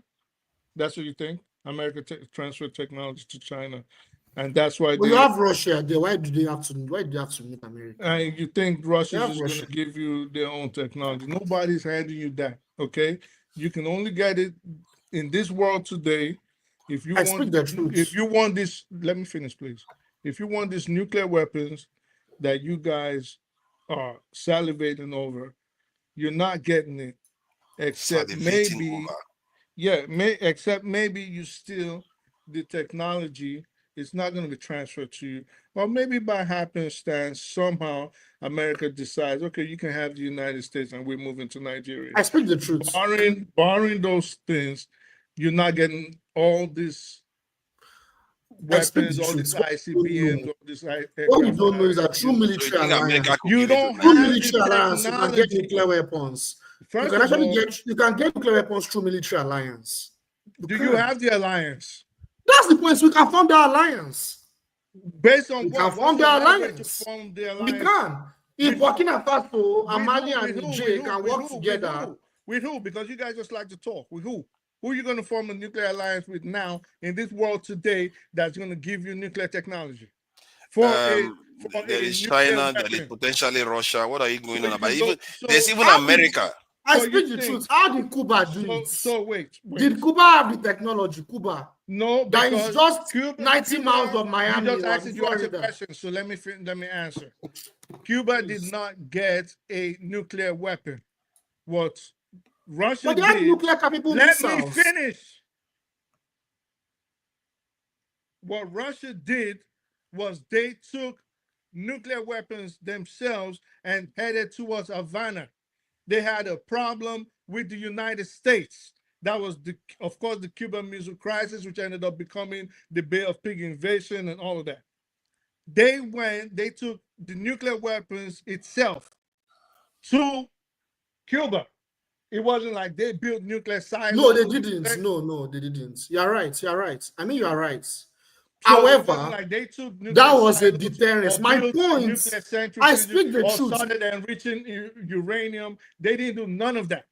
Okay, so however, I speak the truth. That served as a deterrence against America attacking Cuba. No, that was how Cuba got, because that played a role into why Cuba got liberated, because that was a deterrence.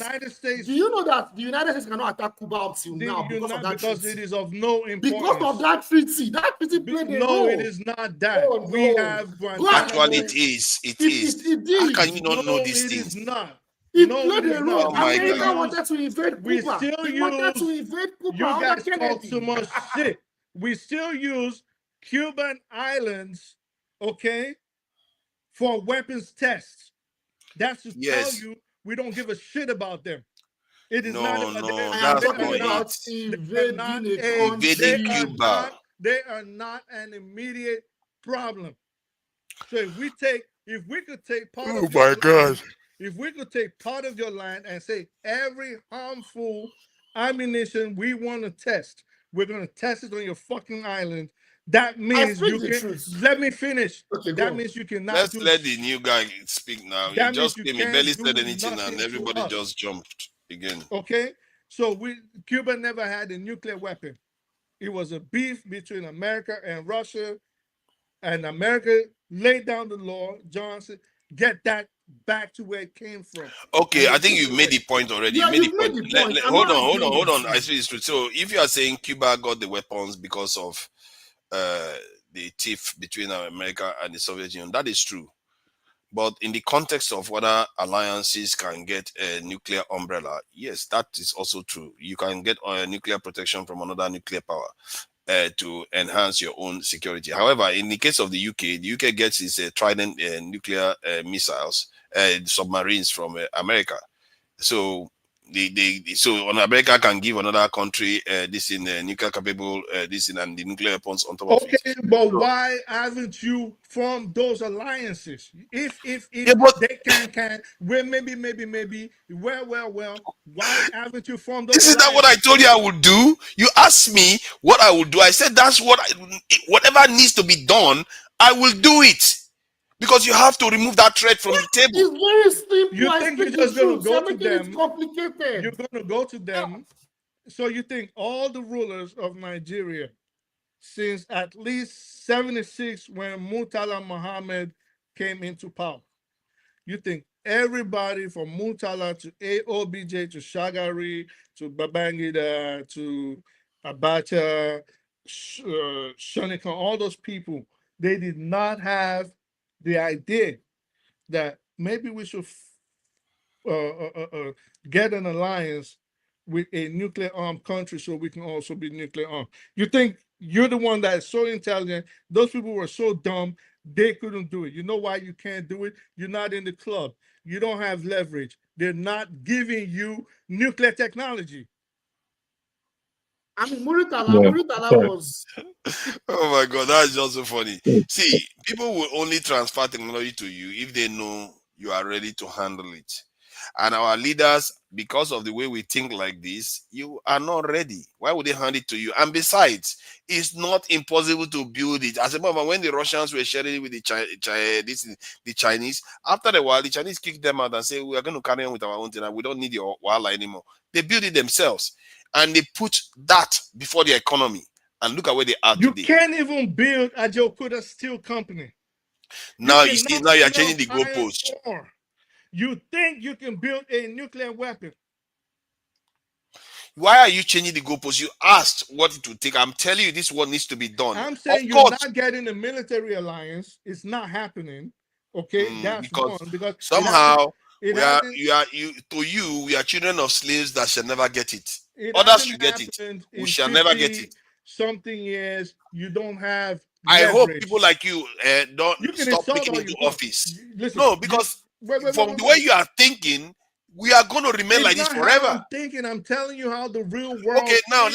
let me put the ball on your table now. From the way you are thinking, what gets that existential crisis away from us? In other words, our ability to survive in this world, where other people can just come and take us as they see fit. What can you do to stop that? We don't have that threat. There is nobody threatening us in that way right now. Oh my God, my mouth is open. Let me finish. You're going to open your mouth wider than that in 2 seconds. Every problem we have is already, every problem Nigeria has is already happening. And it's happening through the pen and a paper. They don't need guns to get your people to come give them your money or your resources. It is happening right now. And they're doing it through phone calls, through meetings. There is no existential threat of someone putting a gun to the heads of our leaders or an aircraft carrier landing on the beach of Lagos and Marines running off and taking over the whole country. That does not exist. In your mind. Okay, hold on. Let me ask you again. Let me ask you then. Let me ask why do you think there is none? I'm a bit curious. Like why I do you just think said, there is because none? you're handing them everything for free already. Yeah, but what if they decide that they want to clear you out? What if they decide they want to clear you out? Because we're giving them everything they wanted once. Clear you out. Tell me what on earth would make the United States, for example, let's use the United States, because when you deal with scenarios, you have to paint accurate pictures. So we are getting these resources for free, because if they want to clear you out, it is because of your resources, right or wrong? No. Yes, right. Yeah. No. Sometimes because they want the land. Sometimes because they want the land. Resources. So your land is not a resource? It's a resource. Okay, land is a resource. Yes, that's there accurate. You want to put it that way. Stop interrupting and let me finish. So it is for your resources. They want your resources, your gold, your iron ore, your bauxite, your columbite, the oil, your diamonds, your water, your land, your arable land. They want all these things, right? In your mind, this is why they want to come. They want to get it, okay? Why should we create a crisis where this, not my word, this is how they will speak, where these African savages will try to resist and start shooting back at us, and we cannot get these things in peace when we can easily corrupt them like we've been doing for over 300 or 400 years and get these resources for free anyways. They do not want problems in West Africa. It will be to their own detriment, not their benefit. The status quo is good for them now. Put people They like do have to, Bia, but there's put people like No, leave Bia, them, let them go. All these people.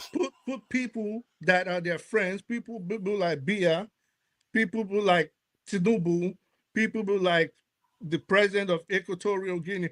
Name any corrupt African politician. They need people like that. They don't want something that a potential skirmish will happen and it will disrupt the flow of resources in a peaceful manner from Africa to the West. We do not face that Consider threat, this. that existential I threat. hear you, is you have your made your mind. point. You made your point. You think that when we twerk for them, give them everything they want, they will never need to take anything from us. Okay. Fair point, isn't it? It sounds good, doesn't it? You know, the Red and Indians, keep our people in the Indians in America once had agreements with them and thought they're not going to take more from us. Let's just keep going. It's all right. They get stronger, we get weaker. It's all right. There's no consequence to it. I see the day of judgment will not come. You see, I'm beginning to think that in the ancient time when we have prophets and we have people that come and tell us that, you know, because of the way we are living our life, there will be a day of judgment. I think it's maybe more literal than that, what they are telling people. We think what we do now has no consequence later on. They are getting stronger. You are getting weaker. You are actually inviting your extermination by default. They will not leave you and just walk away. Tomorrow, if they feel like they want to clear the area, they will just clear the anyhow. Comrades, let me even talk to him. Comrades, let me even talk to him. People that are human beings like you give them that much power over you. That is crazy. Honestly, like I speak the truth. Me and you, we are in the US. We're in this country. Look at what happened to the Native Americans. Do you know what happened to the Native Americans? You want to tell me what happened to the Native Americans? You know what happened? Because I listened to Clearly, you didn't learn the lessons from it. We didn't learn anything. We didn't learn anything. You read the textbook, but you didn't learn the lessons. How does the Native American situation compare to what happened, what could potentially, in this fantasy that we're all creating, happen in Nigeria? Let me tell you how Native clearly. Let me finish. So the Native Americans had a completely separate problem. They had people that came in looking for a new home. They were going to die. And they knew it. Although their cultures and that of the white man was different, they thought, well, maybe there could be some kind of peace. But these people were more powerful and more vicious. And also they brought their diseases that the Native Americans. I knew you were going to mention about the disease. Oh my God. That was what they told us, right? Man. Okay, that was what they told us. That was what they told us, right? Yeah, that was what they told us, right? That they died of disease, the Europeans came, a lot of them got infected I just mentioned weapons. No, I'm not disagreeing with you, but that's the mainstream narrative, right? Do you really know what led to their extermination? What the West did, what the European settlers did, you probably know, right? They actually weaponized each and every one of them against each other. But that happened, the Ojibways and the Cherokees, what's the story of the Cherokees, right? And all the other tribes. That has nothing to do with anything. Let's really? In Africa? That has nothing to do with anything. You can't see any parallel with Africa? So let me go down. You can't see any parallel with Africa? Come on. One thing you have to understand is that any parallel with Africa? with our lands? They don't Oh, see it come now. on. I think what happened in America, it didn't happen overnight. They will come, they will deal with Africans, they are the Red Indians and all these different type of Indian communities. They will deal with them, they will sign treaty with them, then they will break it because they are getting stronger. What happens when you get stronger? You need more territory, you need more, you need more, you keep taking more, and until it became completely a flood and they took everything. So the point is that if you see, the life has to have a balance. It's that simple. You can't leave a vacuum. If you are not strong, you are inviting your own destruction. It's not even their fault. I'm not even blaming them because we are the ones that are weak. The fourth leg of a stool that refused to stand, like we are discussing today. All the great races that number over 1 billion in the world have a nuclear umbrella. We are the only ones that don't. And we've been enslaved. Let me finish what I'm saying, please. We've been enslaved before. Our people have been colonized before. And you still want to remain asleep, thinking that, oh, because they will have mercy on you, because they don't need to kill you. But the fact that they have the ability to is not a problem for you. You talk too much. And you talk Oh a my lot God. about subjects that There's you no have point. you have no idea about. I think okay? you are operating on I don't know what brain you're using to operate, but it's okay. Let me ask How you. about that? It's Salah. Let It's me Salah. ask Today is you. Salah. I don't know Maybe what that's brain right. I'm Maybe hearing Salah. today. Let me ask you and Jide a question. I know Jide is going to go off on a tangent and just talk about things that do not correlate. But if the United States or any other invading power was to attack Nigeria today, in 10 words or less, tell me what you think the situation on the ground would be. Would it be peaceful or would it be pockets of skirmishes all over the country? It depends on what tactics they used, gang. If it's going to be a so shock what, and awe, wait. So I what speak the tactics? truth. Wait, you're gonna have your turn, bro. What tactics do you think they're gonna use? How many different tactics do you think they're gonna use? I think I'm looking at the American generals that has infinite tactics that they could use. I don't know what tactics they're going to use, but So if you paint one tactic, because you basically describe a scenario that is based on a variable that you don't even have. What do you mean? The variable is the tactics that you're going to use. You don't have it, and you're describing something. You're gonna blow a gasket. Just hold on. All right. What I said was I gave you the only two possible scenarios in the case of an invasion. That was what I gave. I said, would it be peace? That's one. Or would it be pockets of skirmishes all over the country? Meaning, would there be carnage? That's two. So it's either there's going to be peace or there's going to be trouble, right or wrong. Yeah. If there's fight, there will be fight now. Except you have a third alternate scenario, we will be happy to hear it. Then I said, do you think it will be peace or do you think there will be pockets of skirmishes? No. You see, that's the thing. You are making them. Is a peace or war? Peace, simple.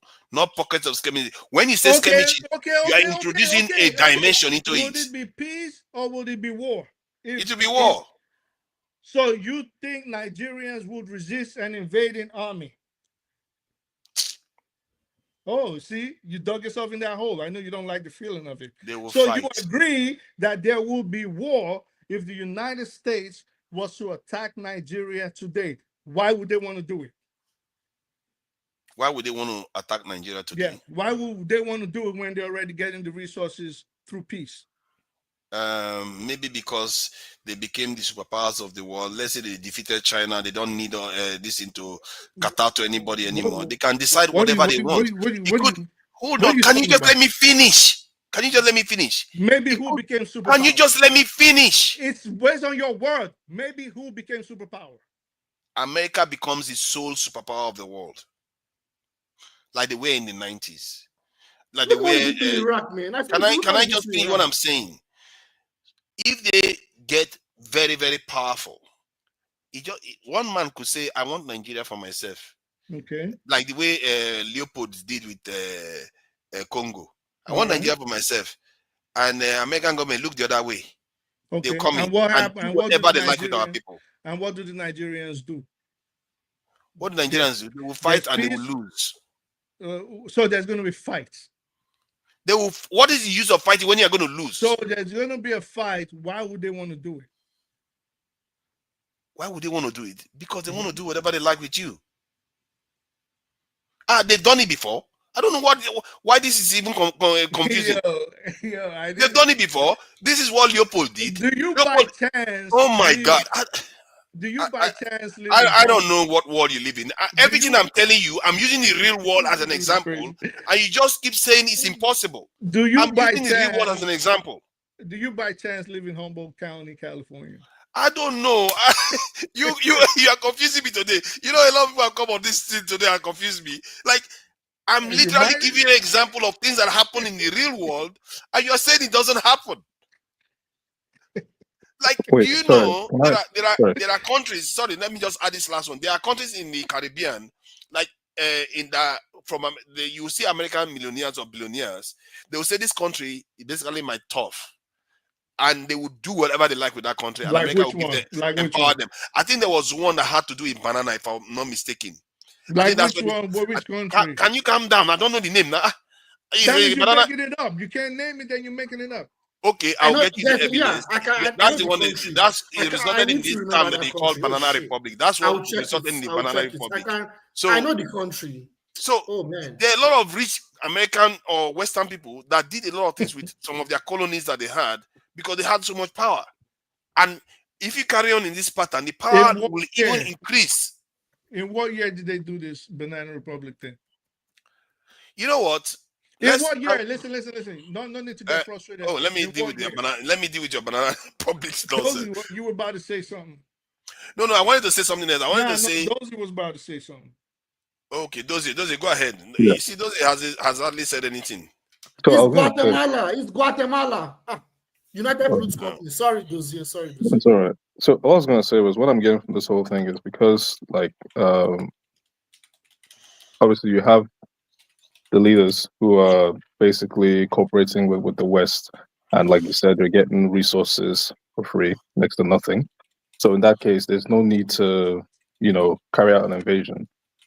But then let's say tomorrow we have a leader who is like, okay, actually, no, resource control. We want to have, all the refining. We want to basically have control over a resource.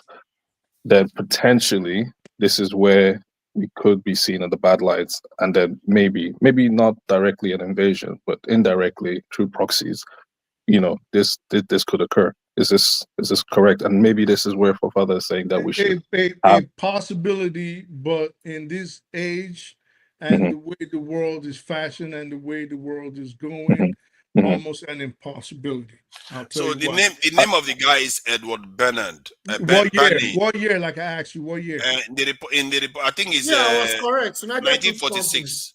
Yeah, Guatemala. I said it. I was correct. So what did he do? Oh goodness, let me just see what it says. Summary: the United Fruit Company, with help from the U.S. government officials and propagandists like Edward Bernays, influenced U.S. foreign policy to protect its business interests in Guatemala. It culminated in 1954 coup, making Guatemala a classic case of banana republic. So this, what the point I'm making is that the more powerful nations get, their individuals become even more. Oh my God, can you just let me finish? You're not explaining nothing. Because what you told us was that there was a man that went to some Caribbean country, right? And said, this is my turf. And he claimed the land for himself. No. Remember, that was what we was all talking about. Oh my God, this guy, you are not listening. Let me make this clear. I said that sometimes when nations become very powerful like they were in the past, individuals in that nation become so powerful that they can do things to your nation. They can decide, one man from that country or is from another country. This is that my turf. Can you let me finish my point? Because you're trying to run Can you let me finish my point? Words. One man can decide that I own this whole area. I'll now do as I please with it. And we know this happens already. I don't know why it's even happening today. Pause it there. Oh yeah, pause it. You said this is my turf. He claimed the whole country for himself. You mentioned the Caribbean countries. This is my turf. It's not this country for myself. If you said there was a guy that became so powerful, he became so powerful. No. You just That's said not it what I again. said. You want to rewind everything you said? You said If he you want me became to so, rewind it, I you was said talking he about it. became, Oh my God, this guy you doesn't listen. said he became so powerful, right?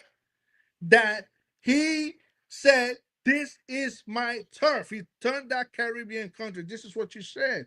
That did you say this is my turf or not?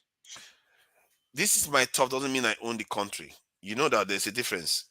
If you say a man became so powerful in a country and he could do whatever he wanted in this Caribbean country, and he said, "This is my turf," what are you telling us? I'm telling you that the man has extraordinary power over the affairs of that nation. This is my turf. He has extraordinary powers over that nation. What does that mean? In other words, he could change the government. He could cause problem for that country. This is my even turf. invite America's citizen. Are you See, referring oh my to God, I something? don't know. Are you I can referring? digest the Sorry. story because I don't want to. You are trying to say that okay, the point I'm making is specific. I never made a specific point. I used a few examples. I said the individuals within that nation, not just the nation alone. You don't even need the No, nation you to be mentioned powerful one anymore. man. You mentioned one man. You said one Oh man. my God, I didn't mention. I don't even know his name. What are you talking about? I mentioned one man. You had to go check it. You said one man. You see what he's doing. You see what he's doing. You are looking for a way to win arguments I'm just not based winning on. anything. Hold on. Let me Don't run finish. away from your own Let me finish position. what I'm saying now. You are looking to win an argument just based on just name that somebody got wrong. But I mentioned Leopold. You didn't bother to chase that one out. We're talking about what you said. When even Leopold was the far more consequential one, you're going after the Guatemala one. Talk about Leopold. Yes, we did actually. I mentioned you Leopold first. I said we did not talk about it, meaning you mentioned. Then let's talk about that one. Let's talk about Leopold. Let's talk about the one. You're not going to leave. No, why would you want to talk about? See, hold on. I made a point about something, and the example that represents that point the most, you don't want to engage it. No, because Leopold was of no consequence to my argument. It made no sense. It's all the consequence to mine. Let me finish. It made no sense, and I did not expound on it, so I let it. I'm the one that made the point. So what you, God, I did not. I'm the one that made the point. I said use you Leopold as an made it. example. Like, stop trying to run away. You play this trick so much. Like, I think even the people in the comments. I don't want to use that one because I don't know the details of that one. So relax.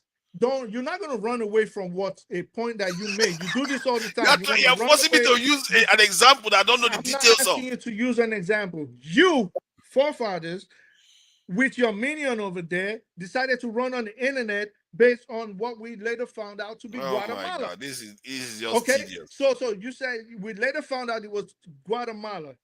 Your own word, extraordinarily powerful. Right or wrong, you use those words. One man that became so powerful in a Caribbean country, which we later found out to be Guatemala. You referenced the Banana Republic, and you said he said, "This is my turf." I never said he said this is my turf. Oh my God. He could do anything in that country. Yes, he had a lot of power. What year? 54. We found out this was 54. What does that got to do now with what we're talking about in West Africa? It has a lot to do with it. In 2003, he asked me now. They invaded Iraq based on lies. Hold on. See, my point is that his mistake is that so 2003 was this is a different argument altogether. The point he's making is that how does this affect Africa? My point is that if you keep weakening your own people by thinking that you are going to twerk and they will come and take stuff because you think they will not invade you, you keep twerking, they are getting stronger, you are getting weaker, you are upsetting the balance. In other words, there will be consequences. Their power will increase to the point whereby an individual can decide to do whatever they like with you. An individual within a nation. That's how powerful they will become. And your faith, your family's faith, and everybody's faith will be put at risk. That is extremely, it's not even, I would have thought this is common sense for all of us now. But it's not. Do you think, obviously, in your opinion, do you think Nigeria is a strong country or a weak country? Military, very weak. I don't care how you want to look at it. Is it a strong country or a weak country?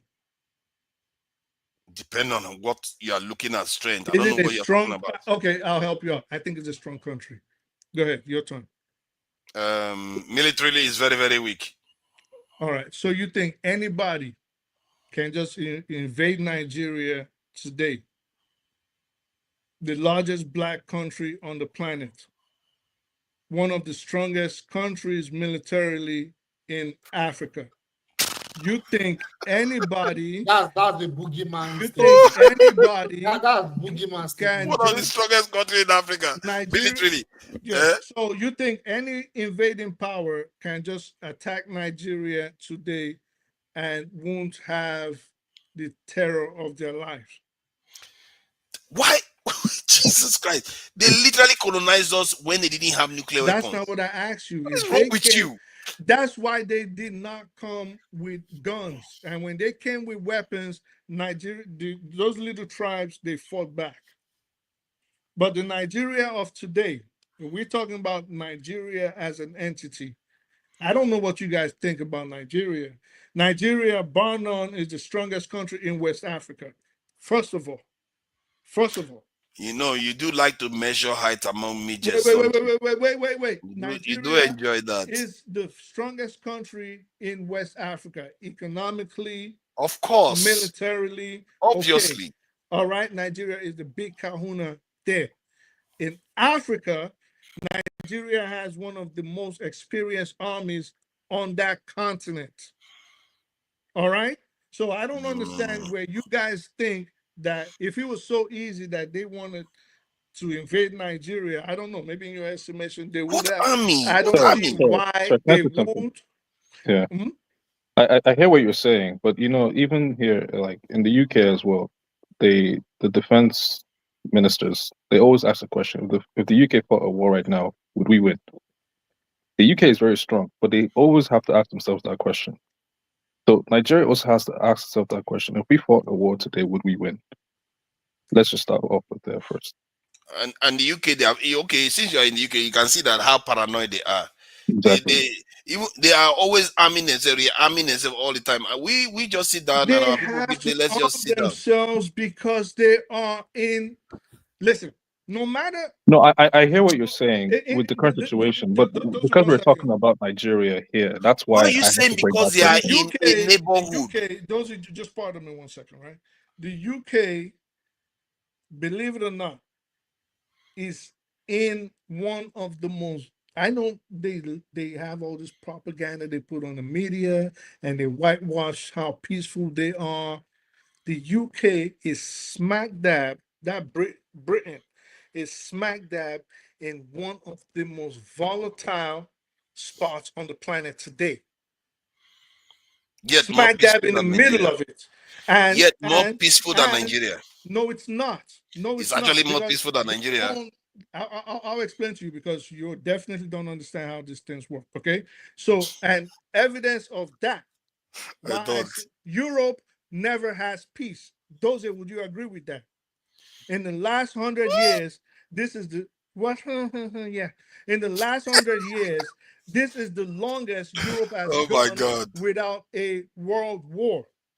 Whether it was the World War I, 14 to 18, World War II, 39 to 45, or in between, the Spanish Civil War, you know, other little skirmishes like that. Europe is a very volatile place. The longest Europe has had peace has been 45 to now. Europe was always at war. I see. So okay. That's why you have a country in Europe that has not been to war for 200 years. Okay. Europe has not been to war for 200 years? I mean, I said that's why you have a country in Europe that hasn't been to war for 200 years. And that's why you have a Europe that was a world war where millions of people were dying every 20 years. What is your point? Yes. And by that standard, my point is that in terms of actual physical harm that is going on, the last time you had it in Europe was more than 60 years ago. Yeah, good. So let me just finish my point. So no matter how they want to whitewash it, they are right now on the precipice of a third world war. We are not living in a more volatile place. This is our African diaspora brothers and family in Africa. Speak the truth. Let me finish, please. Let me finish. Why you're done, I will Let him respond. finish. Let him finish. So we are not living in a more precarious situation than them. They are in a position right now, just like in 14 to 18, just like in 39 to 45, they are in a position where they can set the whole planet on fire. We can wake up tomorrow and Russia has used tactical nuclear weapons on Kyiv. So we are not in a, no matter how this panel wants to play it, because they think everybody else has been brainwashed, not realizing the mirror is right in their face. We are living peacefully in Africa. They are the ones that at any moment to start lobbying. Is there anything you learned from history at all? You just talk. Even Germany. Hold on. Is there anything you learned from history or you just talk for the sake of it? Those of you want. Were we not living in Africa before we were colonized and enslaved? How? No. What does it take for you to understand? Just to put this into context, at that time, the Europeans were fighting each other. The Western Europeans, they were fighting each other. They actually had to sit down and form a diplomatic alliance to go and destroy Africa. That is clearly obvious. I don't know why you're acting as if you don't know. These things happen. They came together to divide Africa, to come and conquer Africa together. What is that I think you know what I speak to is doing? It's like what I'm saying is okay, let's if they are fighting each other, hasn't said anything for a while. Yeah, I have to say something. So I wanted to say that we're talking about Third World War, but you are taking things out of context. You don't I understand what you are saying. What you are saying is very interesting. However, you are taking it out of context. Because to put things into context, Europe as a continent right now, you have Western Europeans and you have Eastern Europeans. The war right now that is going on is a proxy war in the Eastern Front. Now, you're now saying that the West right now, there's tension, they could fight a war right now. Actually, it is a proxy war. The West right now, they are the ones trying to instigate a war. Russia is seen and we don't need the history as lesson. an What does that got existential to do threat. with what we're So talking what you are about? saying, listen, let me talk. What you're actually saying is that the essence is that if there's any country that has to be wary of any Third World War, it should be Russia. Western Europe, Russia is not just going to attack UK or US or France. UK is peaceful. Exactly. Except if UK or France would go directly and attack Russia, then Russia will have to react. What is that? What are you saying? Yeah, it has to do with what you are saying. Because what So you're saying is let's bring it back to Nigeria because the question was they just go all over the place. Like no, it's not. It didn't go all over the place. He answered you coherently. See, answer what? You are making it something. See, I speak the truth now. Come on, man. Wait. Because you do this thing where you start getting spiteful when you think you still got the shovel. You can keep digging. Listen, if I mention the UK being in a hot spot, if someone wants to ask you commonsensically, who do I think the UK would go to war with? Who would you say, oh, I think I speak the truth is saying the UK is going to go to war with?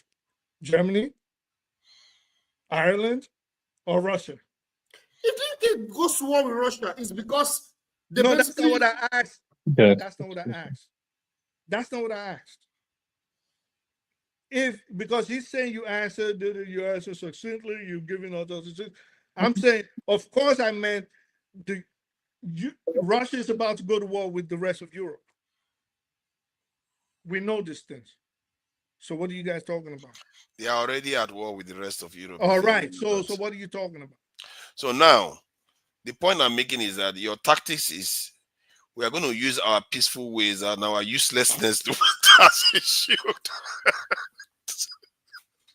You're like, you know what? We are so useless and so peaceful that they are not going to attack us. So let's just do that. That is your tactics. It's like, that's all you plan. That's your plan. I'm on my own and I'm going to go and find someone's trouble. And I expect that. Wow. Why do I expect to be at peace? I'm going to go and find someone's trouble. Literally. I'm going to go and find that person. And you expect to be at peace? Make any sense? So every military analysts will tell you that. Political analysts will tell you the same thing. Go to any AI, they will tell you the same. This is not even like my knowledge. This is general knowledge. It's only our black people that don't understand it. Do you know that Asians, they instinctively know these things already? Like when you tell them, I was watching this program one day, and I was watching these Asian girls, and I think it was Black Panther actually. They were reacting to this this in Black Panther, and they saw this sharing information with the CIA guy. They were like, oh, we have this Wakanda, this in. The Asian girls instinctively said, you shouldn't be telling him that. Instinctively, they knew that they were not reacting to the program. They were just thinking from their own. You can tell that they were thinking about it from their own way of thinking. That you shouldn't be sharing that kind of information. But for us, oh, let's share. After all, we are going to kill them with our peaceful ways. They are going to give us way. They are the Democrats. That's not how the world freedom, works. You know, the land of freedom. That's not how the world works. I'm afraid. I really wish that's how the world works. That hippies rule the world. Hippies don't rule the world. Period.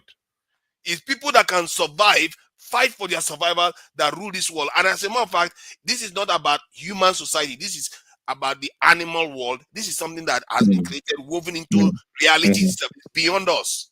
It's not up to us to decide. This is not. It's not even an option. The idea that we are even debating this. Who do you think is going to attack? Who do you think is going to attack you?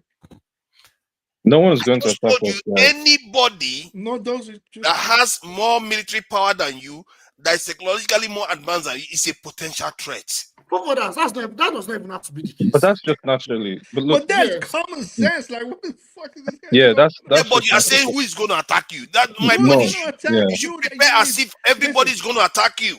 Remember, we started this conversation of your desires for nuclear-powered submarines and ICBMs. It does not even have to be a power that is more advanced. Aircraft carriers and B-52 bombers. This is all you wanted. It could be a neighboring country that I'm saying, who do you think is such a threat that you want to build? Or everybody? I just told you that everybody. I just gave you the clue.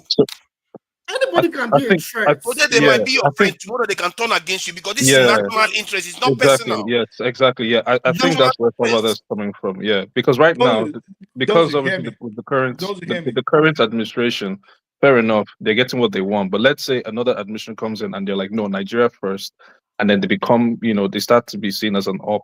Then this is probably where forefathers and today is saying, okay, no, we need to make sure that we ourselves have some sort of deterrent in case that should manifest. You always have to prepare for it. Always. Like anybody not optional. If you want to survive, it's not optional. Okay. Yeah. Both of you guys are making solid arguments. You're making good points. Both of you. And Robert, Sim Salabim, give me 3 nuclear weapons under my bed. It don't work like that. Okay? You're not getting it like that.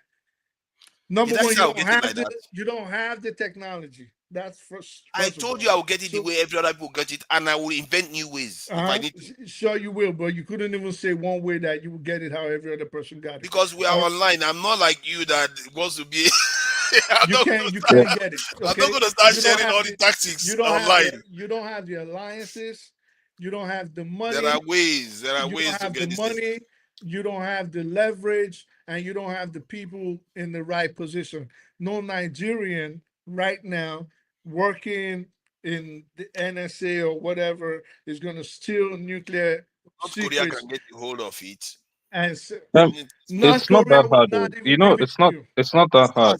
It's not that hard. I actually alluded to it when I first started this. That was actually the first thing I said. That is actually how you can get towards it. They're not going to give it to you. Listen, it's not. They don't have to give it. If they can take it's literally a rocket. You do realize it's just a rocket, right? It's just a rocket. It's not just. I understand. Yeah, I understand. Believe me, my background. You mean ballistic missile? Oh yeah, ballistic missile is basically a rocket. Yeah, no, even the weapons and stuff. But it's not just chemical. It's nuclear, so it's atomic. So that's the difference between just a normal, explosion and the normal TNT and nuclear. But what I'm trying to say is that the technology, yes, is advanced, but there is nothing stopping any country from actually looking to develop it. Does that make sense? But the only thing is just that there should be a procedure of declaring, oh, I want to do this, and then the big boys, the people who rule the playground, will say, yeah, you have permission to go ahead and They do that. won't. Which they won't. Perfect, exactly, because they're the ones that started it first, and they're the ones who are gatekeeping and saying, no, it's only certain people can do it, and then they will share the technology and share the information, and then you then become part of them. But what I'm trying to say is that if you go against that and still develop it, then you're seen as like, you won't even listen. Everybody The moment you develop it, it's over. They can't do anything. Yeah, Then. We won't exactly. even get to enrich. We won't even get to test enrichment. You see how he behaves. You see this one. This one that wants to twerk till eternity. He wants to twerk till eternity. You're like, hey, let's twerk for them until the kingdom come. That's all you're gonna do. Even gonna get to the test. What are you talking about? Of enriching uranium. See. I hear what you are saying to an extent, but both of you are insulting us, saying that we cannot do it. We can. We are 1.something billion in the world. Yes, we can. If you wanted to fly, you could. Oh my God. Okay. See, if you wanted to fly in the air, you could. Can you fly right now? You can. On this very continent we stand on. So we can't fly. There is nuclear power plants on this continent. There are nations that actually, like in South Africa now, they do have this highly rich uranium. So it's not like it's because totally South impossible. Africa was a nuclear power country. Yes, but the point I'm making is that you make it sound as if it's beyond us. That's how you make it sound. At this stage, it is. At this stage of the nationhood in Nigeria, it is. There is no benefit. What is the benefit? There's no benefit. Let me finish. Okay. You don't even know the question. Go ahead, magician. Tell me what the question I was going to ask. There's no benefit of us having any nuclear power. What would be the benefit for them allowing Nigeria to have a nuclear weapon? Let's say for America, if America was smart, they will form a closer alliance with America and then enable Nigeria to. No, I'm trying to give you the reason. I'm trying to give you the reasoning. Questions like this, I'm trying to give you the reasoning. You're giving me an hypothetical answer. If I didn't. No, not hypothetical. You said, what are they going to gain from it? Exactly. But you say. Now that's what I'm trying to tell you. Country. You see how Britain gains from America. This in America gains from Britain being part of their nuclear this in umbrella. They gave Britain a Trident submarine. That is how they are going to gain from. As a matter, they'll gain more from Nigeria like that, because if they know they are about to lose power to this in China, and they are smart enough to work with Nigeria, make Nigeria a nuclear power, Nigeria will keep Africa in check. That's what they did to Japan. Yeah, that's a big incentive for them to do that. I said, right now, what would be the benefit of a nuclear-armed Nigeria for the security of the United States? How does it benefit Nigeria? Because Nigeria is strong. Or France? Okay, let me ask you, what is the benefit of to the United States if the United Kingdom is armed? Russia. They put Russia in check. Okay. The same thing for this in Nigeria. They keep all potential Russian allies in Africa in check. Oh yeah. Okay. Shocker. Like who? Like Burkina Faso. No, like any other nation. No, like that who? Russia like and China could influence. Go ahead. We have almost 50 black African countries and maybe nuclear program with Nigeria going to put. Wait, isn't Burkina Faso? Burkina Faso, don't they have a deal? Yeah, Burkina Faso is a deal with Russia. Yeah, they are dealing with Russia now. Yeah, to have a nuclear program. I think they want maybe to build for a nuclear power plant or electricity, something. not for freaking weapons. Well, you never know. It's just one step. That's where it starts. They need electricity first. Yeah, but this is how it starts. This is how it starts.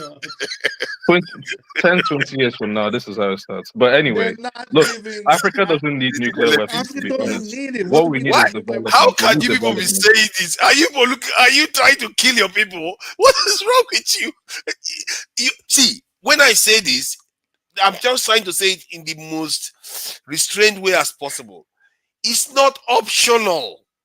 It's not. You don't have a choice. You have to go. Okay, maybe not nuclear, but maybe there's something else that is just as powerful as nuclear weapon, but you don't have to go nuclear. That can prevent. Let me see your wish list. I wrote it down. Hold on. I don't know anything Nuclear else. weapons, maybe drones. Maybe I don't know power anything else. subs, No, I don't know anything else that can prevent them from invading you than nuclear weapons. bombers. I guess you said B-52s, nuclear aircraft carriers. Yeah, like which one? Aircraft carriers. Aircraft carriers, to be fair, is not a massive one because aircraft carriers are offensive weapons. So I don't necessarily subscribe to offensive weapon. I'm more about defensive weapons. I'm not here like trying A to nuclear weapon colonize is a the world. defensive weapon? Yes, actually. You don't know. That's the whole point. What do you think they call it nuclear deterrent? A don't nuclear understand. weapon is a defensive And weapon. why do you think Why did they Israel- call it a nuclear why do you deterrent think, if why it's do not you a think defensive Israel weapon? desperately does not want Iran does not to mean not it's a have nuclear defensive weapons? weapon. I That is speak the the whole truth. point. I speak the truth. Gideon, please. You know so much about say Israel, what you have right? to say. Like, So I want to ask you a question. Why do you think Israel does not want Iran to have nuclear weapons? why do you think, genius? Oh, the reason is because so that they can always use that as a leverage, so they can always find a way to weaken and attack Iran, using the US as well. So what's your point? If Iran has nuclear weapons, that will serve as a deterrence. So what's your point? My point is that's the reverse of nuclear weapons. It serves as deterrence against an invading enemy. So you use it to attack people. We all know it's a deterrent. Oh, so It looks like we are flogged. I speak the truth too much today. No, I if think you want to lie to this yourself, I flogging mean is the too much audience now. except you I certainly speak the can't truth. read. I speak the truth philosophy. Hippie philosophy. Let's twerk till the kingdom come. If we twerk enough, nobody will attack us. That's his own. This is his philosophy. No. Then what is your philosophy? Tell me. No, I understand these things very, very well. I studied it. I worked in them. This was my profession. You know that is for fair over- point you just for made. over a decade. No, let me ask you a specific so- question. so- I want to ask you. I will give you time, the whole time in the world to explain this because I I don't need to truly understand want this to. serious No. Seriously, I truly want to understand. Maybe there's something in it. You're thinking in terms of how we regulate the threats that will come to us and paint the worst case scenario threat that will come to us, how we survive it, and the best case scenario. Paint all of them. And when we say the worst case scenario, some people want to come and just clear us out. They want to kill us and take the land for themselves. But that's Let's a paint the loaded. clear. That's a loaded. No, that is the worst case scenario. Don't ever assume it cannot happen. You asked me a question and you're answering it. All right, go ahead. No, I'm trying to get you to so that you don't avoid it. The worst case scenario is they want to kill us all and take the land. Maybe because they just want to build some weird contraption. Who knows? That's the worst case scenario. So paint with your ideology or your way of reasoning our security, how you deal with all these different facets. What is your question? I'm just asking you. Paint for me so that I Do you understand deal with an existential how crisis do you deal with all from these an enemy, potential threats from a to powerful us? country? How would you deal with all these potential threats to us based on your ideology you spilled out? So What maybe there's something in potential it. threats?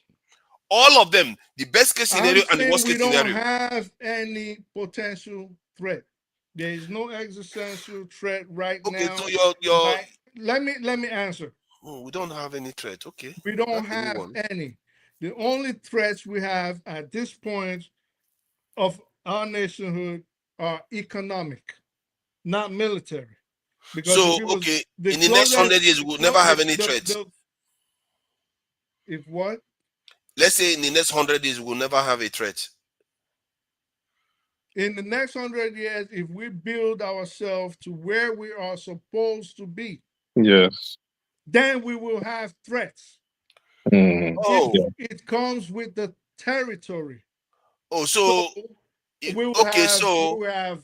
Hold on. I'm trying to understand you. You are saying if we build ourselves to where we want to be, then we'll have threats. Assuming we But decide. why would they let you build to that listen. point when they can prevent you from building to that point? That is the whole point that I've been making. So if by happens chance or by some form of whatever the world, we don't know the trajectory the world is going to go. We don't know who's going to build alliances with who. We don't know who's going to be on the axis. We don't know which kind of economic partnerships are going to come together. Now, say Nigeria became the 5th most powerful country in the world, militarily, economically, by GDP, then you would have those problems. You don't have that problem because it comes from now. good leadership or good leadership. Yeah, Hold on. and it comes from competition. So is that logical though? What is Because logical? we were not superpowers when we were invaded before, colonized. Is it logical? But at the same time, we were not a country when we got Yeah. invaded. Yeah, but the point was, even when you are a country, the country is just a different name of groupings. Okay. The point is, they were able to invade you before, even when you're not superpower. Because So what that makes was you think? how the world was, which is why I said we don't know. Let me finish. Which is why I said But there's no country that has developed like that. I'm really confused. This is why I said, and I laid a caveat right away. This is how I teach too. We don't know what economic, for example, alliances are going to be in place tomorrow. We don't know the trajectory of the world. We don't know who destroys who tomorrow and which people have to move from continents, and then everybody. We don't know all these things. But since we don't know it, why do we have to Since anticipate? we don't know it, we can only go based on what we know now, which is power begets competition and envy. That much we know. So you become powerful, people become envious, they want your position. That much we know. We're not there. Nigeria is one of the poorest countries on the planet. Okay? So nobody is worried about Nigeria to the point where they want to attack you with nuclear weapons. Okay. The only problems we're facing right now are economic, sabotage, internal. No, let me finish. Internal. You just keep talking, making the same points. No, because you don't like to listen. So internal and external. Those are the only problems we have. Economic problems. Okay. So, in other words, you know what he has just done? He just downgraded us from human beings that have the same aspirations as other people to less than human beings, that people just look at us and they can stamp at us whenever they like. And his assumption is they will allow you to grow to a point whereby you become a rival or somebody that they can build defenses against without confronting the threat in the first place. There is always a threshold you have to cross. It's very indicated by history. They will see you coming. They're not stupid. They will see you becoming rich and becoming dangerous to them, and they will stop you and send you backward, like they've done to us since 1960. They've been doing repeatedly. Thank you. Yeah. And I speak the truth. I want to use one This example. idea that they will just roll and die. They are stupid. It's almost as if they expect our enemy to just one second. But notice that when this thing you're saying now, right, from 1960, you know, Nigeria, £1 was like 0.8 something naira, right? Basically, naira was stronger than the dollar and the pound. The economy was on a trajectory. We were, if the civil war never had happened, including the coup and everything, Nigeria would be a superpower today if Nigeria had continued that trajectory. But here's the thing, just like what you said, for further, Nigeria was taking off, right? But the West, whoever clipped their wings, and ever since that civil war, Nigeria has never recovered. So the thing is, Civil war did not. So, yeah. Civil war was not our problem. Let him just No. It's see the whatever triggered that civil war, from then on was our downfall. So what I'm trying to say, if that never had happened and we stayed how we were and people were all, and we would have been a superpower today. But they saw this coming, just like what Papa was saying. But here's the thing. No, we would have. I'll tell you why we wouldn't have. But wait. I agree with you. What I was saying is very interesting. But here's the thing. This is what Papa was saying. Papa was saying that if we were going in that trajectory, I think I've lost my train of thought. Being clipped. I've lost my you have to cross a threshold. They are watching what you are doing. Yes. They're not going to just let you just keep doing. This is what I want to say. Let me counter that. I'm saying Nigeria would have still had a problem regardless of the Civil War. In fact, that Civil War period actually helped Nigeria economically. That was the No. period. Mm-mm. Let me finish. Let me finish. No. So that period was actually when the Go One Mm-hmm. made that statement where he said Nigeria, because we had the oil boom. All right. So we had the oil boom that period. And that was the period Go One said Nigeria has so much money. The problem is not the money. Our problem is how to spend it. Ask anybody that knows Nigerian history. That is a famous statement attributed to Go One. Now, why did I say the Civil War did not affect Nigeria economic? It wasn't the reason why Nigeria went in the economic doldrums. Nigeria would still have gotten in the pit that it found itself because its rulers were unbelievably corrupt. Nigeria's problems started from 63. And if you go figure out who Festus Okotie Ebo was, do you know Okotie Ebo? The finance minister. Part You of don't. him. So figure out who I he know was. him very, very well. Sure you do. So when you figure out who he was, right, and then coming down to the Second Republic, okay, so after Murtala got executed in Marina, the Second Republic, the politicians became even worse than the ones in the First Republic. Then we had a little reprieve, and then we had the IBB era, which came with uber corruption, which came with the structural adjustment program. And then we had Abacha. And so it wasn't the Civil War, it was the leaders that we had.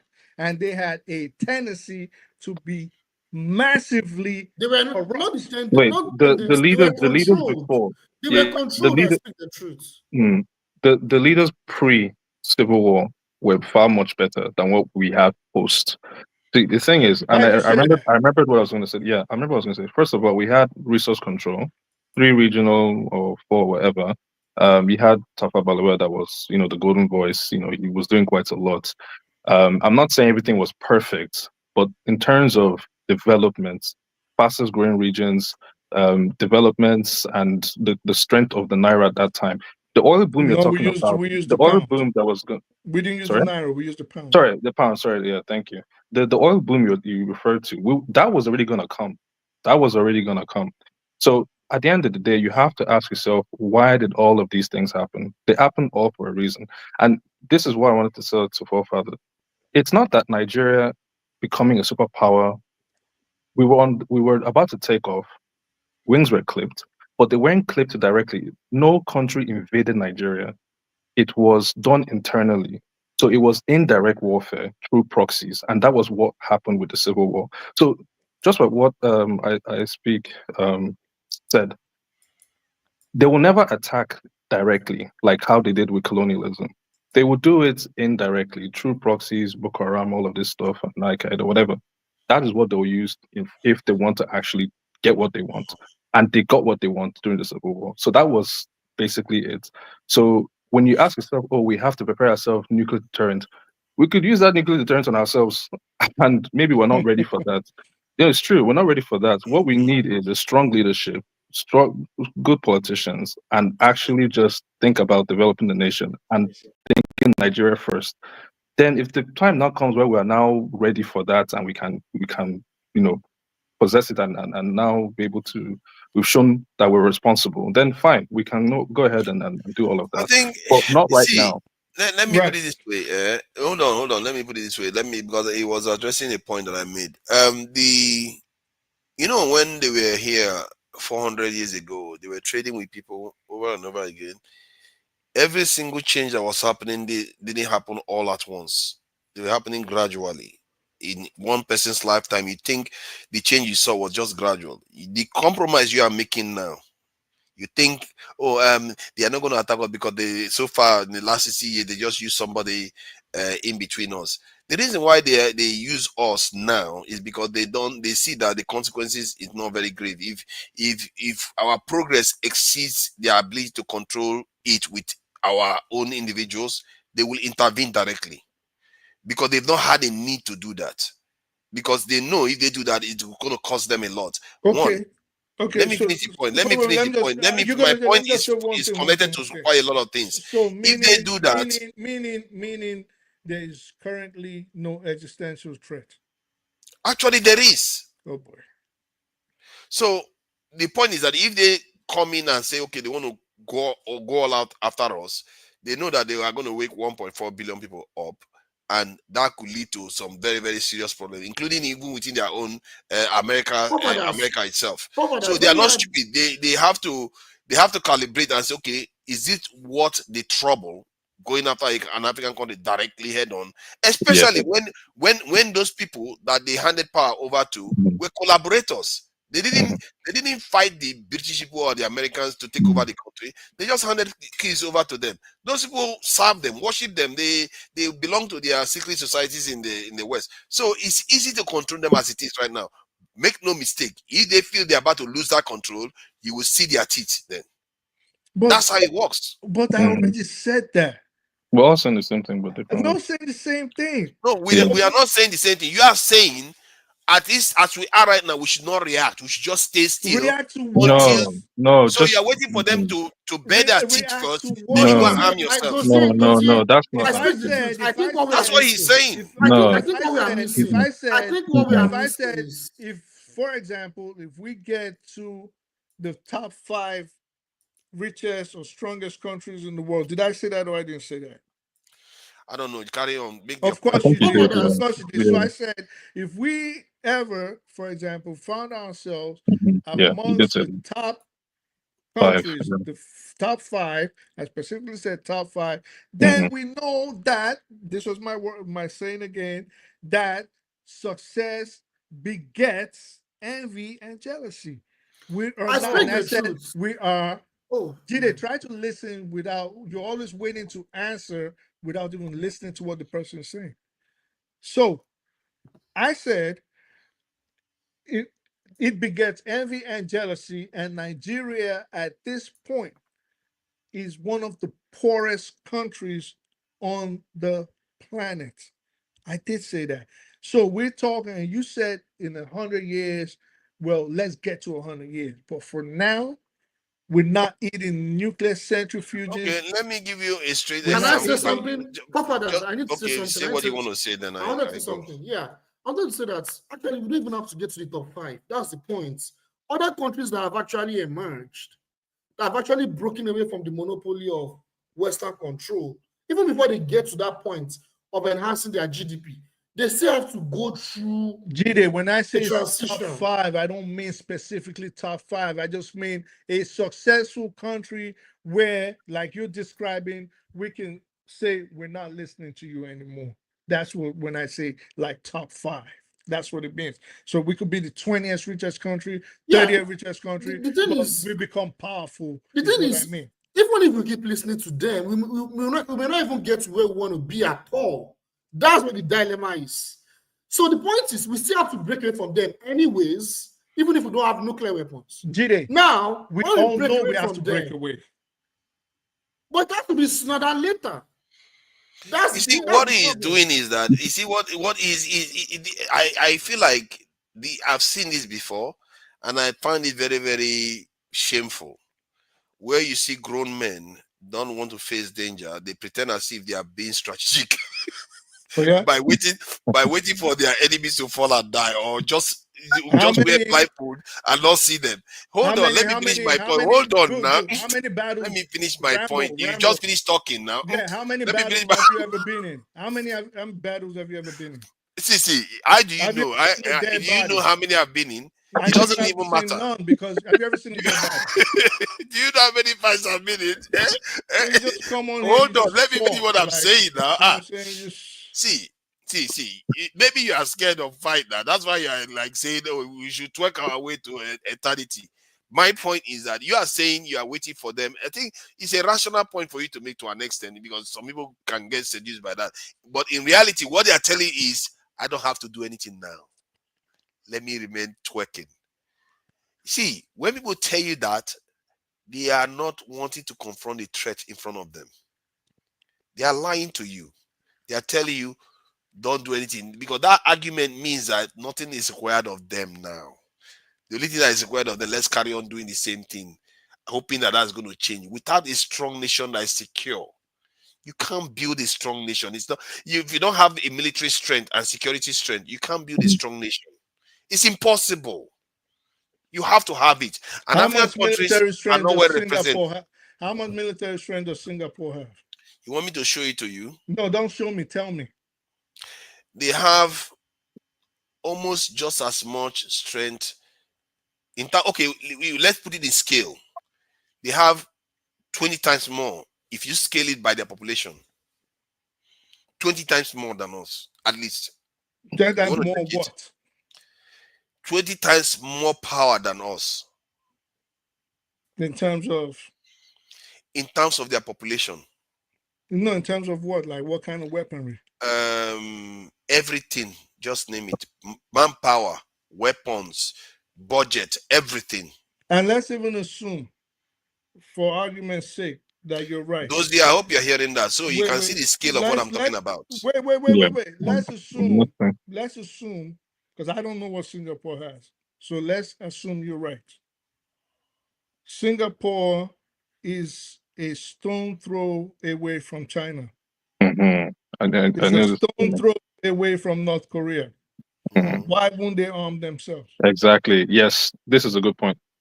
That's true. Why would who arm itself? Why won't Togo arm your ass? No, sorry now. You were saying, are you saying why wouldn't Singapore arm itself? Yeah, like Singapore, Taiwan, all these countries that are feeling that threat from China. Obviously, the only reason why they're able to even possess such capabilities is because of their Taiwan, economic might. You know what I'm saying? So around Taiwan, they have nuclear submarines there. Because of China. Yes. So it's a deterrent. It's a deterrent. Okay, it's a deterrent. So they have it as a deterrent. But then why ask the question if they are already defending themselves? But that's what he's trying to make. Nigeria doesn't have any threat. There's no need to have that as of today, as of right now, this second that's going right now, Nigeria doesn't have any threat that any country is looking to colonize us or bring us back to whatever people's whatever. So he's saying we don't need that now. But then you're saying that we need it for future and whatever. But what I'm saying, I hear both of you guys. You guys are making solid arguments. One is talking about right here now. One is talking about the future. I'm saying, look, we need to develop ourselves economically for us to even have the stomach to even say, let's go nuclear or whatever. That's just it. We need to get to the point of Singapore, Taiwan, and that technology in order to even hold on, I've heard you. You see why he's so happy? Because he knows you are falling into his trap. He knows full well you will not get your economic growth without that security strength. The two is linked, and one comes first. Why Can you hold on now? What you're saying is nonsense. Why do you keep interrupting me constantly? Why won't you? You know what? I think we'll just stop this so we don't argue amongst ourselves. We can go to AI. We can go to the historical documents and check it. Not me, not me saying it. Let's find out from neutral sources. How won't you get economic strength today without military strength in Nigeria? How? Nigeria needs, let me tell you something right now. With economic strength, inevitably comes military might. Whether you know it or not. Because the same industries that we will use to build all the same iron smelting factories are the same ones we're going to use to build the tanks. We're going to use them to build any weapon that has to do with metal. We're going to build it with it. So if we don't have economic strength, people so slow. Do you think we've not tried this for the last 60 years? Guys, we don't have the leadership. No, look, what guys are happened was freaking during the crazy, yo. 60s. You Look, are, those no, stop. guys, During during the 60s, they You are used not going to internal have the warfare. leadership if you don't think like that. You are not going to have the leadership. Murtala Muhammad, we had about 250,000 soldiers. He retired this in Who told him 100,000 to of do them. it? Who told him And to do it? Who told him he, to do it? who God knows who Do did. you notice But it how doesn't matter. Exactly, he was told Let to me do finish that. my point now. He Let me doesn't finish just do my that. He was told to point. do it. Let Okay, me listen. finish my point. Historically, it is clear. It's so abundantly clear that if you don't have security, you will not have the economy. You crave the economy, but you don't want to make the necessary sacrifice that you need to do. All these nations were mentioned to you. They didn't get their military because they had economy. They got their economy because they had the military. And they the got the world security. was An example, vastly... let me hold on. See, you are interrupting me a lot when I'm making my point. See, I stop. China got its nuclear weapon before they got progress.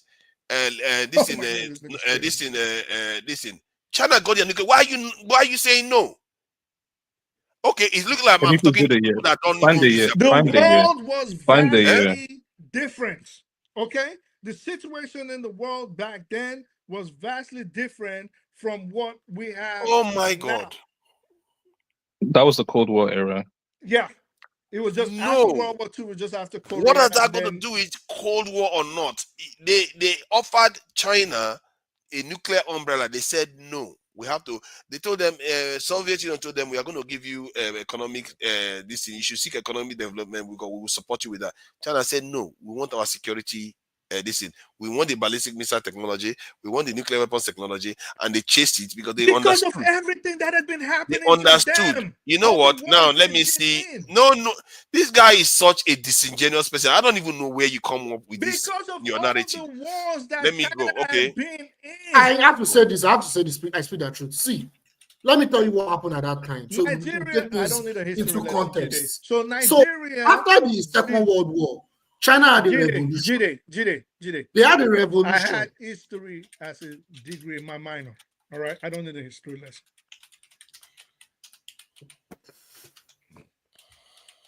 Okay, let me continue. So what I'm saying is, China, after the Second World War, they still had another fight. They had a revolution under Chairman Mao, where they defeated the nationalists. Those were the puppets of the West. They defeated them, they ran to Taiwan. You understand? Now, at that time, China needed a security guarantee away from external threats. So they needed security guarantee. That's what Fubara is now explaining. They needed to collaborate with the Soviet Union. So after they took power. Wasn't China involved in Korea? Yes, they were involved in Korea. China involved in after World War II? revolution? Wasn't China involved in World War II? That was before the revolution. Yes, they were. I'm not asking. That's what I was correcting. Yes. So basically, because you want to jump on forefathers' back and start humping it like a little. So basically, it was because of all the wars, like I stated, that China had been in previously, is why they decided to arm themselves with these ICBMs. Yeah, well. Was it well? Yes or no? Yes. But still, good. But But talking about the war. But knowing this, you decided to hop on an internal struggle, trying to negate what I said. The reason. Jide, let me just finish. You're always all over the place. I don't know what's wrong with you. So basically, the reason why China decided to arm itself was because of the external conflicts that it had previously been in. World War II, Korea, to an extent Vietnam, things of that nature in its sphere of influence, right or wrong. That was more of a proxy war. They supported Korea. What does that got to do with anything? Korea. That was why they decided to arm themselves. Well, yes, partly yes, but you can make a case for Cuba too. Cuba did not go through the Second World War like China. Again, It was a But different they see world. arm themselves, like you mentioned. So it was first of all, it was a different world. It was a Cold War era, like Dozie said. We are not facing that. Hold on, I know you want to talk. We are not facing that kind of situation. But we don't have a unipolar movement anymore. We don't have a what? We don't have a unipolar movement anymore. There are What are other you talking forces about? that can always back weaker countries. And that's what Iran is doing with Russia now. In 2001, America can go and bomb Iran, for instance, try to stick to because the Iran was a much weaker country and Russia was a weaker country. America can go and bomb Iran and get away with it. Now it's not going to happen. Does Nigeria... The balance of power in the world has changed. I said that like 1,000 times. So does Nigeria have a problem like China did from about let's say 41 to say 63? No, they didn't. So we don't. No, we didn't, because I said so we don't. I said right now, do we have? We're a colony, brother. We're a colony. Jide, it's always good to listen to the Nigeria person. was a colony. Jide, that wasn't my question. Okay. That wasn't my question. Okay. I said, compared to what China was facing from 41 to 63, Nigeria is not facing a similar situation. The Cold War doesn't exist. World War II is over. Korea is over. Vietnam is not happening. We don't have threats from the United States or Russia or nobody. So we're not facing the same kind of situation. Nigeria's problem is hunger, insecurity, and poor education, lack of infrastructures, etc. Okay, It now is not the same. Okay, now this is obvious. Now let's check some facts out. I don't know why this is a long debate. So this is a quote from Machiavelli. This is supposed to be. Don't start now because you don't know more than him. He's read 48 laws of power now. We like this thing.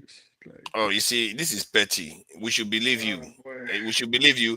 You see, I can go from one source to another, from written documents to documents, because I think we are having a retarded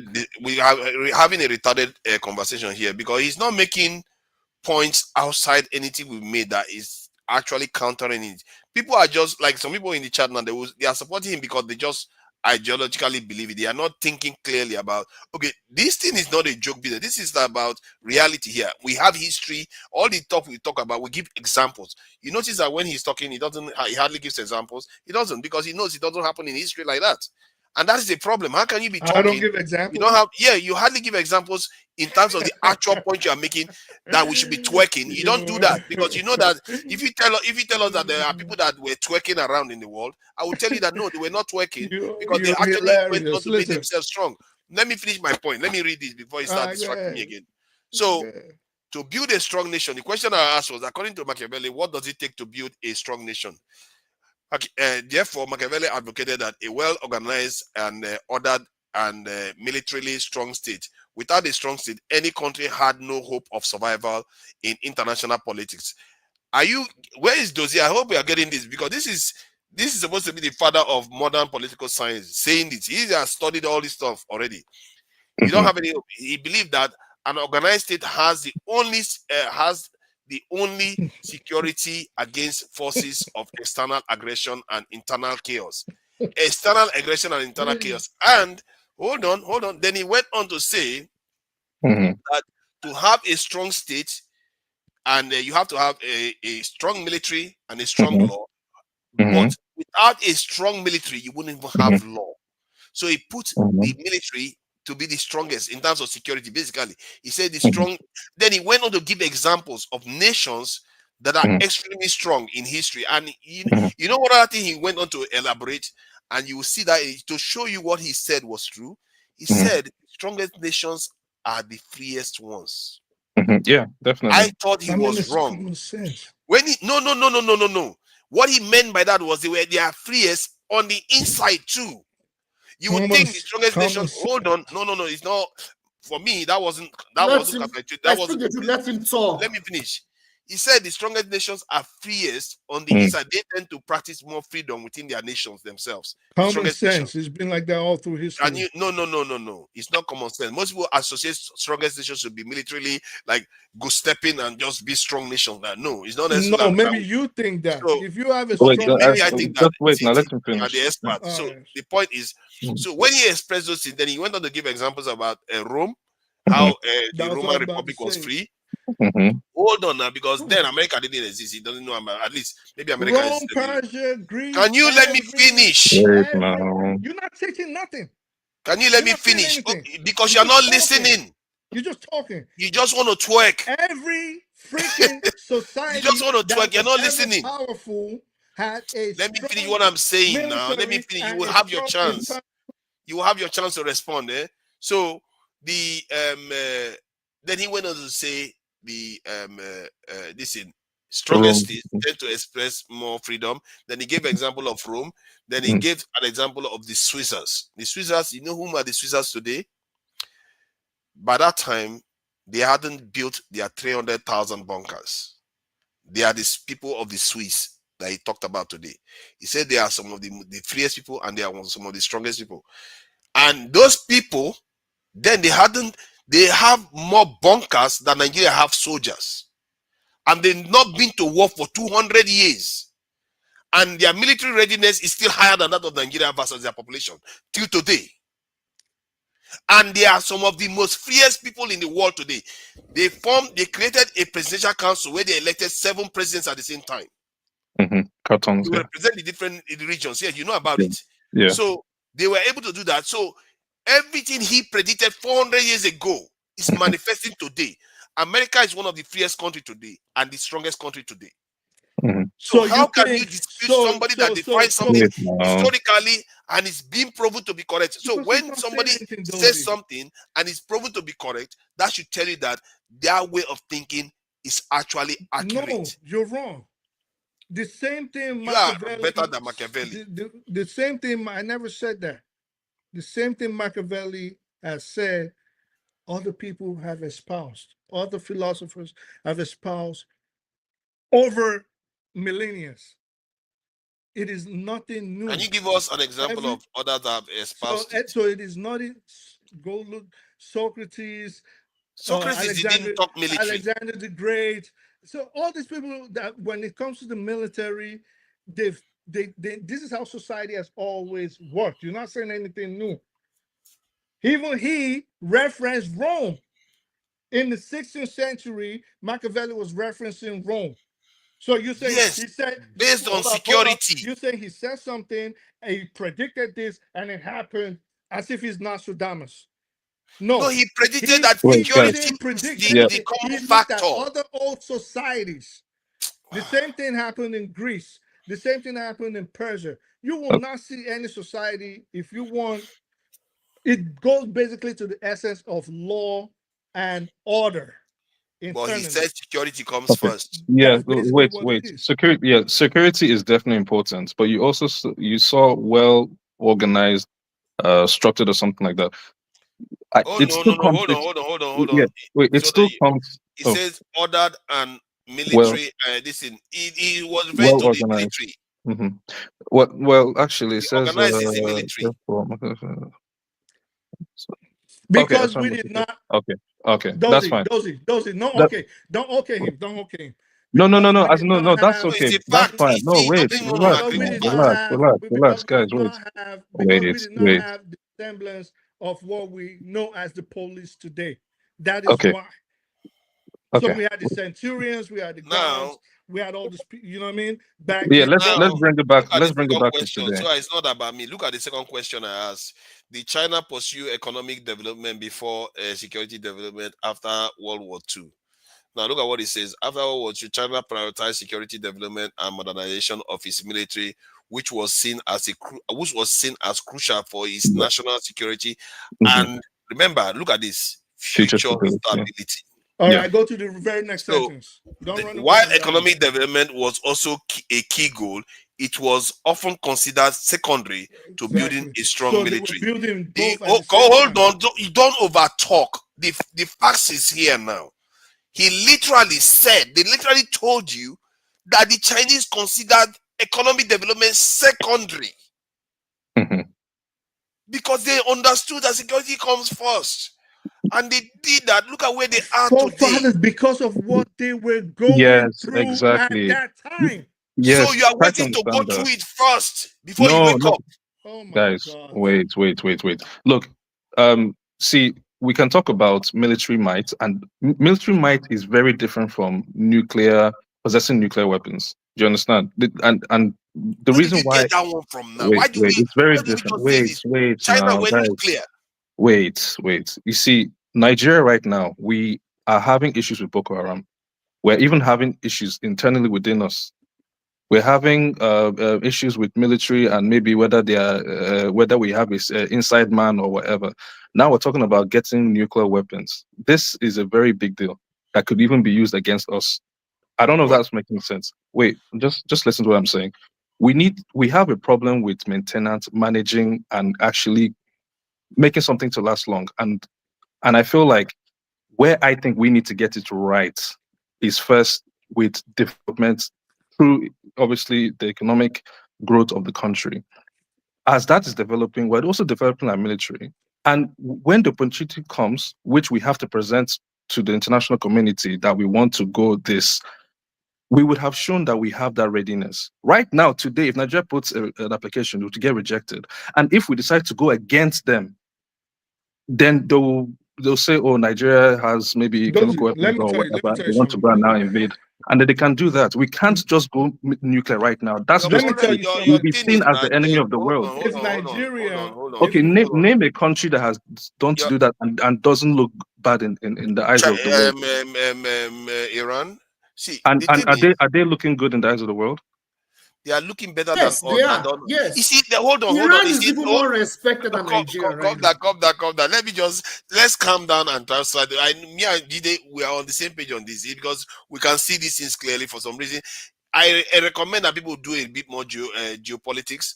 See, Iran on almost every matrix. Iran has been under sanction for over 50 years. On almost every matrix, they are better than Nigeria.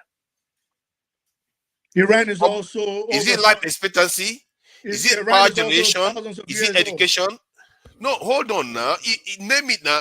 Life expectancy, education, power generation, name it. Iran is also thousands and of guess years what? Old. Forefathers. Most of Donald Trump just so nice. Thousands of years old. Do you know how old we are? Most of what you use in the world today, from oh my God! You see how you're making an excuse? So because let me finish. He doesn't have any arguments. Most of what, you used to live. You lived in bushes and caves when Iran had cities. Okay, so most of what Iran, the world uses right now, where did Caesar on what do you from the Persians? All right.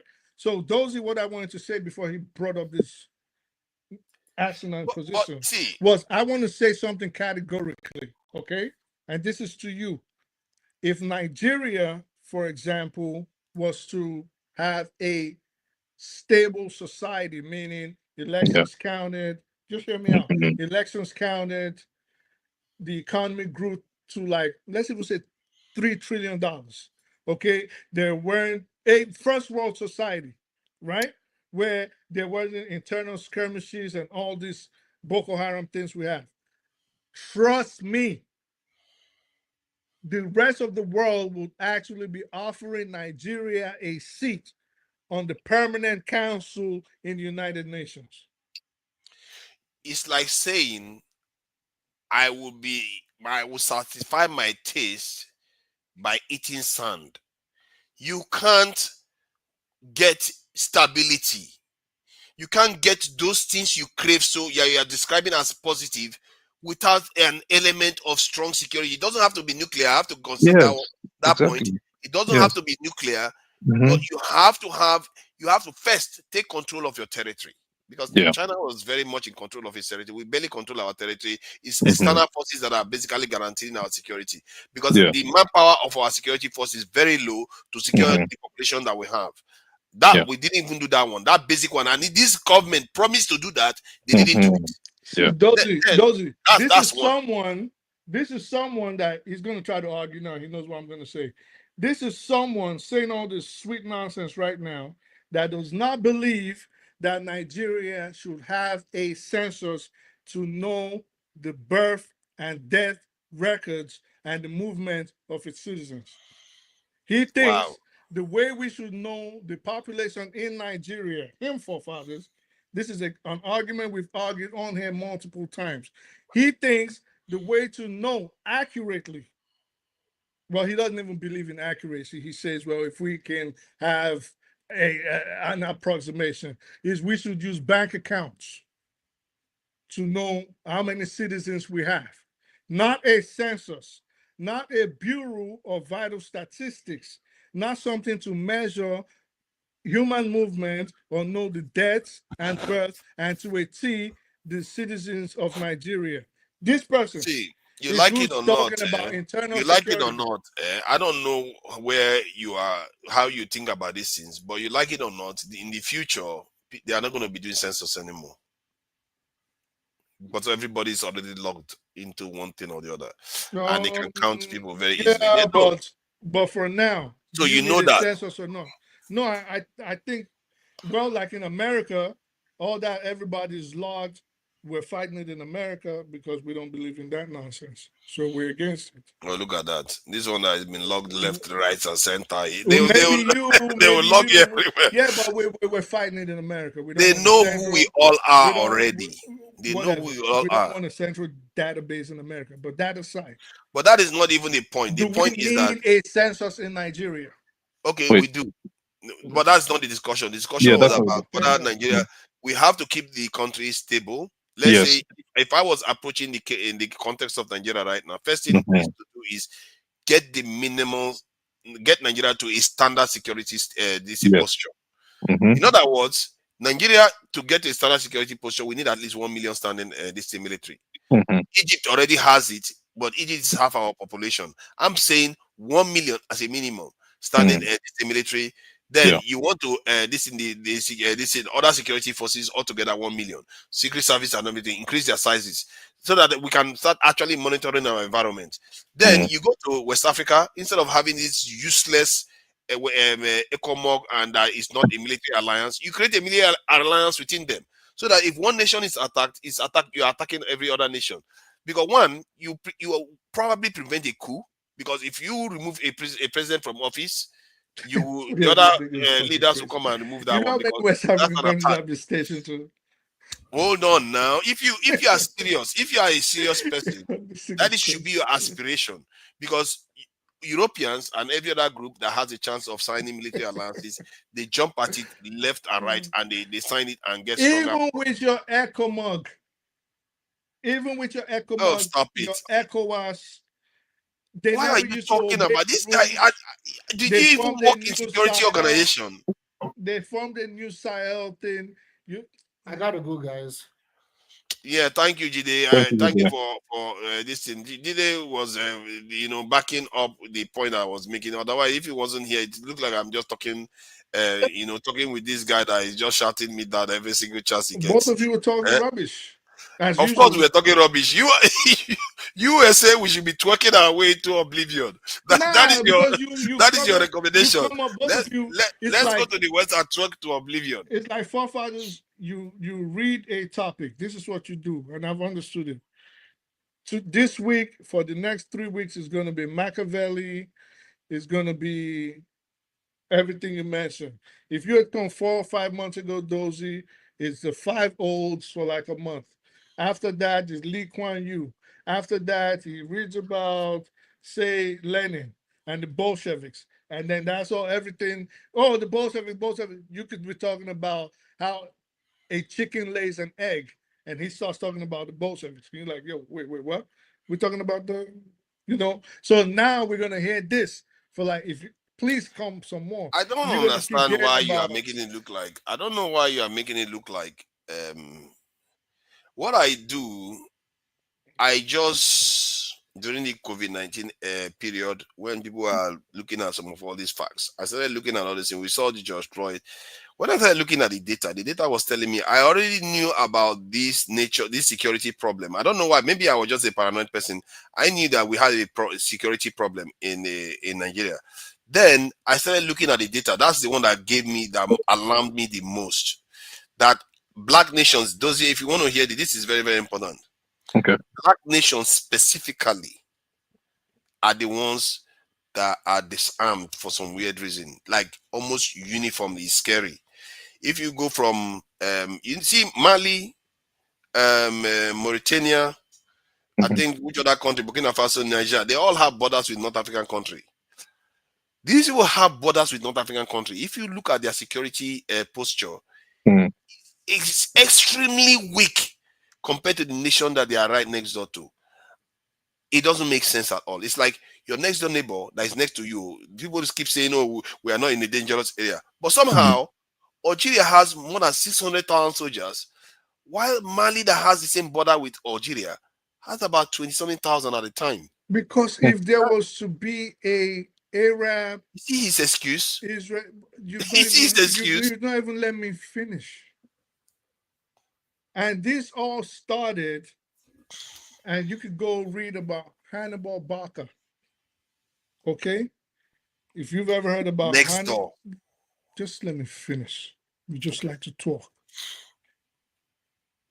Like Tony was trying to tell you, there are reasons that have been happening, not now. So we don't have a reason. Let me finish. So we don't have a reason. To explain to you about the Straits of Gibraltar, why that place is very, what's the word? Crucial. Why that place is crucial in terms of like geopolitics of that area. Then you have like the Suez Canal, that area. Then you have the Gaza Strip. You have all those places. If something was to pop off between Israel and those Arab nations, those northern African countries are going to be involved. They are all going to be involved. So they need that. We don't have that problem. Wow. We don't. I scared you. So after our history, hold on, calm down. Let me ask now. So those you know about Phoenicia and how North Africa became what it is. Do you have an idea how it became? Carthage. Yeah, Thank you very much. Yeah. Thank you very much. So Carthage, Hannibal, how they came from Rome, across the Mediterranean, all that. Over years, what do you think will happen? All of this is not start today. But of course, they pick up a book 2 years ago or last night or 2 weeks ago, and all of a sudden, we're talking to Churchill. You know, but they don't understand how deep and convoluted and entangled all these things are. Why do they have this? Because these people have experienced this thousands of years ago, and it's been happening over time. That was why they came through the Atlantic to come grab us and did not come through the Gibraltar. They fortified that area already. They have to. We don't have that problem. But that's a good point you're making. That's a good point. But the case on Mali having a very small number, I mean, they're having insurgencies as well. So I'm surprised why their number is quite low when it should be quite a lot higher. Well, it got destabilized before they could even put anything together. See, the Boko Haram issue is an issue that nobody envisaged. Nobody in West Africa envisaged it, right? Because after the fall of Gaddafi, who even thought that they were ever going to go knock off Gaddafi? Who thought they were going to go destabilize? That's what I'm trying to tell you. They will. That's what I keep saying, guys. They will never attack you directly. Yeah. It's always indirectly through proxy or even your own people as well. I keep saying this. You see how he said something else. He didn't let me respond to it, and he just changed the topic again. They are talking about Mali. And that's what I was going to, and I was about to say that, and this is why that was what I was going to. You finished talking, he said something to me, and you took over again. You've already finished talking. You talk about Carthage and everything, and you still won't let me I was talking about finish. why Mali, we did not envisage it. And I'm saying, of course, nobody expected what happened in Libya, and now it has come down the Sahel and is affecting different spots in West Africa. I would have envisaged it, but people like you that want to twerk will never You would have envisage it. envisaged it. Yes. You, Because who's people that like now? you, Go ahead, you want tell, to twerk, and stay defenseless until the trouble comes. Then it's like, where is my gun? Let me figure out how to defend my Okay. home. You That people is Sorry. not how it So, works. so are you saying that the fall of Gaddafi was what gave birth to like the Janjaweed and all these guys and the Sahel and all these guys? Is that what you're exacerbated it, saying? yes. At least for Boko Haram, gave birth to Boko Haram. So for the Janjaweed, they exacerbated it, even though they'd been having little brushes here and there back, from Mauritania and all those places. They did have those little skirmishes. But the fall of Gaddafi led to a lot of proliferation of small arms from Libya down westward. Well, southwards, if you know. So down to Because sub-Saharan somebody Africa. decided that it was a good idea to invade Libya. Now, the point is that next door neighbor, Algeria, overmanned compared to Mali. Point is that when I say that, I'm trying to get you to understand that there's something wrong with black nations. Definitely. Absolutely. So you also look at, if you go towards Guinea and Mauritania, even Mauritania one will jog you. If you look at Mauritania is a country that is majority black, but at the top of the country is controlled by Arabs. Senegal shares a border with Mauritania, completely black. Yet Mauritania's security posture versus their population is 2 to 4 times stronger than that of Senegal. So it tells you that, like, the moment is not black people, it's different. The way they look at their security is different. Then if you go from there down to other African countries, it's almost uniform, completely useless security posture that they have. Ghana doesn't even have one jet fighter. They have 15,000 soldiers for 30 something million people. That's one soldier to 2,000 citizens. How can one soldier defend 2,000 citizens? America, with all its weapons, with all its advanced technology, is one soldier to 150 people. You have to defend. Most countries have it within that range or even less. So this is what I'm trying. That's what I discovered. Nobody had to teach me this one. They don't teach you at university. They don't teach you at school. They don't even teach you in the military. The only people that know these type of things are generals. They don't tell them all these skills. Generals? Yes. Profile, just be quiet and just talk about what you're talking about. Generals What in do the you mean? military are the ones that are aware of these facts. He's speaking about some highly classified secrets. Actually, it is. Sorry. I want to know why. Why do you think that is? So you've explained that what you've the insights, right? So why do you think that is? I'm curious to I get your think thoughts on that. my top reason Theory. or Yeah. insight into this, Okay. because I try to find a coherent reason. You can argue that some people say it's through IMF loans. IMF forces our leaders to take this in, reduce the size of the state. So because of that, it gradually decreases it.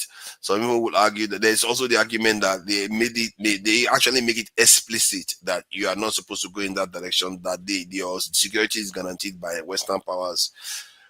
But then again, in the end, it's down to our people to decide what path they go on these other two approaches. So it's up to the people to decide. So when I discovered was that, okay, if you want to hold our own people responsible for this now, how is this happening? Why is this still going on? The only thing that came to mind was the fact that the way we got our independence, we didn't fight for our freedom. They handed over power to the collaborators. Because I remember watching drama program when I was younger. You will see this black man, he will wear short knicker and a shirt, and he will have a hat on. Then you see the white man who will be sitting on a chair, and the black man will be the intermediary between the locals, the natives, which is us, and the Oyibo man.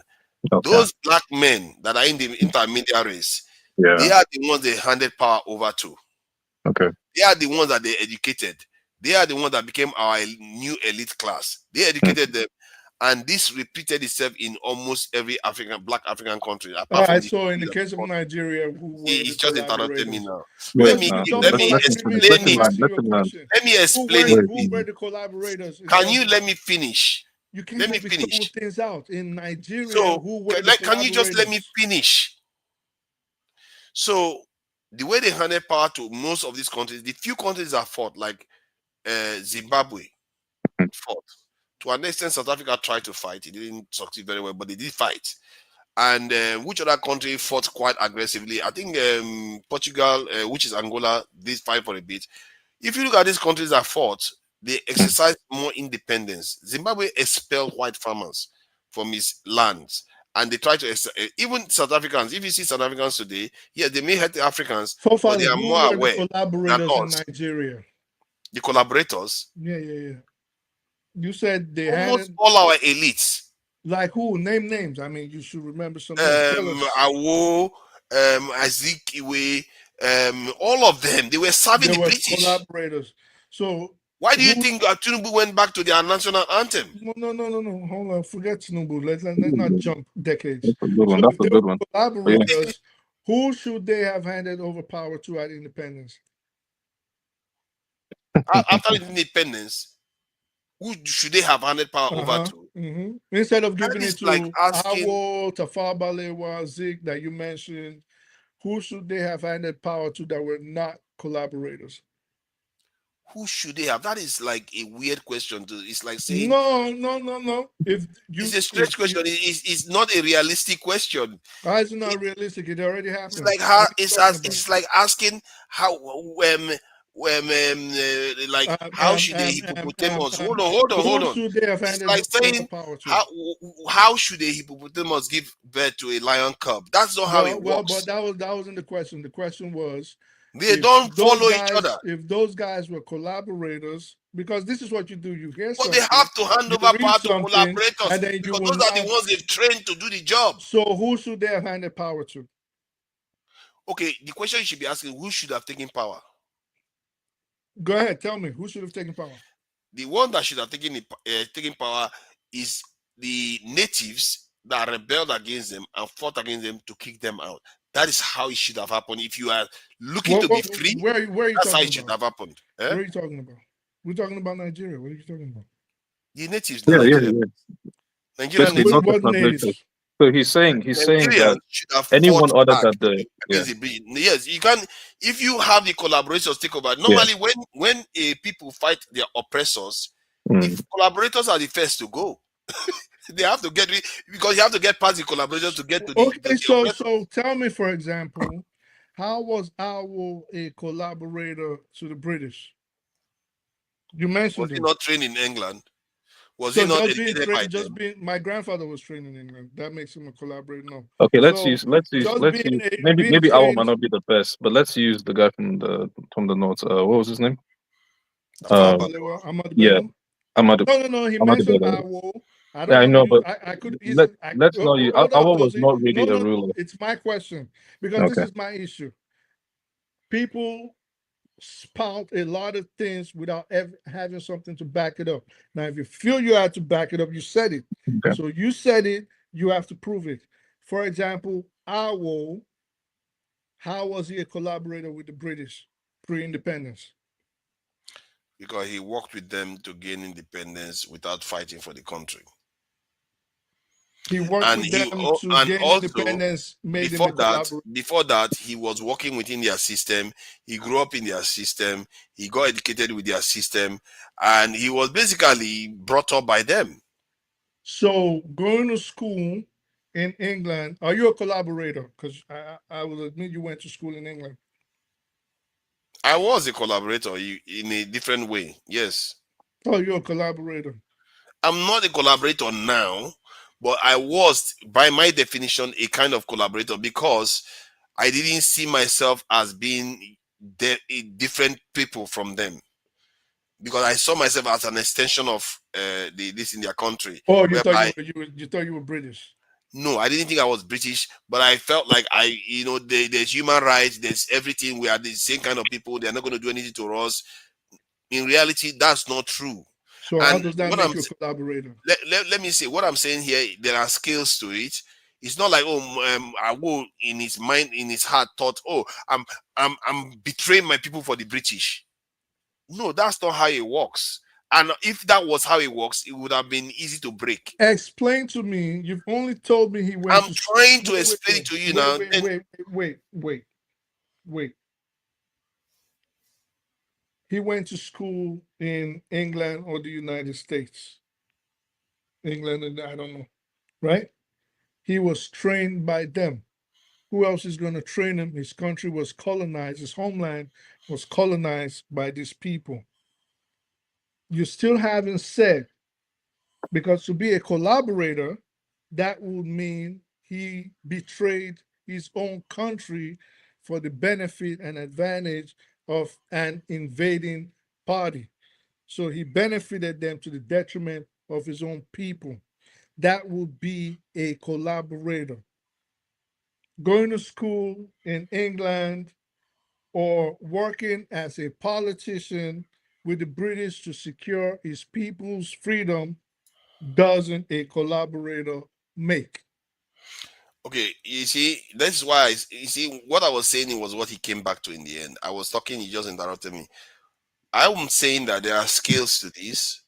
That it's not all collaborators that are even conscious of their being betraying their people, because they actually think they are doing the right thing, because that's the only thing is their scope of awareness. That's what they have. And sometimes you might even know certain things intellectually. You might be trying to oppose them intellectually, but you don't have the necessary conviction, the necessary force.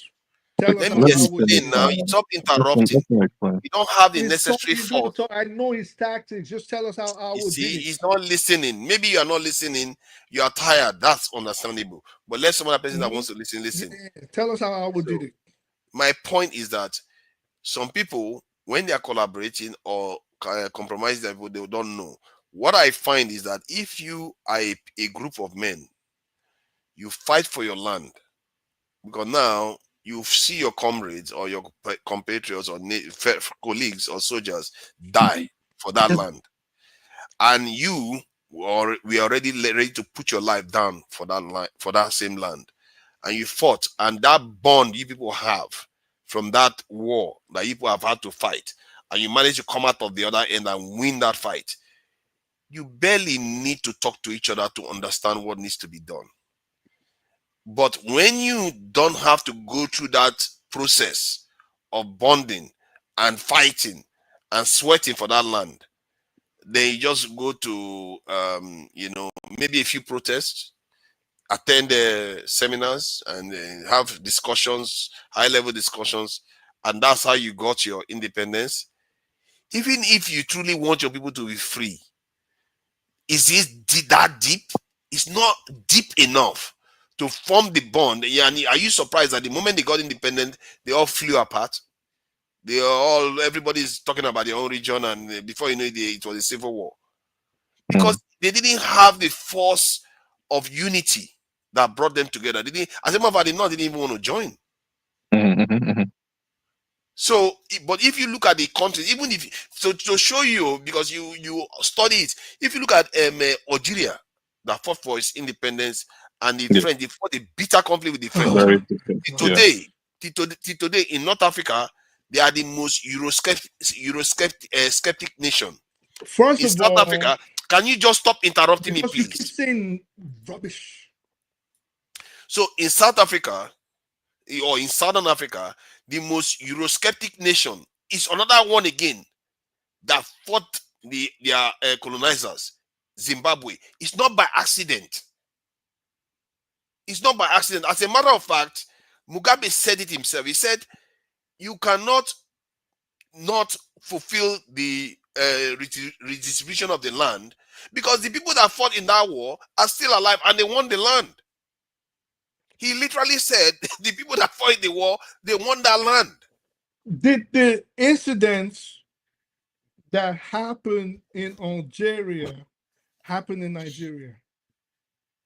Like how the French was indiscriminately just mowing down the Algerians and killing them. It didn't happen. If it had happened in Nigeria, do you think that Nigerians would not have fought for their freedom? They probably would have fought. They most likely would have fought. So my point is, first of all, when you want to talk about unity, Nigerians are not a monolith in terms of tribe or ethnicity. Yeah. That is If we, as opposed to the Algerians. They are mostly Amazighs, Tuaregs, Berbers. Yes, Berbers, yeah. All right. So you're talking about people bound by Zimbabweans. people bound by one race and one religion. No, he has a point. Yeah, but Zimbabwe has many different tribes to the port. Which was a primary effect that led they had that unity already. Nigeria was bunch of. Do we even have deductive Nigeria reasoning anymore? Nigeria was a bunch of different nations. How do you explain Zimbabwe then? Already I'm talking compared about to Algeria. Zimbabwe, Nigeria is more diverse, and we didn't. If we had like an empire, like maybe three whatever, fine, maybe we would have all fought. You know what I'm saying? Like look at how they colonized Nigeria. Different, they were picking out different tribes, but if we had all fought at the same time, you know, then maybe that would have been a different thing. Say the But British. that's not the point. He shifted the goalpost now. You basically shifted the goalpost. Look at him. He takes because you made a false analogy. He points a finger and then forgets that 4 pointing back at him. Hold on. You made an analogy that because first I said the original argument was that if you fight for your land, you tend to be more bonded. Now you change it to diversity. You see what he did there? Hold on. You basically did. No. First, hold on. You're not gonna. No. Hold on. I'm not going to do this thing that you just make noise for the sake of it. We all don't have a lot of time here. We've been here 6 hours, 20 minutes. So let's try to get to somewhere. Hold on. Let's try to get to somewhere. Let's get somewhere here. The original point was about fighting, becoming united, and being able to build a nation. Then you said, you first asked me, was Nigeria subject to this kind of conditions? Let's not rehash it. Hold on. No. I said yes. Then you shifted the goalpost immediately to Algeria having one monolithic group. You just shifted it to that point. Are you done? You're not. So, you play. And you shifted it. Hold on. You shifted it to that point without addressing that Zimbabwe has multi-tribes. All right, but this is what I did. I went with your own words. Okay, so you can cry about it all you want. It was your own words. My own words. Algeria was your word, so I could pick and choose which one I wanted to talk about. Maybe let me finish. Maybe I am not versed in Zimbabwe. What about that? So I am more versed in Algeria. So your word, you use Algeria, and I started talking about Algeria. Now you don't like the position because you are making a point that is linked to something else. But now you did not like what I was saying because you saw that, okay, what you were saying really wasn't making sense. Now you're crying and say, well, talk about Zimbabwe. Well, what about I don't talk about Zimbabwe and I talk about Algeria? Now hold on. Let me show you this now. How many tribes are in Zimbabwe? Algeria, are you reading it there? Okay, now we can move on. Now I can check for this in Zimbabwe too. No, but I think Nigeria is actually the most diverse. This one has 70 distinct groups in Zimbabwe has 70 distinct groups. The point is that if you use the argument that is because of their monolithic it doesn't make any sense. So Somalia is the same nation. They are still crazy and fighting each other today. I also said the way the French was killing them indiscriminately. I also said that. Yeah, but I think we are focusing on that point. And what are you focusing on? No, you're focusing on because this is the thing. A lot of y'all don't even know the subjects you're talking about, but you want to pretend to be experts on it. Now, when you hear something you don't like, you throw a tantrum like now you're muting the person. No, you are going. Well, let's I'm not change going to it. do that Let's with you change it. today. I'm tired now. I'm not going to be doing this thing that you just do. You just go on a totally different tangent. We are trying to talk about, okay, they fought for their destiny. When you make that point, I agree with you. That's only you just expanded into totally different And I area. gave the reasons.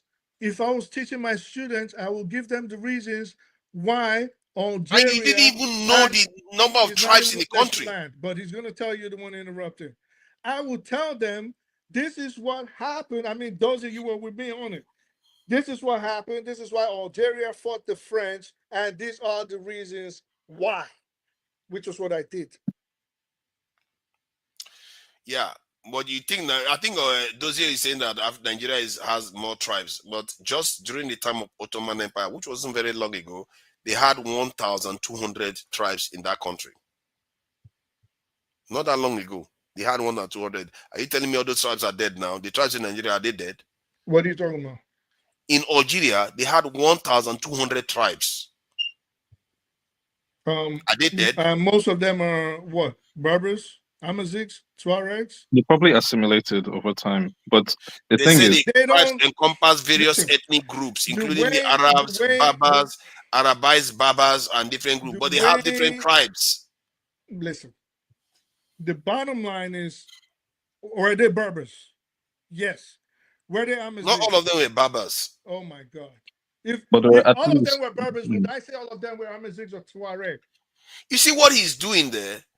Tribes are different from just Babas. It's like saying a black man or a Bantu. Bantus have different tribes. Not all Bantus are not one tribe. Okay, let me ask you something. Do you think all Arabs are one tribe? No. All Saudis are they one tribe? Not likely, no. But they're Arabs. Yes. Same with the Algerians. Yeah, but no, you are trying to imply that Babas are one tribe. You are trying to imply that Babas are one tribe. I did not say that. I mentioned at least three different. I mentioned the Berbers. I mentioned the Amazighs. I mentioned the Tuaregs, and who else? Then why are you using that as a way of saying they are monolithic? Because in a way, you can say the same thing about black Nigerians. You can say Nigerians are black people. Okay, we are black people. We are one people. No, it's like saying you have Yoruba as a whole nation, nation or tribe or whatever you want to call it. But in that Yoruba nation, you have different Ijebu, you have this, you have that, like that. Same thing for Igbo, same thing for Hausa, things like that. They have their own different ethno-linguistic groups. It's different from tribe. Nigeria has over 500 ethno-linguistic groups, but there are three major or four major How tribes. many language groups do they have in this? Because some of them the language dies, some of them it remains. Exactly. So what I think we're trying to just say here is that if Nigeria had been, if one of the tribes had maybe had an empire across Nigeria and they all fought, then they would have had something in common. But when the British was colonizing, the time at which the Yorubas were fighting were different from at the time when the North were fighting. So they weren't all fighting simultaneously. But it was only when they came together as a country that they now obviously didn't fight through physical warfare. It was through political, trying to make agreements and whatnot. And that's where you're coming now with your idea of the what do you call them? The mediators, the guys in the middle. Right? Collaborators now. Collaborators, yeah. So the collaborators, obviously, if I colonize the country, I'm not going to give it to the masses. I'm going to give it to people I've been working with because I believe that I've been able to educate them. They are more enlightened, this and that, and they'll comply and things like that. So obviously, it would make more sense to give it to the collaborators. So I think you were still trying to make a point which you did not finish, but yeah. My point is they were not collaborators. So what were they? So what were they? So what were they then? If they were not collaborators, what were they? If they weren't guys that they were nationalists. Okay. Nationalists. Okay. So okay. He hears a term or he hears something, he reads something, and he'll bring it up and just start saying it. And if you're not versed in that, then you'll take it. This is the first time I heard that Owl was a British collaborator. At the most, if you wanted to say collaborators I would say if he had said, and this is why I asked him about Owl, I would have said it could be if he mentioned Zik and he mentioned Ahmadu Bello Tafawa Balewa, which I could have agreed with because the British had some sort of favoritism to the north, and for what's his name, Nnamdi Azikiwe, they also worked very closely with Yeah, him, yeah, and yeah. because of film, they Mhm. refused to add the secession clause Mhm, in mhm. Nigeria Yeah. independence document because he requested it. So that was why I did not pick those two, and I said, Mhm, "Tell me how Awo mhm. was a collaborator with the British." Okay, no, okay, fair enough. He was a nationalist, but okay, I think well maybe the terminology is where we're trying to say, but let's look at the bigger picture. The bigger picture is that there's no way a colonizer would give it to the masses, but they would rather give it to people that they believe that if they put, if they're in power and they are saying this is what we want, they would deliver. So I think that's just where Which we is are. why they I believe chose Nnamdi Azikiwe and Ahmadu Bello and Tafawa fair enough. Balewa and Okay, cool, sidelined Awolowo. cool. Okay, agreed. So, because somehow you think Awolowo is exempt from as being part of this thing. If you ask me, even I'm even close to even calling even someone like Kwame Nkrumah a collaborator. But the only reason why I won't even call him a collaborator is because he fought hard. He fought Yeah. hard to drag Africans out of that mindset. Mhm. But obviously, the twerkers, they won the debate and they are still winning the debate. Until we see fire, that's when our eyes will open. Everything Kwame Nkrumah said, Yes, those happening. people that were alive at the time, they thought they were patriots themselves. They didn't understand that they were part of the game Yeah, that yeah, the West was playing against the Red. Today they are still that's doing true. it. That's Just true. like I Spirit Truth is doing it today. He thinks he's being smart. And those people don't they blindfold themselves, they don't see you when you are trying to be smart with them. Oh, I'm gonna pretend I play dead. I'm gonna twerk today. Tomorrow they are not gonna attack me because they don't see me as a threat. You will remain like that, and they will keep getting stronger and stronger, and you condemn your children to extinction. Have you That's what you're noticed? gonna do. Have you So, noticed? The day you decide to raise your head so, up, and they will crack it again. so my question is to you, for Yes. father. How do you think we can be able to? So you're saying all of this now that is happening today. What are the ways in which, or what are the steps we can take in order for us to come out of that? Like, what do you think those first steps needs to be? First steps, like I mentioned it before, you have to secure your territory first. Take over your land, take over your territories, your borders internally, and start operating this in geopolitically.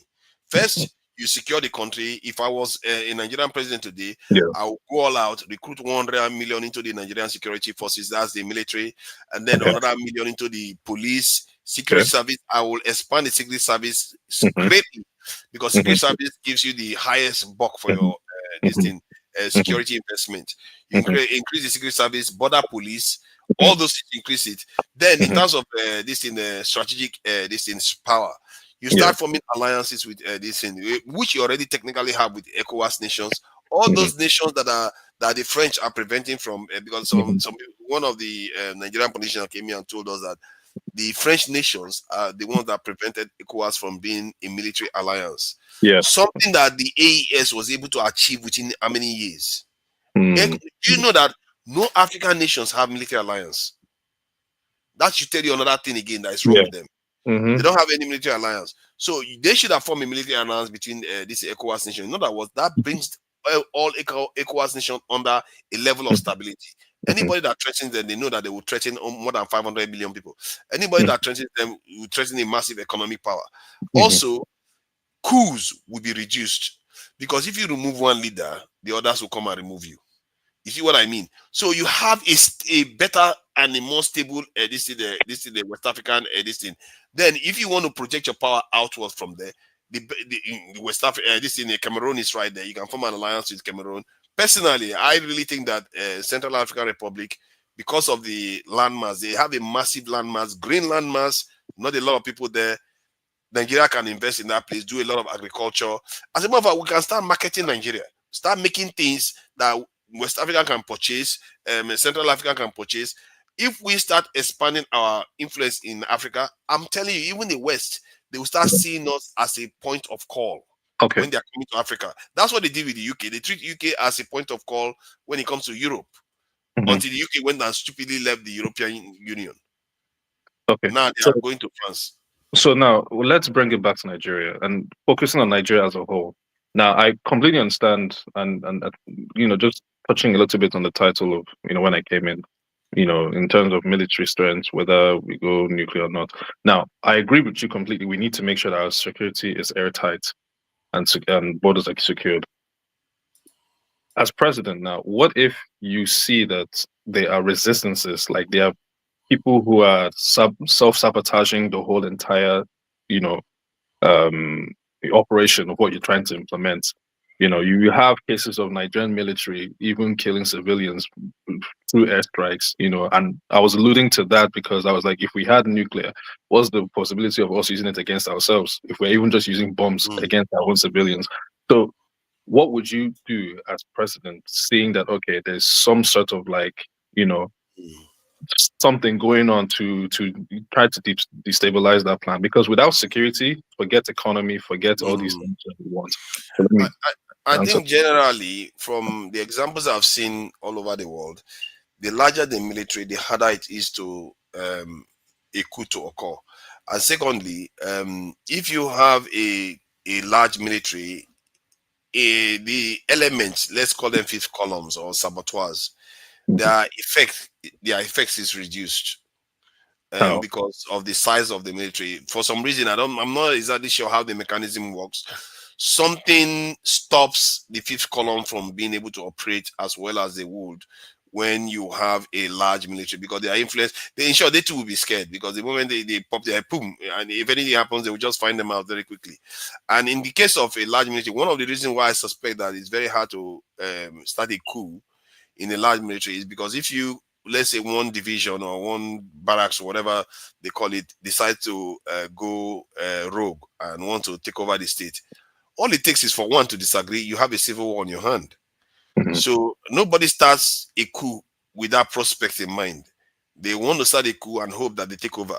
But if you have a large military and one of the generals say no, over, it's civil war, and because of that, you rarely see that. As a matter of fact, I saw an example of it in Turkey recently, where there was almost a military coup, but it failed again because one side refused, one side didn't cooperate. So it tells you there's something about large militaries that don't do that. And if you look at the countries that coups happen the most in Africa, they tend to be the ones with the smaller military. So they tend to have quite a lot of coups too. Like all these Sahel nations, they're just having coups left and right. But it doesn't mean that in the case of Africa, most of the countries don't have strong military anyway. So you do get coups now and again. Ghana is an unusual case. They don't have a lot of coups. But that said, in terms of saboteurs in the country, obviously, that's why you're going to have what they call it, large this intelligence, forces, and you just follow the basic. These things are not new. You follow the basic practices that ensures that all those saboteurs are flushed out, and all the necessary action is taken to minimize their. They are always going to be there. You just have to minimize their influence in the state. There are people sabotaging the US right now. But the US is always working to reduce their influence. And the same thing in China. All nations experience this. You just have to make sure yours is at a level that you can contain it so that the nation can function successfully. Let's put it that way. So that you can move forward. So for me, that is where you start from. If you build from there, then, because what that does for you is that, one, you control your land, your territory. You're not worried about anybody that wants to do something to you. They probably have to come and bomb you then, like the way they did with Gaddafi. And then you also have influence around your surrounding, which means if other nation wants to use their territory to come to you, it's harder for them too, because you have alliances around you. Thirdly, internationally, you are able to speak clearer as a nation for your own purposes, because now you're not that weak anymore. You can defend your position. If somebody wants to take advantage of your rights, even your professors or your researchers, if they discover something, because your country is so weak, they can take advantage of it internationally, because you don't control the three protocol that the WTO uses to control intellectual property rights. You can't challenge them. So everything you do in this life, what I found in this life, not only because of WTO and all the stuff they've created, you have to be able to defend it. You have to have strength to defend it. This twerking thing is our debt. See, our people can't even travel the world without getting. They will be seeking visas and they will be begging and they will pay money. Many of them don't even get it. While a Japanese person will just get up in the morning, get a ticket, they buy ticket and he goes. British person will get up and buy, it goes. How can our people live like that? So personally, I just feel like you have to get your nation to a point whereby you are strong enough to argue the interests of your nation in a way that you can back it up. You can't just say, "Oh, I'm strong," and the next thing, When did by the time you get home, another regime is in place. When did Nigeria stop being visa free to the United Kingdom? When did we stop being visa free? I think it's sometime. It was. I think somebody was mentioned that it was due to the event of Omar Diko. So I'm thinking somewhere in the 80s. Yeah, maybe around 80 something. So what happened from those years up until what was it, 85, something like that? I don't know. Where Nigeria stopped being visa free to the UK? Because I'm trying to. That's the 80s now. So okay, so Nigeria was powerful up until then. Yes, they were better off then. They had so much money. Okay, and then from then till now, no money. Was it because of guns and nuclear weapons that they were visa free? No, obviously not. They were visa free because they had money. Okay, so maybe and they didn't have a lot of these immigrants coming to the Western. All right, so if Nigeria tomorrow was, because I'm going with your Japan passport thing, if Nigeria tomorrow was to become economically stable, successful, the green passport will be something of pride again. Yes. You missed out something there. Pakistan has nuclear weapons. Can they go into the United Kingdom? I'm not even. No, what they about can't. India? No, What about, I think India is very close, but they don't because they have so much numbers. Yeah. So but they the travel. nuclear A lot of them weapons- do come in. Well, but the nuclear weapons, in essence, is not really necessary. I think you are missing the Even point. You're missing the point. Kuwait as well, even the Arab nations as well. But what Now, I was let me Go just before you go, let me correct something because he was making that point to me. Let me correct something. What you left out was that after Nigeria was prosperous with money was getting them across, because money and the fact that a lot of them were not coming through was getting them across. Then guess what happened? Because of that term, let me put this so that again we get it right, because now again you made a statement that has come back to this point again. This is one point that I'll keep harking back to. Where is that again? Stability. So in other words, if you don't have stability, if you don't maintain that same position, in other words, that wealth that we had, we are supposed to, if we maintain it, we'll be like that today. But if you don't have security, you can't maintain it. That's the whole point. You lose it eventually. You will always lose it because you don't have any way of defending it. So that is my point. I've seen Russia lose it. I've seen the Soviet Union lose it, and they got it back within 4 years. Why? Because they have security. And that's what really taught me a serious lesson, because I witnessed Soviet Union fall apart, and Russia was a backward state that they had this mafia controlling the economy. But within 4 years of Putin coming into office, Russia was back at a superpower. Why? Yeah. Because they are not starting from ground up. They already had their military and the security forces in place.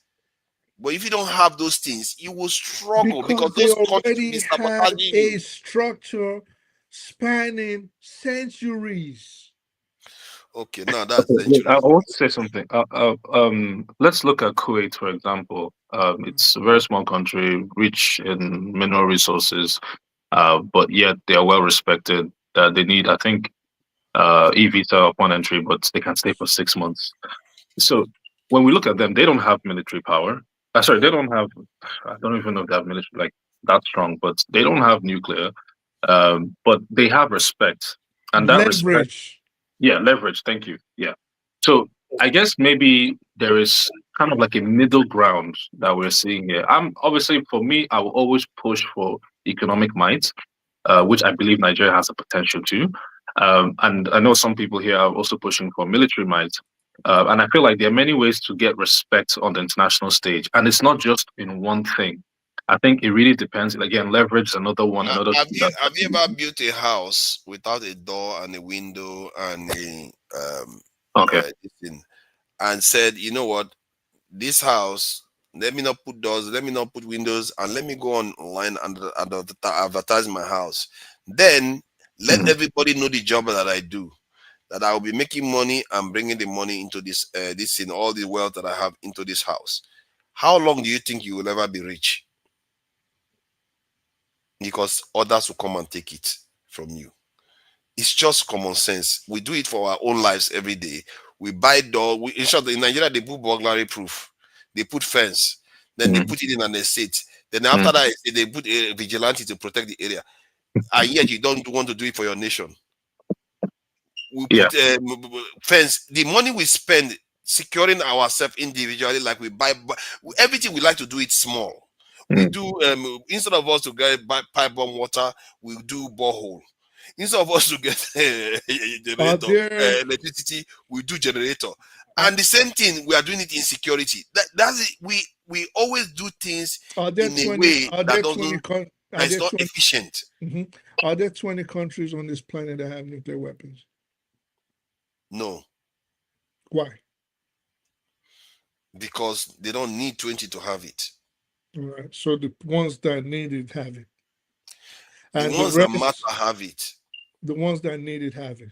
And the prosperous countries, most of the prosperous countries, economically prosperous countries, do they have nuclear weapons?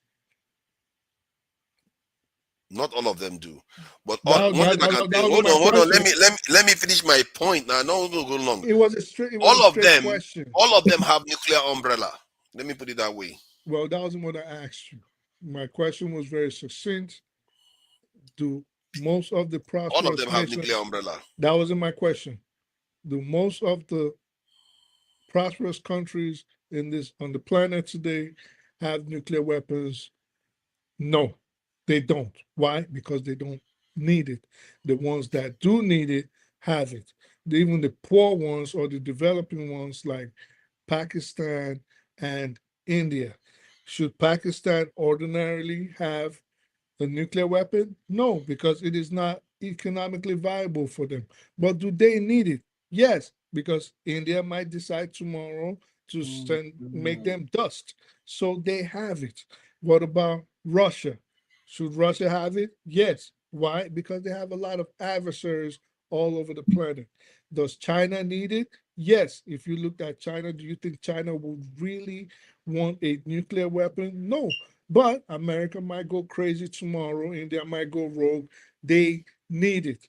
Does Nigeria need a nuclear weapon? Yes, because according to forefathers, Togo might lob 1 or 2 ICBMs to us. No, that was a joke. We don't need it.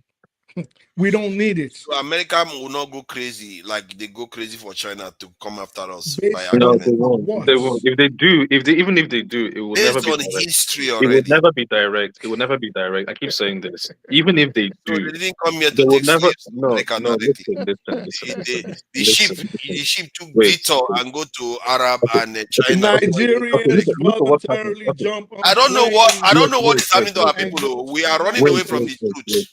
Wait. Look at what's happened. They literally came to Africa and took you to this. You're saying they don't come to that was at that time. That was at that time. But look at what's happened to Burkina Faso. It's not that long ago. Do you think France would put boots on the ground and go and literally invade? Do you actually think that they'll do that? Do you actually invade where? Burkina Faso. Oh, Burkina. Oh, Burkina Faso, right? This guy, where this guy is currently right now. Traore, right? Do you think they would put French boots on the ground to go and attack, or they wouldn't find another way? Proxy. Not likely today. The paradigm hasn't changed yet. Oh God! See, I think you are. You see, I will excuse you what you are saying now because you are relatively young. I can assure you, this world that you see today can change, Of course, definitely, yeah. and it can change. And the only truth of this world, I would. You are a young man. I really want you to remember this: is survival is something that is woven into everything. Your ability to survive is very, very important. Don't let any of these narratives, they'll say UN here, all this stuff. Not don't if they would Do whip you you with it, think? you are Do dead. you think France can invade Niger today or Burkina Faso without incurring a lot of casualties that will make the French citizens turn against their government? Even the whole of Africa. Exactly. They will not No, invade let's Burkina even Faso forget today. Africa. I'm even saying French citizens themselves. They will not invade Burkina Faso. The stake hasn't gotten that high. But that's what he was saying. Do you think they will put boots on the ground? Then you went on a rant. But the point is that you don't understand when the states get that high, then they will put the boots on the ground. They won't. No, they France won't. is not that Instead, strong. they will never. That's a big mistake. No, it would be France is not that strong. that would be declare of war, because unless you're invited, like they've been invited in the past. Yeah. Since when do they need your permission to declare war? You have to be invited to come. If not, it's I a will leave declare. this conversation. I'm really surprised about Wait, the way am I right or wrong in saying that? You're very right. No. They will declare war, but in reality, they don't need your permission to declare war. They can just start war with you when the circumstances demands it. And I can categorically say this: if France was to invade Niger today or Burkina Faso tomorrow, they would leave Africa in caskets and in disgrace. Repeat that again. If France was to invade Niger, like they wanted to tempt Nigeria to do on their behalf, or they were to invade Burkina Faso, they, again, this is hypothetical based on Dozy and yourselves' discussion, they would leave Africa in caskets, in body bags, and in disgrace. They are not that powerful. Okay, now tell me again how that's gonna happen. Who's gonna get rid of them? I'm not saying they won't, but I'm just telling you. I'm just want to hear how you think they will get rid of them. If they go to Niger right now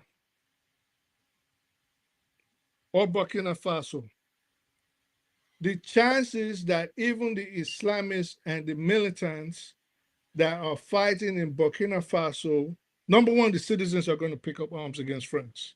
That is number one. Burkinabés are not going to give France an easy ride. And then you will see fighters coming from all over Africa. You see those Muslims you guys fear so much, they're going to make Ouagadougou the next hot spot. France will leave Africa in disgrace and in body bags, and they know it. And that's why they wouldn't dare do it. They're not that powerful.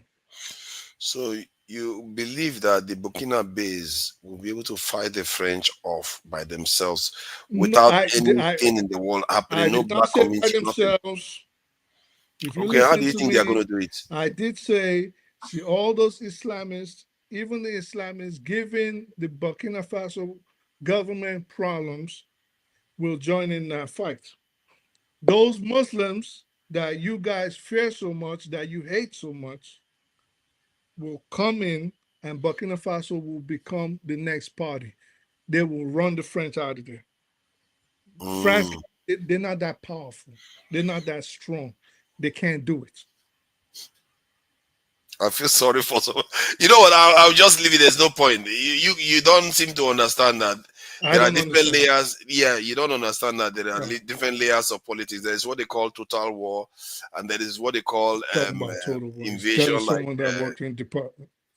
See, you may work in the department, but sometimes two people can read the same textbook. They get different meanings from it.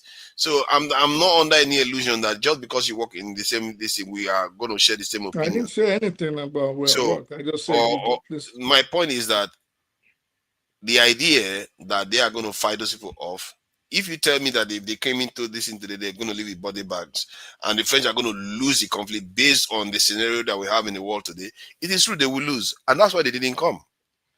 So Because what the we are, stakes so are what not we that high. arguing? So what we So we're on arguing? the same page. What, Yeah, what, we're what on the I'm same page. arguing is that when it comes to total war, Oh boy, they will that's win. crazy.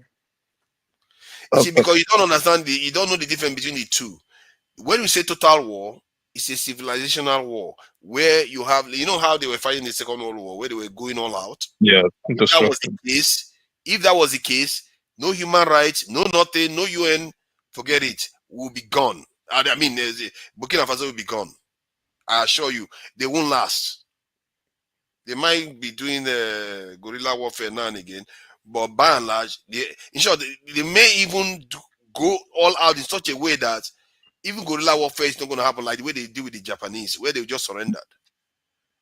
But you see, what I'm trying to say here is this. The thing is, how wars like it used to be fought back then, say, the Gulf, Vietnam, all this, America has always been doing it direct. You know what I mean? But now we're moving to the stage where these things aren't being fought directly, if that makes sense. So I don't see, proxy, always proxy. I don't see, like, yes, having a strong military is good. I support that for Nigeria, for African countries. But to see America put boots on Nigeria to go and take over the country, I don't see that happening. Maybe not in my lifetime. Unless something triggers it. Maybe they're saying, oh, that the person has chemical weapons there, and we are going there, just like what they did to Afghanistan and all those countries. Fair enough. They can always use media to do that. Nigeria But is they don't do one that of the anymore. most powerful countries in the world. Wow. Things are not working right, but regionally, Nigeria is one of the most powerful countries in the world. All right. So I know a lot of people look at, if you want to know how Nigeria, see how we always talk down on Nigeria and we don't like what's going on. Go to other African countries. Go to other West African countries and compare them to Nigeria. Nigeria looks like heaven in terms of infrastructure compared to almost all of West Africa. Almost all of West Africa. Nigeria is way more, as underdeveloped as Nigeria is way more developed than all the countries in West Africa. I repeat again, you like to measure height among dwarfs. You get what I'm saying? So when people come on here and you think Nigeria has an army of Papua New Guinea. No, Nigerian soldiers are some of the most battle-hardened soldiers on the planet today. I mean, I don't know about that. I mean, but I'll give you examples. You do know Nigeria fought in World War II. That's right? different. In That's Burma. Almost I'm every nation just fought bringing in you World War down because II. with military experience matters. Mm. So the veterans pass the experience to the officers, the current officers, right? This is how it works. That's the military. Nigeria fought in Burma. Nigeria basically was ECOMOG. Nigeria brought peace to Sierra Leone. Nigeria brought peace to Liberia. Nigeria fought a civil war. A lot of the participants are still alive till this day. A lot of them went to some of the best military schools on the planet and graduated from there. Nigeria has been fighting an insurgency for over a decade, an insurgency that would have destroyed a lot of countries. It's still hard to contain, but they've done a pretty good job, okay, with all the cards against them. So to think Nigeria is just some ragtag army, inexperienced army, not well funded, agreed, but the Nigerian army is still one of the most powerful on the continent of Africa. On the continent of Black Africa, Period. please. Yeah, just that's it. Yeah, but It's a regional compared to power. the world, Definitely the most powerful army in West Africa. How can you how can you be that, proud right? to be more powerful than a country that doesn't have one jet fighter? So definitely definitely the most powerful country in West Africa. Oh my Right? God! Militarily. A country that doesn't have one jet fighter, you're more powerful than that country. You're happy. But in terms of That is sad, man. Nigeria, Yeah. it That's is a really regional. sad.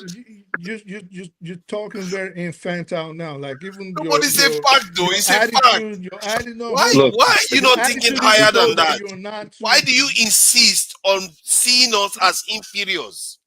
Why It do you even shows insist that on you're that? not too versed in this topic. So, my point is, It's like you're so comfortable with us regionally, being underclass. regionally, Yeah, it's bad. militarily in West Mm. Africa, for Come example, on, man. maybe even West Central Africa, Nigeria is the most powerful country militarily. Yeah. In the whole of Africa, Mm. outside of Egypt, Mm-hmm. South Africa, Mm-hmm. Algeria, Mm-hmm. maybe Ethiopia, maybe. Mm-hmm. There I are don't no understand other it. armies stronger than Nigeria's. Okay. None. Yeah. Of course, you are Okay. stronger when you are fighting you are fighting little children in a playground because the guy that is Exactly. the weakest. Yeah. You're measuring height among dwarfs for crying out loud. Don't do that. I don't know why you don't aspire for your people. You even Egypt. You are literally You considered don't. that Egypt that is half the size Your of problem Nigeria is you don't is stronger listen. than us. Your problem. Look, You the say thing, Egypt is the thing, stronger.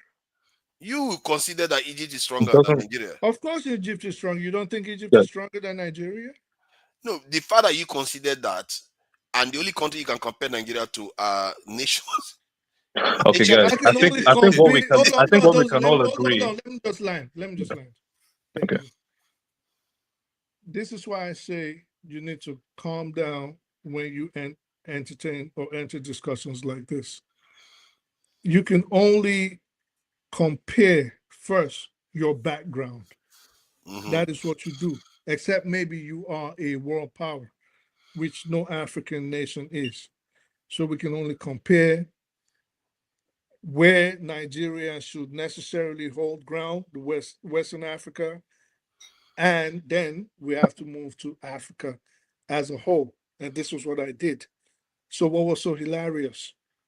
What was hilarious is that because when you moved to Africa, you just discovered that there were nations that are not black that are stronger than Nigeria. Yeah. Even if they are lesser population. What do you mean? They are not black, they are lesser population, but they are stronger than Nigeria. In Africa? Yes.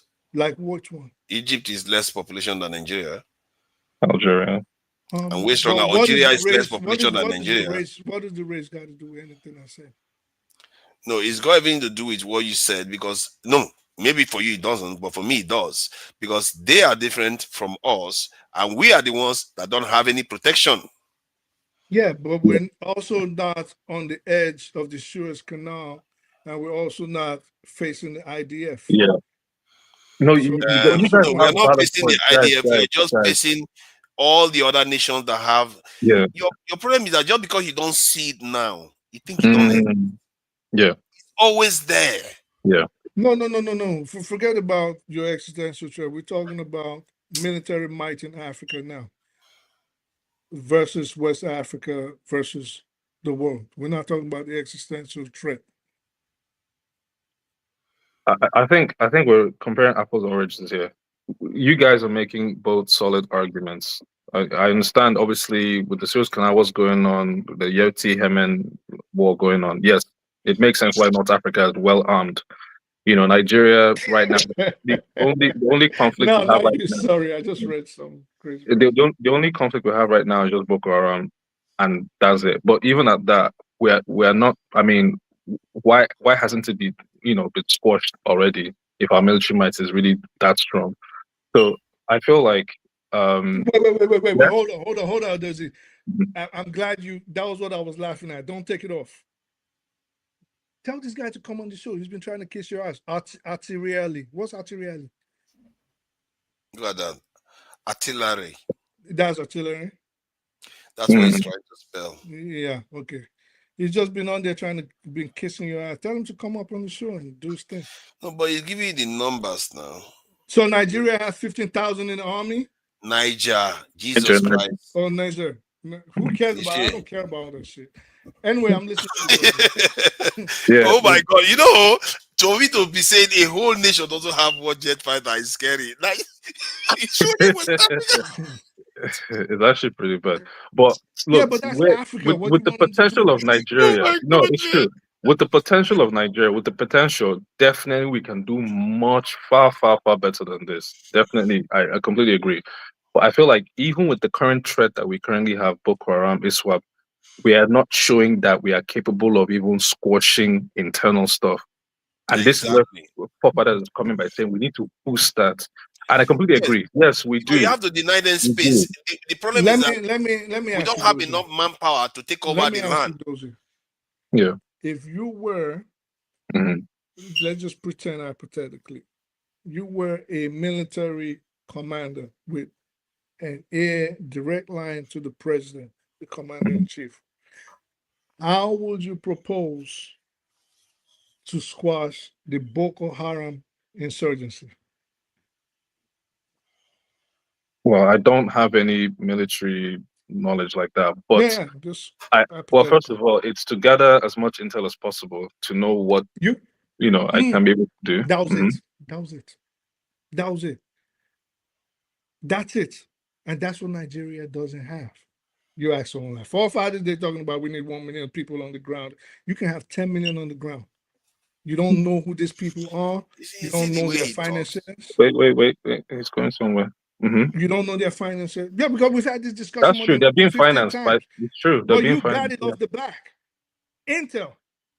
That's what we don't have. He's been here screaming about 1 million soldiers on the ground.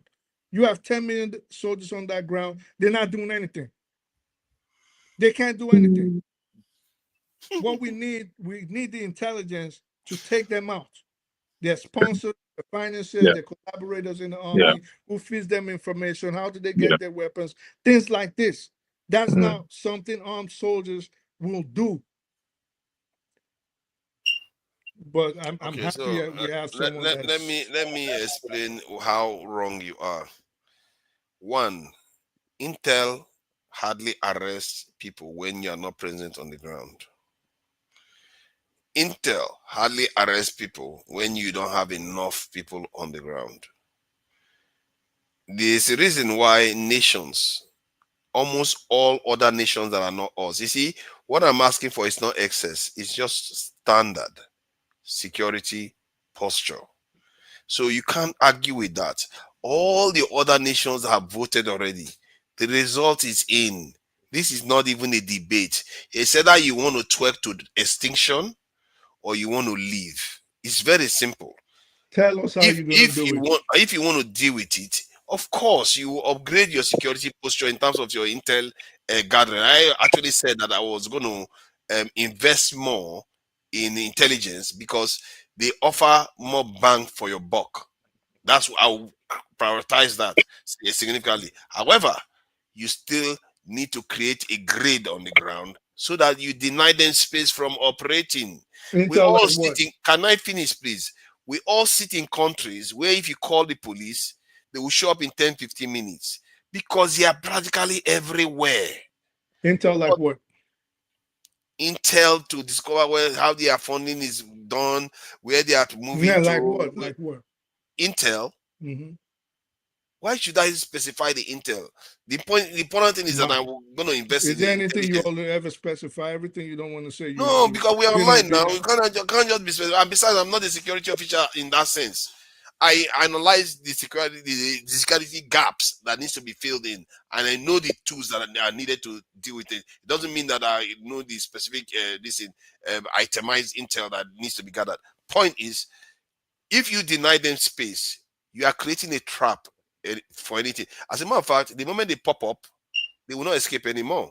There is a reason why the result is also clear that they hardly attack cities in Nigeria now because they know there is a grid there. The reason why they go to those outskirts areas because they also know we don't have enough manpower to cover all those areas. That is what they are doing. And if you want to stop them, you have to have outposts. You create a national grid. You deny them space. As a matter of fact, you are supposed to control your territory completely. In this world of today, you're supposed to control people. There should be outposts everywhere, manning the nation, making Where, sure every like territory is where? monitored. Give us. Because people can show up in your country and you won't even know where they came from. But you don't want a census and you don't want data. So how do you want to know? You want to use magic? We know we have grown-ups that that more than 10 million youths are without jobs in Nigeria. And this thing we're talking about, do you know, Dozie, that Nigeria loses almost $50 billion in GDP annually due to insecurity? $50 billion. Okay. So in terms of investment, is the most important economic investment actually. So how do we know all of this? How are you going to do it? See, you know all of this, but can you let me finish there? Let me talk to somebody else, person that is not, calm down. So, Dozie, if you say you want economic growth, now look at what is more economically rewarding in terms of the what you get from it than investing in security in this stage. At this stage, given that we are hemorrhaging almost $50 billion every year between security. How are you going to stop it? I just told you one. I just told you. In short, I've already given you the answer. You create a national grid of security forces from the military, the border police, to the intelligence services, and the customs. You create a whole this national grid of security forces. When you say national grid, what do you mean? National grid, in other words, you monitor every maybe square mile of the country. You monitor every single square mile. In other words, if there is any security incident in any location, the ambition is to be able to arrive there at most 30 minutes, especially if it's remote area. In the cities, you have to arrive there in 15 minutes. I don't know what to tell you, because this is not rocket science. This is something that other nations do. I don't know what to tell you, mister. Wishes, if you know, it's not wishes. That you asked me a question, I gave you the answer. Is if wishes were horses, if wishes were horses, if beggars would ride. See, I gave you. You asked me a question, I gave you the answer. This is not even me making up. This is what my question was: if you have an heir to the president right now, this is you that is laughing and cackling, saying Nigeria does not have enough manpower as it is. But when you decided to talk about how you will solve it, you decided to go with fantasies, talking about, you know what? I will man every single square inch mile in Nigeria. I would have officers everywhere. You have the heir to the president now. That's what you're going to tell him. Wow. You don't even know how many people are in your freaking country. So what are you talking about? Are you telling me we don't have 1 million youths? Can you pay 1 million youths in the army today? Yes, you can. I've done the numbers. Corn, like the president said. I've done the numbers. And make your peace with that. I've done the numbers. So give us the numbers. It's way cheaper than $50 billion in GDP. So give us the numbers. The number I got was around 3.3 billion or so. If you get up to 2 million altogether. How much is Nigeria's budget every year? 28 billion. Oh, so approximately 30 billion. The last one was 28 billion, yes. Approximately 30 billion. So you take out 10% of that. How much is Nigeria's defense budget? I don't know. As a matter of fact, you will need more of that. There you go. So how much would you need more? No, my point is that you can actually borrow money to do that, because the return you get from how much would you need more? That was my question. Oh, no, if you can decide to just borrow the 3 billion to do the job. You said you need more than 3 billion. No, because the current security force, I'm not even counting this one. These ones are very few. They're just about 200,000. Do you need 3 billion or do you need more than 3 billion? You need 3 billion. But the 3 billion, say, hold on, there's a current budget. Let's say that one stays as it is. I'm talking about the extra. The 3 billion, that's what you need. Okay. And you're going to borrow? I can borrow it. I can take some of it from the Nigerian space. How much more? Yeah, I can tax the people. I can say, okay, we go for a security tax. You can also extort them like the police do. But how much more? How much more? 3 billion, I just told you. No, you said you would need more. I would need more only if I am including the current budget that is on So the you ground. think 3 billion is fine? 3 billion for the 1 million to recruit the 1 million to do this job I'm talking about. But the current one that they have, I think they spent 4 billion on it, if I'm not mistaken. Maybe last year is going to be a lot less. But when Buhari was there, it was 4 billion the last time they spent on the military. So do you need 4 billion or do you need 3 billion or do you need more? The total, if I'm going by my number now, it's going to be about 7 billion. Good. It wasn't that hard. It was like pulling teeth, but not that hard. Now give us the numbers that you came up with. 7 billion, yes. Yeah. So give us the numbers plus your 1 million soldiers and how are you planning to do this? I've already given the number for the 1 billion this is 1 million soldiers. The 1 million soldiers is going to cost $3 billion. That's not just on the salary. That's on a lot of other things that goes with it. Not only salary, uniform, and all the stuff. I did that calculation already.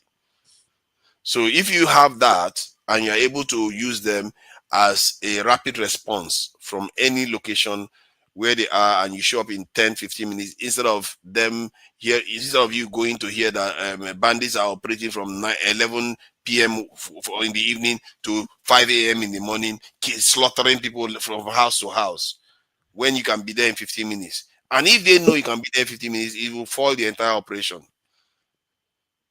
That's what you need. You need to be everywhere because drones cannot arrest people. Intelligence cannot arrest people. Sometimes our military, they say it all the time. They get intelligence, but they can't get there. You have to be there. Why do you think they haven't done it? Because I don't think me and Tone had I know you know this, we had a similar conversation. Tony. And we talked about all this, the minings, the CB4Ys, all that. Why do you think? Because this is not, what we're saying is not innovative. It's not ingenious. So why would you think the Nigerian government hasn't done this if it was that simple? I have a few theories. One, they are scared of or to offend certain people. Maybe that is part of the deal to make sure they don't do that. Secondly, they don't see the national security threat as an issue, just like a lot of Nigerians don't. As a matter of fact, on this panel, we experience it. That's another option. And thirdly, they just simply they want to rather eat the money than worry about this thing. Spending that money recruiting more people into the military. However, in my mind, the main issue with it is that because they are very much aware of it. If you look at the last election, every single presidential candidate said they were going to recruit 1 million into the military. Every single one of them, they know the problem. That should tell you something. So this is not even an argument. They know the problem, but they are choosing not to act. One lady that claimed to be close to Tinubu said Tinubu said that if he tried to solve this problem, that they will kill him. That's what she said. Najatu was her name. So why she said those things, whether it was true, I don't know. But if it is true, it means that there are actors out there, there are forces out there that even the current president was scared of, that if he tried to solve this problem, that he will be dead. I didn't say it. Najatu said it. So I asked you this question. I said if you were the one now, the president, and you found saboteurs trying to undermine your plans, how would you go about it? Would this not lead to your removal or coup or even your assassination? I will remove them. If you get in the way, someone like me, because of my clarity of thought on this, if anybody that has the kind of mindset that I have, I'm not anticipating that maybe I will survive for very long, because this sort of stuff is very, very risky and it's very, very you have to even assume that you might even die the second day. You always have to be prepared that this is not something that is easy. But the point, because if you so then how then can we be strong? how then can we be a strong nation? Like, because you made the point of having that strong military might, but then you've also said as well that, oh, if we become a strong military might, then we'll be an opposition to the external forces. So there's like a dilemma. So how do we come out of that if you were the president? How you come out of that is to recognize that in this world, you have to earn your respect. You have to earn your way. Pretending as if that necessity is not there, is not going to go away. You are just going to Oh, I weaken forgot yourself. Puppy was there. There is no other choice. You can't escape it. Yes, yeah. Forefathers, keep quiet, keep quiet, keep quiet, keep quiet, keep quiet. It started now. You just gave me that, telling me to keep quiet. No, All keep these quiet, keep quiet. troublemakers have come up. I came here seriously. You just be talking. Your mouth no dey pain you. You just be talking. Go ahead now. Look at this. Listen, yeah. Look, Forefathers, because that's my guide. all this nonsense talk of military strong this, strong that. It's like you're talking about like harvest, like the future or what you wish. Like why can't you talk about the now of planting? Like get the right people in power Now, first. Forefathers talks about future. You understand? Let's get the right people in power first.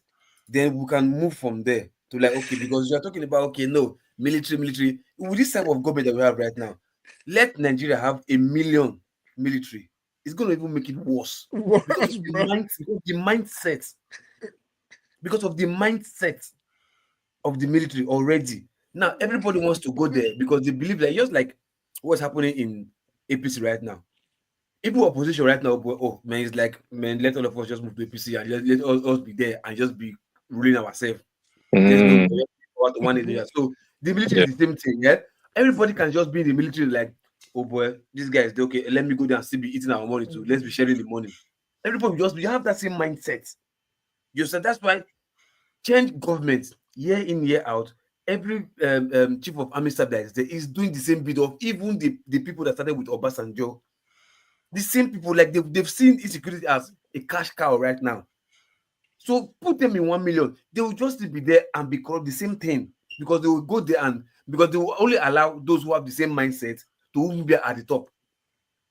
Put 1 million, the same thing. And So, you know what does it matter though? What does it matter if it's the same thing? They'll have this rule like obey the last command. You understand? So by the time you have 1 million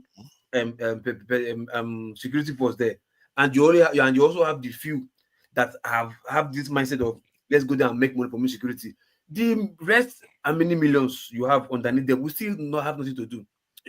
Can't you see videos that some frustrated soldiers are doing? They don't care if they want to give them mutiny or whatever. They just go and make videos. You don't want to let them die because they are frustrated, they're tired. Because they've seen that the system there is frustrating them, just using them as bait for whatever to gain whatever they want to gain. So this is like make it 1 million, no problem. This is rotten. Flush everybody out and get the right people in first. Then we can build from there. But not just flush them out, they have to die. Yeah, exactly. Everybody that comes in, once we have the right mindset, anybody that comes in next will also go with that same mindset. But what you have now is rotting. Put everything there. The rottenness will affect all of them. It's the same thing for that. You know, be human being, understand? Let me explain something. I have a question. Sorry, I have a question for supporter Diaspora.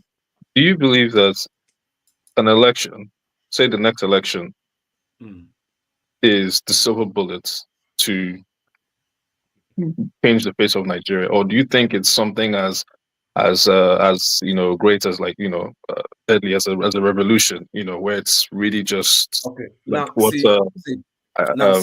saying about people dying. No, I get your point. Look, we've found ourselves in a very dire situation. First thing first, no civilian want to die for the country because we have this message: I will not go and die for the country. Then you will not be the one to enjoy what I died for. So nobody is ready to put that sacrifice for my neighbor to enjoy. They're not looking at the greater future of the nation. They're looking at their immediate benefit. That's why they don't sacrifice. Then two, we've now had the situation whereby we've given criminals, armed robbers, ammunitions, and call them security personnel. You understand? Those guys can rob you because they have arms on their hand under the guise of military uniform backed by the government. So that is already there, which is another issue. So if you say election, which is by now what we have accepted generally, it's just that same election. Let's use last election for instance. People were not even ready to face people like, let's use like MC Oluomo in Lagos. What happened in Lagos? People were ready to like as small as Lagos. People were ready to like, I bet we'll die here. What did they worry you? If not that, now you heard correct. If you want, let's die here. They were not even ready. Then we also have another set of demographic people from the north who believe that, okay, no, our leaders told us that we should vote for this person because of this, because of that. Let's follow our leaders in the name of religion. We'll do Muslim tickets. So those kind of people who do not have the same mentality with us, I won't see another problem. You understand? So what the truth is here, election for now is number one. The revolution should have been number two, but we are not ready for it. Look, everybody is doing Facebook, like social media, and making money.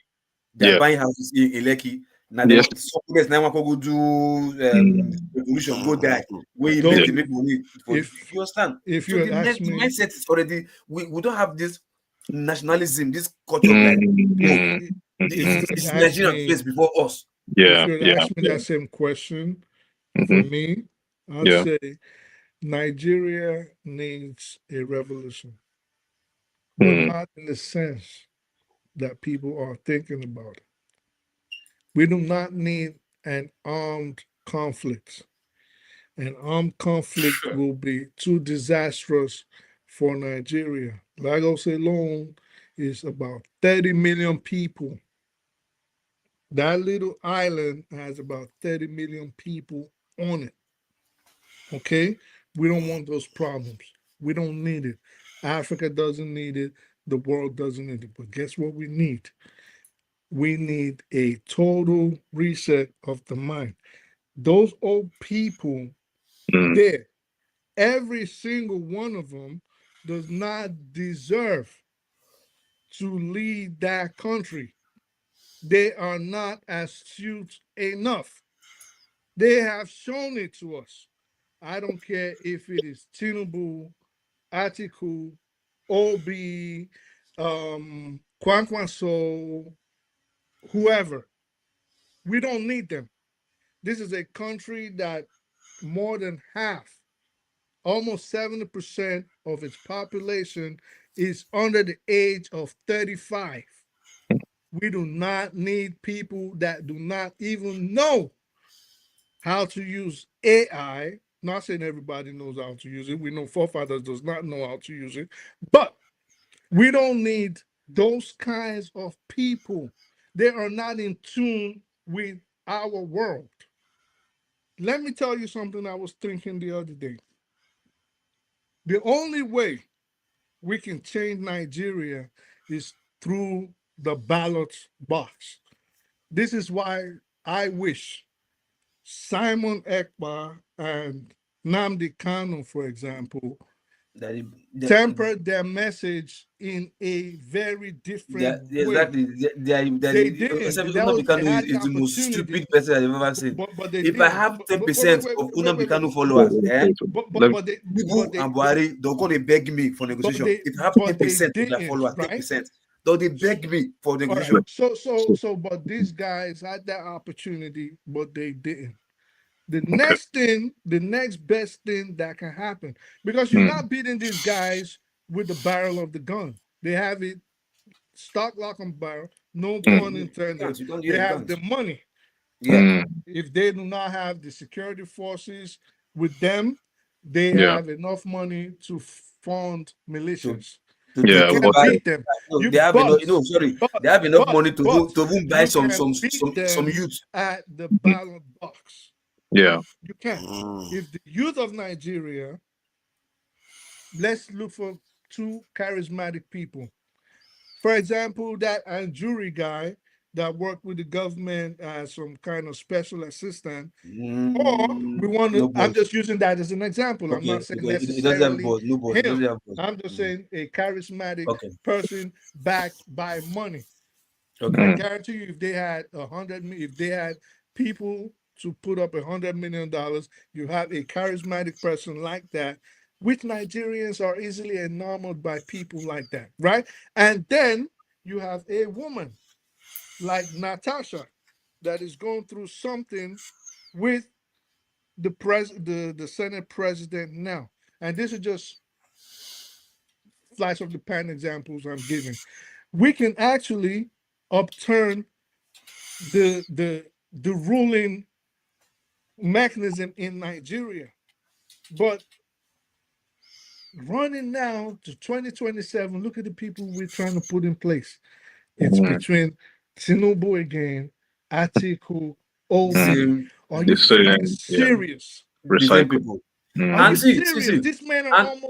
These men are old. We don't need these people. And see, I speak the truth. The bad thing is even, okay, let those people be there. You said 75% of the population here are youth or whatever. Now, inside that 75%, how many of these youths now have this vision, this whatever we're talking about here right now? Many of them are still even thinking like, let those old people go, let them go there and continue what those people are doing. Many of them are not even seeing like, we can have a nation where we can build things to become better for everybody. Many of them don't, because they were raised in. Listen, I would assume most of us are from here or raised here or came in, whatever, young, right? So we understand, for example, simple things like the rule of law. There was something I was going to play. I think the topic now has just changed completely since Loco just came. Loco, he just completely changed the topic. There was something I saved. We're discussing something else. He just completely went about election now. You always want to have it your way. You have been discussing 1 billion armies. We are here having a conversation now. It's not about getting your way. Are you going to start hosting? You want to take over the show? You take over the show.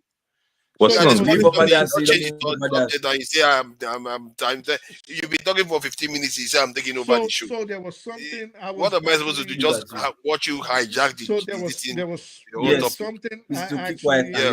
No. So there was something. Other people have been talking to you. Don't ask them to be quiet. Make you quiet, Jare. Stop being rude. You just came here and telling me to be quiet. Show some a little bit of decorum. All right. So there was something.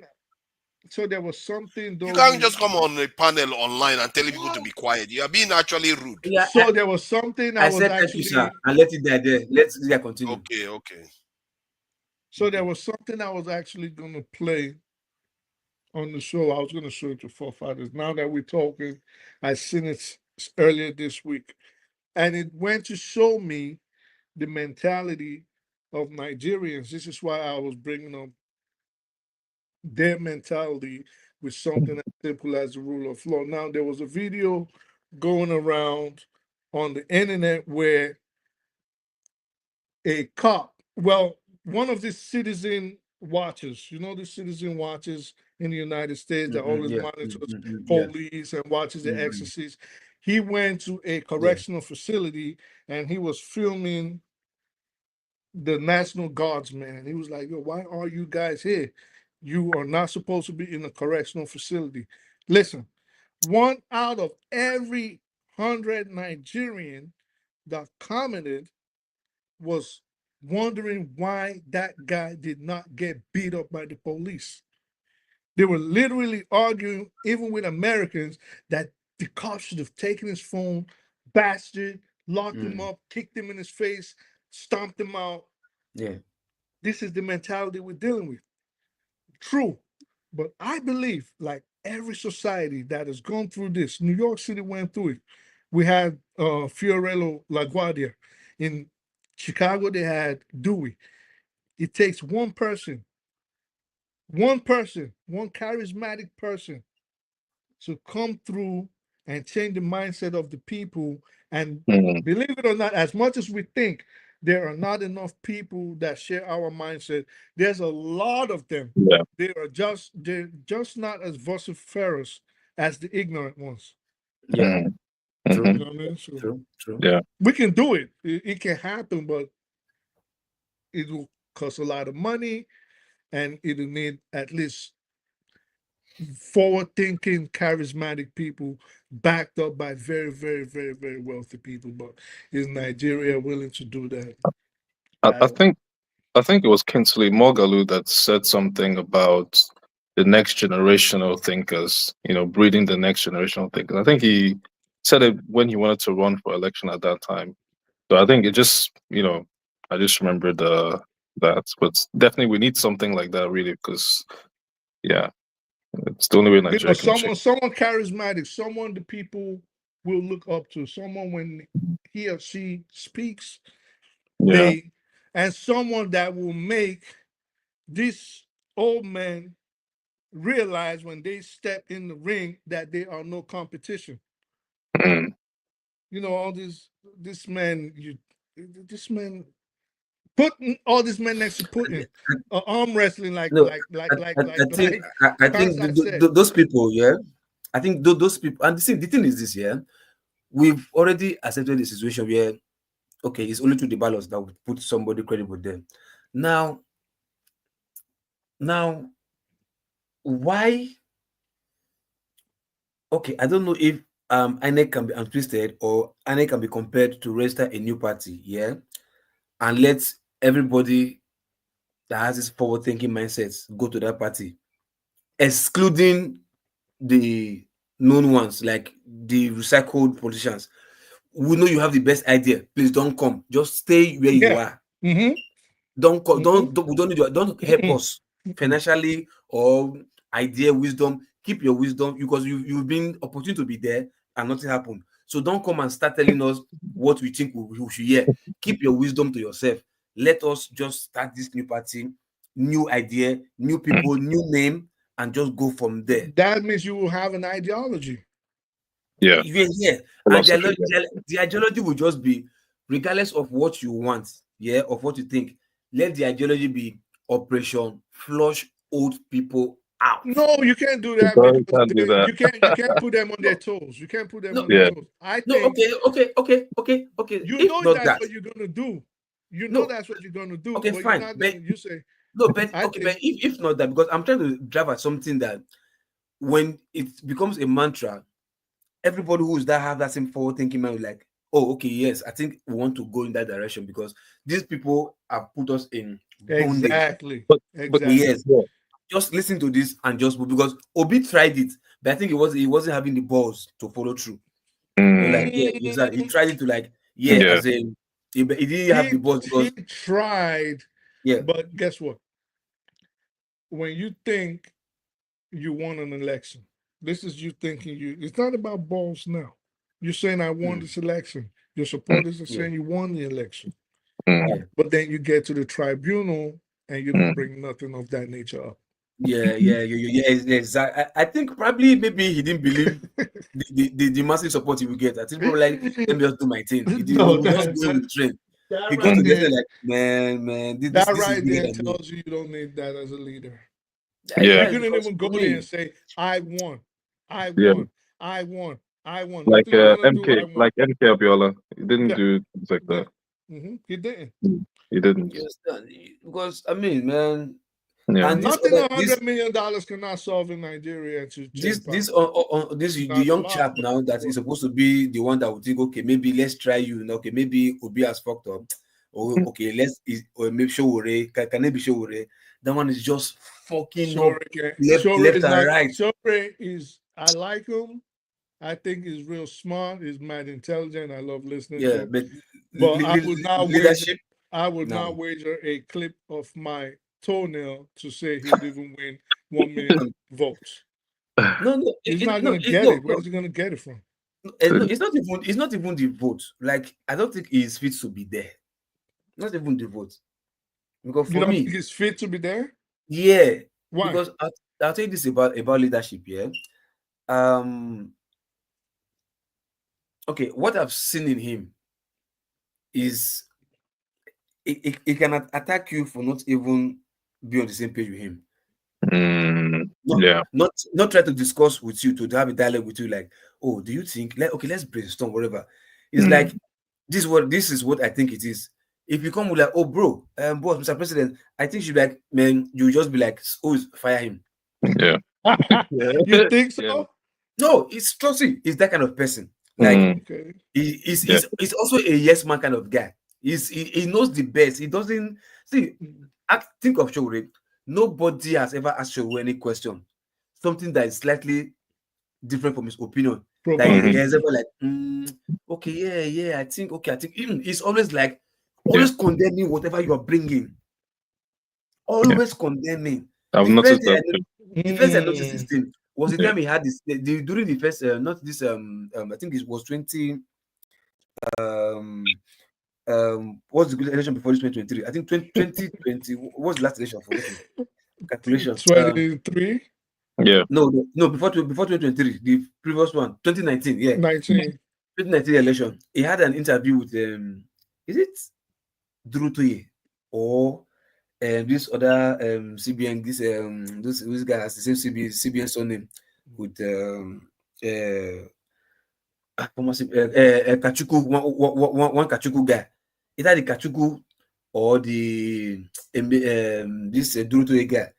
They were on channels, just like debate, presidential debate, whatever. They were asking them questions. The guy answered his own based on plan, this and that. Okay, Showore, you answer your own. He was just attacking the guy.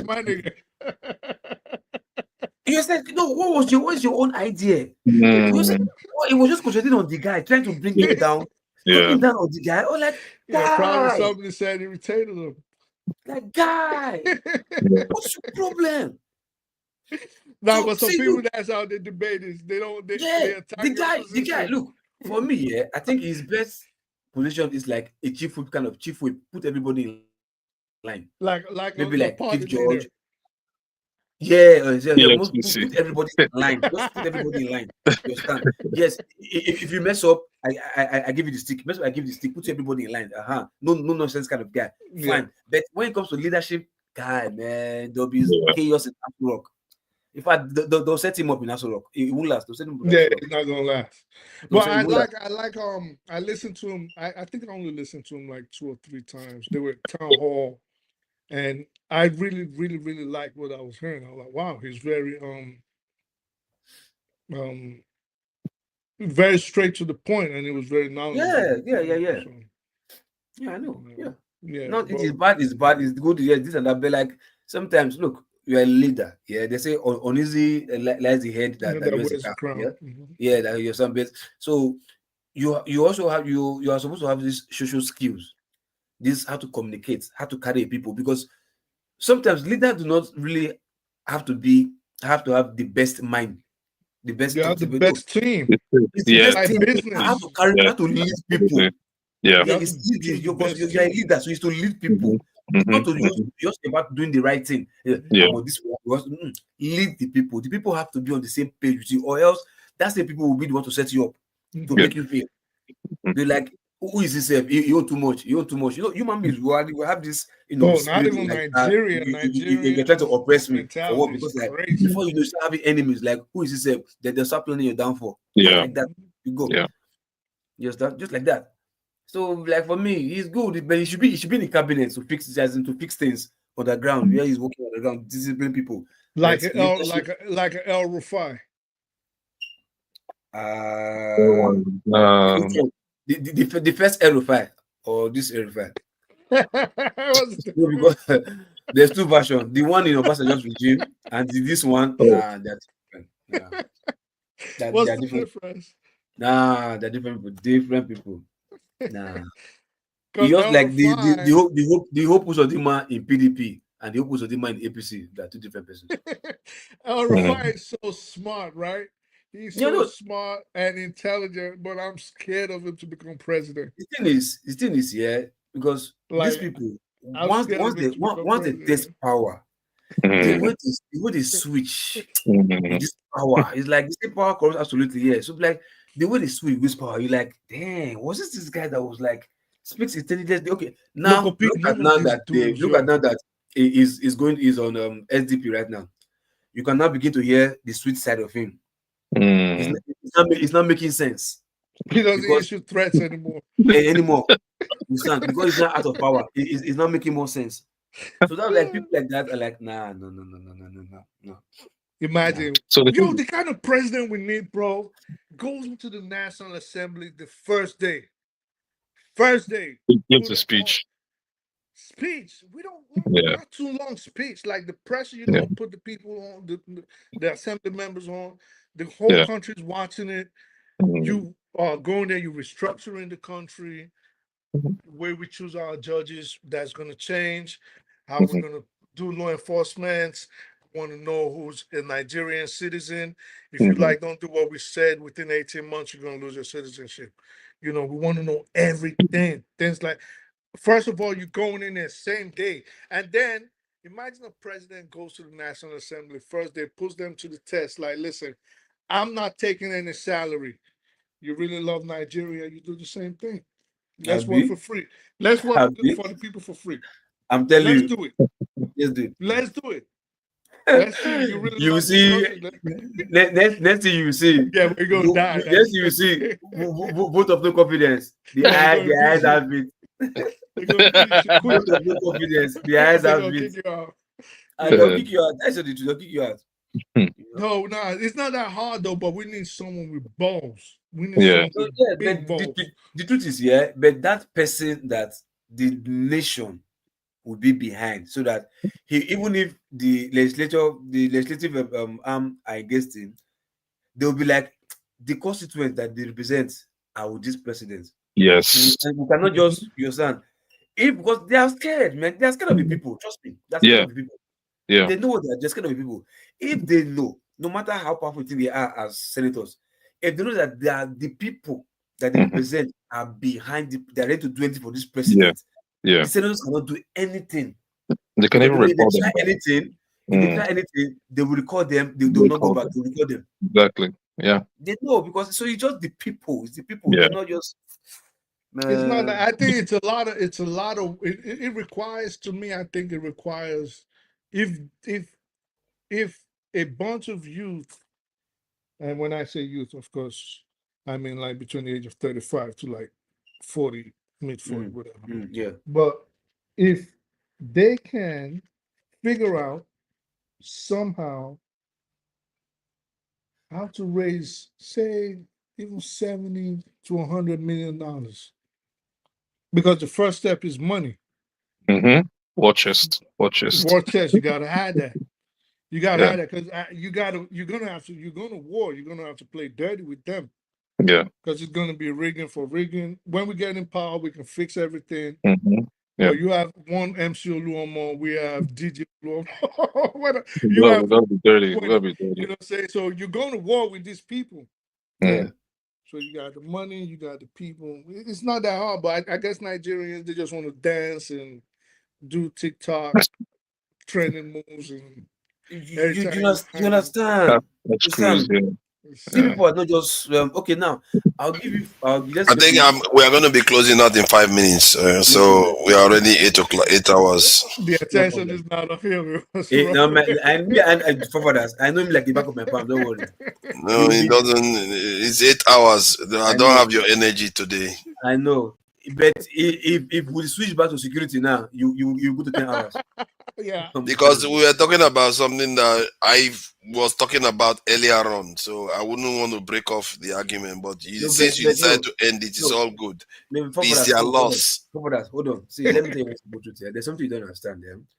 You say security. When I look at security, you're talking about this security is just it's like a system. I will end this thing. Move on with your conversation, because 5 minutes I will close it. So don't bother explaining. You've already ended it.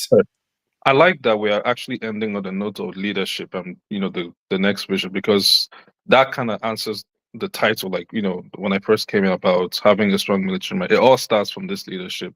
So it is really, this is a really good way to end as well, because at the end it boils down to having a leader with vision and leading the nation, the people, to that strong military mind, strong economy, Nigeria first, our own national interests first, things like that. National identity. Yeah.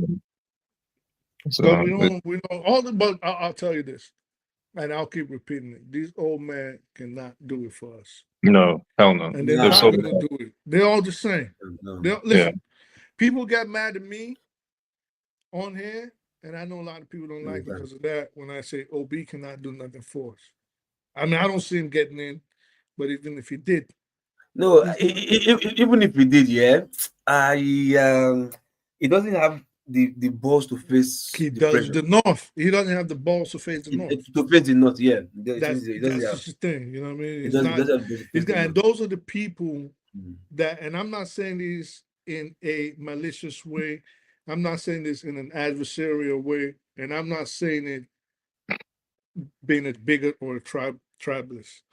And I'm not referring when I say the North to the ordinary Northerner who has nothing to do with how the country is run.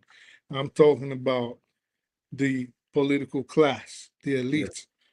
Those are the people you would have to tackle.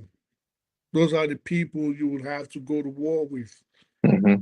Proverbial war. I don't mean necessarily armed war, which they might take it there.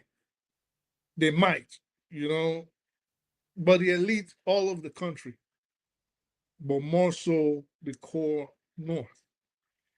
And I'm not saying, you know, again, I'm not saying it like to be inhumane, but I'm saying these are some of our problems, you know. So we will have to tackle them. Now, do we go in the past, for example, like Shore wants to jail this one for the past? I don't know. Maybe that time comes just to set the country on a certain trajectory. You might have to take some old dudes and make them spend the rest of their days in prison. You know, you might, those kind of things might be necessary. But are we going to bog ourselves down and focus just on them and their past transgressions? No. But maybe just for the country's sake, you might say, okay, we're going to pick 2 from this region, 3 from that region, 4 from that region, charge them to court, use them as an No. example. I don't know, but you know, you're not going We to come out look. openly and say it. Nigerian government cannot be busy. Look, Nigerian government can work 100% without work 100% efficiently. Even if they drag them along to make them pay for their sins, it will not even shake a government. Yeah, but it's only symbolic. It's not because you think you're winning anything really. It's only a symbolic gesture of now we are moving into. Hold on, no, because for me, now, bro. So now we're moving into these an guys era. are Hold debt on, with this country. I just think that they need to pay for their sins. So when we do things like that, that's why I said, because we know how regional and tribal Nigeria is. So you can't just pick everybody. So maybe you're making a list with your cabinet. You say, okay, 2 from this region, 2 from this. Each that we know we're corrupt, we're putting them on trial. Just, I don't know, 2, 20, a good 10, representation. Exactly, good. A handful of all of them. Just symbolic. We don't want to bog our administration down by chasing after the past. That's not the point. The point is, we're entering a new era. We don't want to be like these people in the past.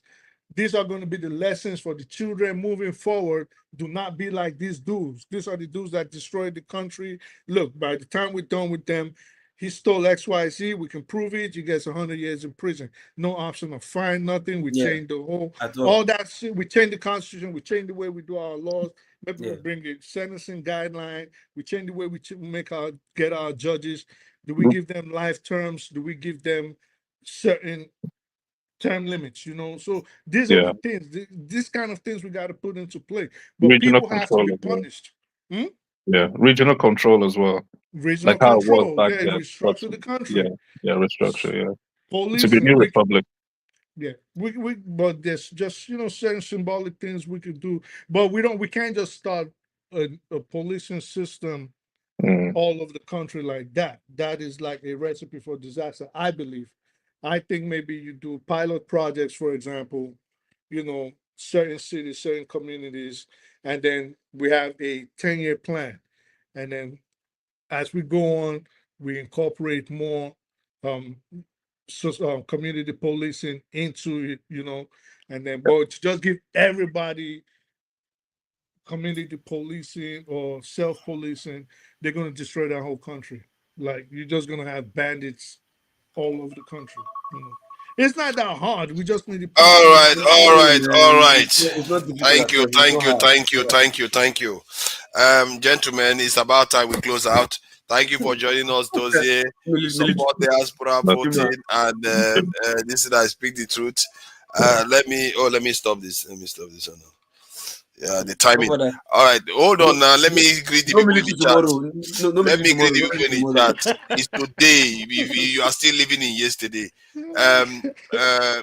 Faye, see, I don't know why you think this is a joke, but maybe for you it's a joke. Just like if you come here talk about diaspora voting and they start talking about that it's a joke, you're not going to find that funny.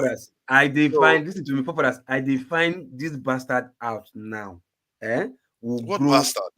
From there. Let me just say hi to the people in the chat. I don't want to go into Faye. Thank you for. I don't know who Faye is. I just came on today. He's in love with you. Yeah, maybe. Yeah, whoever when Macanelli is having a go at me, I don't know. Macanelli, this one is bad belly all the time, but now he's always towards the end of this thing, then he starts saying, "Oh, nice things about you," but throughout the show, he will be salting you throughout. So that's the beauty of hosting, because you're hosting, they are abusing me from beginning to the end. Then towards the end, that's when they tell you thank you. Berry, thank you for joining us. Mohammed Ibrahim, thank you for joining us today. And it's been a while, actually. I didn't even know it was going to stay this long. I wasn't planning on it, that's for sure. Abami Eda, that's a nice name there. That's a fella, this thing, isn't it? Abami Eda, thank you for joining us. Thank you for joining us. Yeah, I think most of the people that were here, let me thank the people that donated. Oscar Blackbone, thank you for the $2. That's American dollar. You can't always disrespect that. The Kulata is also there. Kulata, as always, even if people don't like him, he still does donate more than others. He's also donated some more here. Thank you for that, the Kulata. He seems to be the one that seems to be putting his money where his mouth is. And till this evening, there's going to be, who is this one that you are committed? Who is, hi, Buritan. Oh, I almost missed you. Oh, look at that. All these people, they do like their names to be. Oh, God, you showed up again. Oh, God is a hater. Yeah, he always likes to abuse me all that. Hi, Buritan tends to support where I'm coming from. You are committed. Of course, I'm committed. What is the point of being online here if I'm not committed? It's ridiculous. Macanelli is mad funny. Macanelli, that one just like to insult me constantly without end. So, yeah, till maybe this evening, I don't think I'm going to do. I think you guys are going to enjoy the Biafra guys. So, I will not have time this evening. What are you talking about? Is it breakfast? No, it's not. I don't think it's breakfast. I think it's KJ is going to be hosting something. I think. No, there was one thing I see. That one nonsense that I saw there. I was like, who put that nonsense there? I think it's KJ. No, KJ check is it. You see. Check it. You see. There was something I said upcoming. That thing was it was nasty. The title was nasty. Oh yeah, the one they said about that was a while ago. Yeah.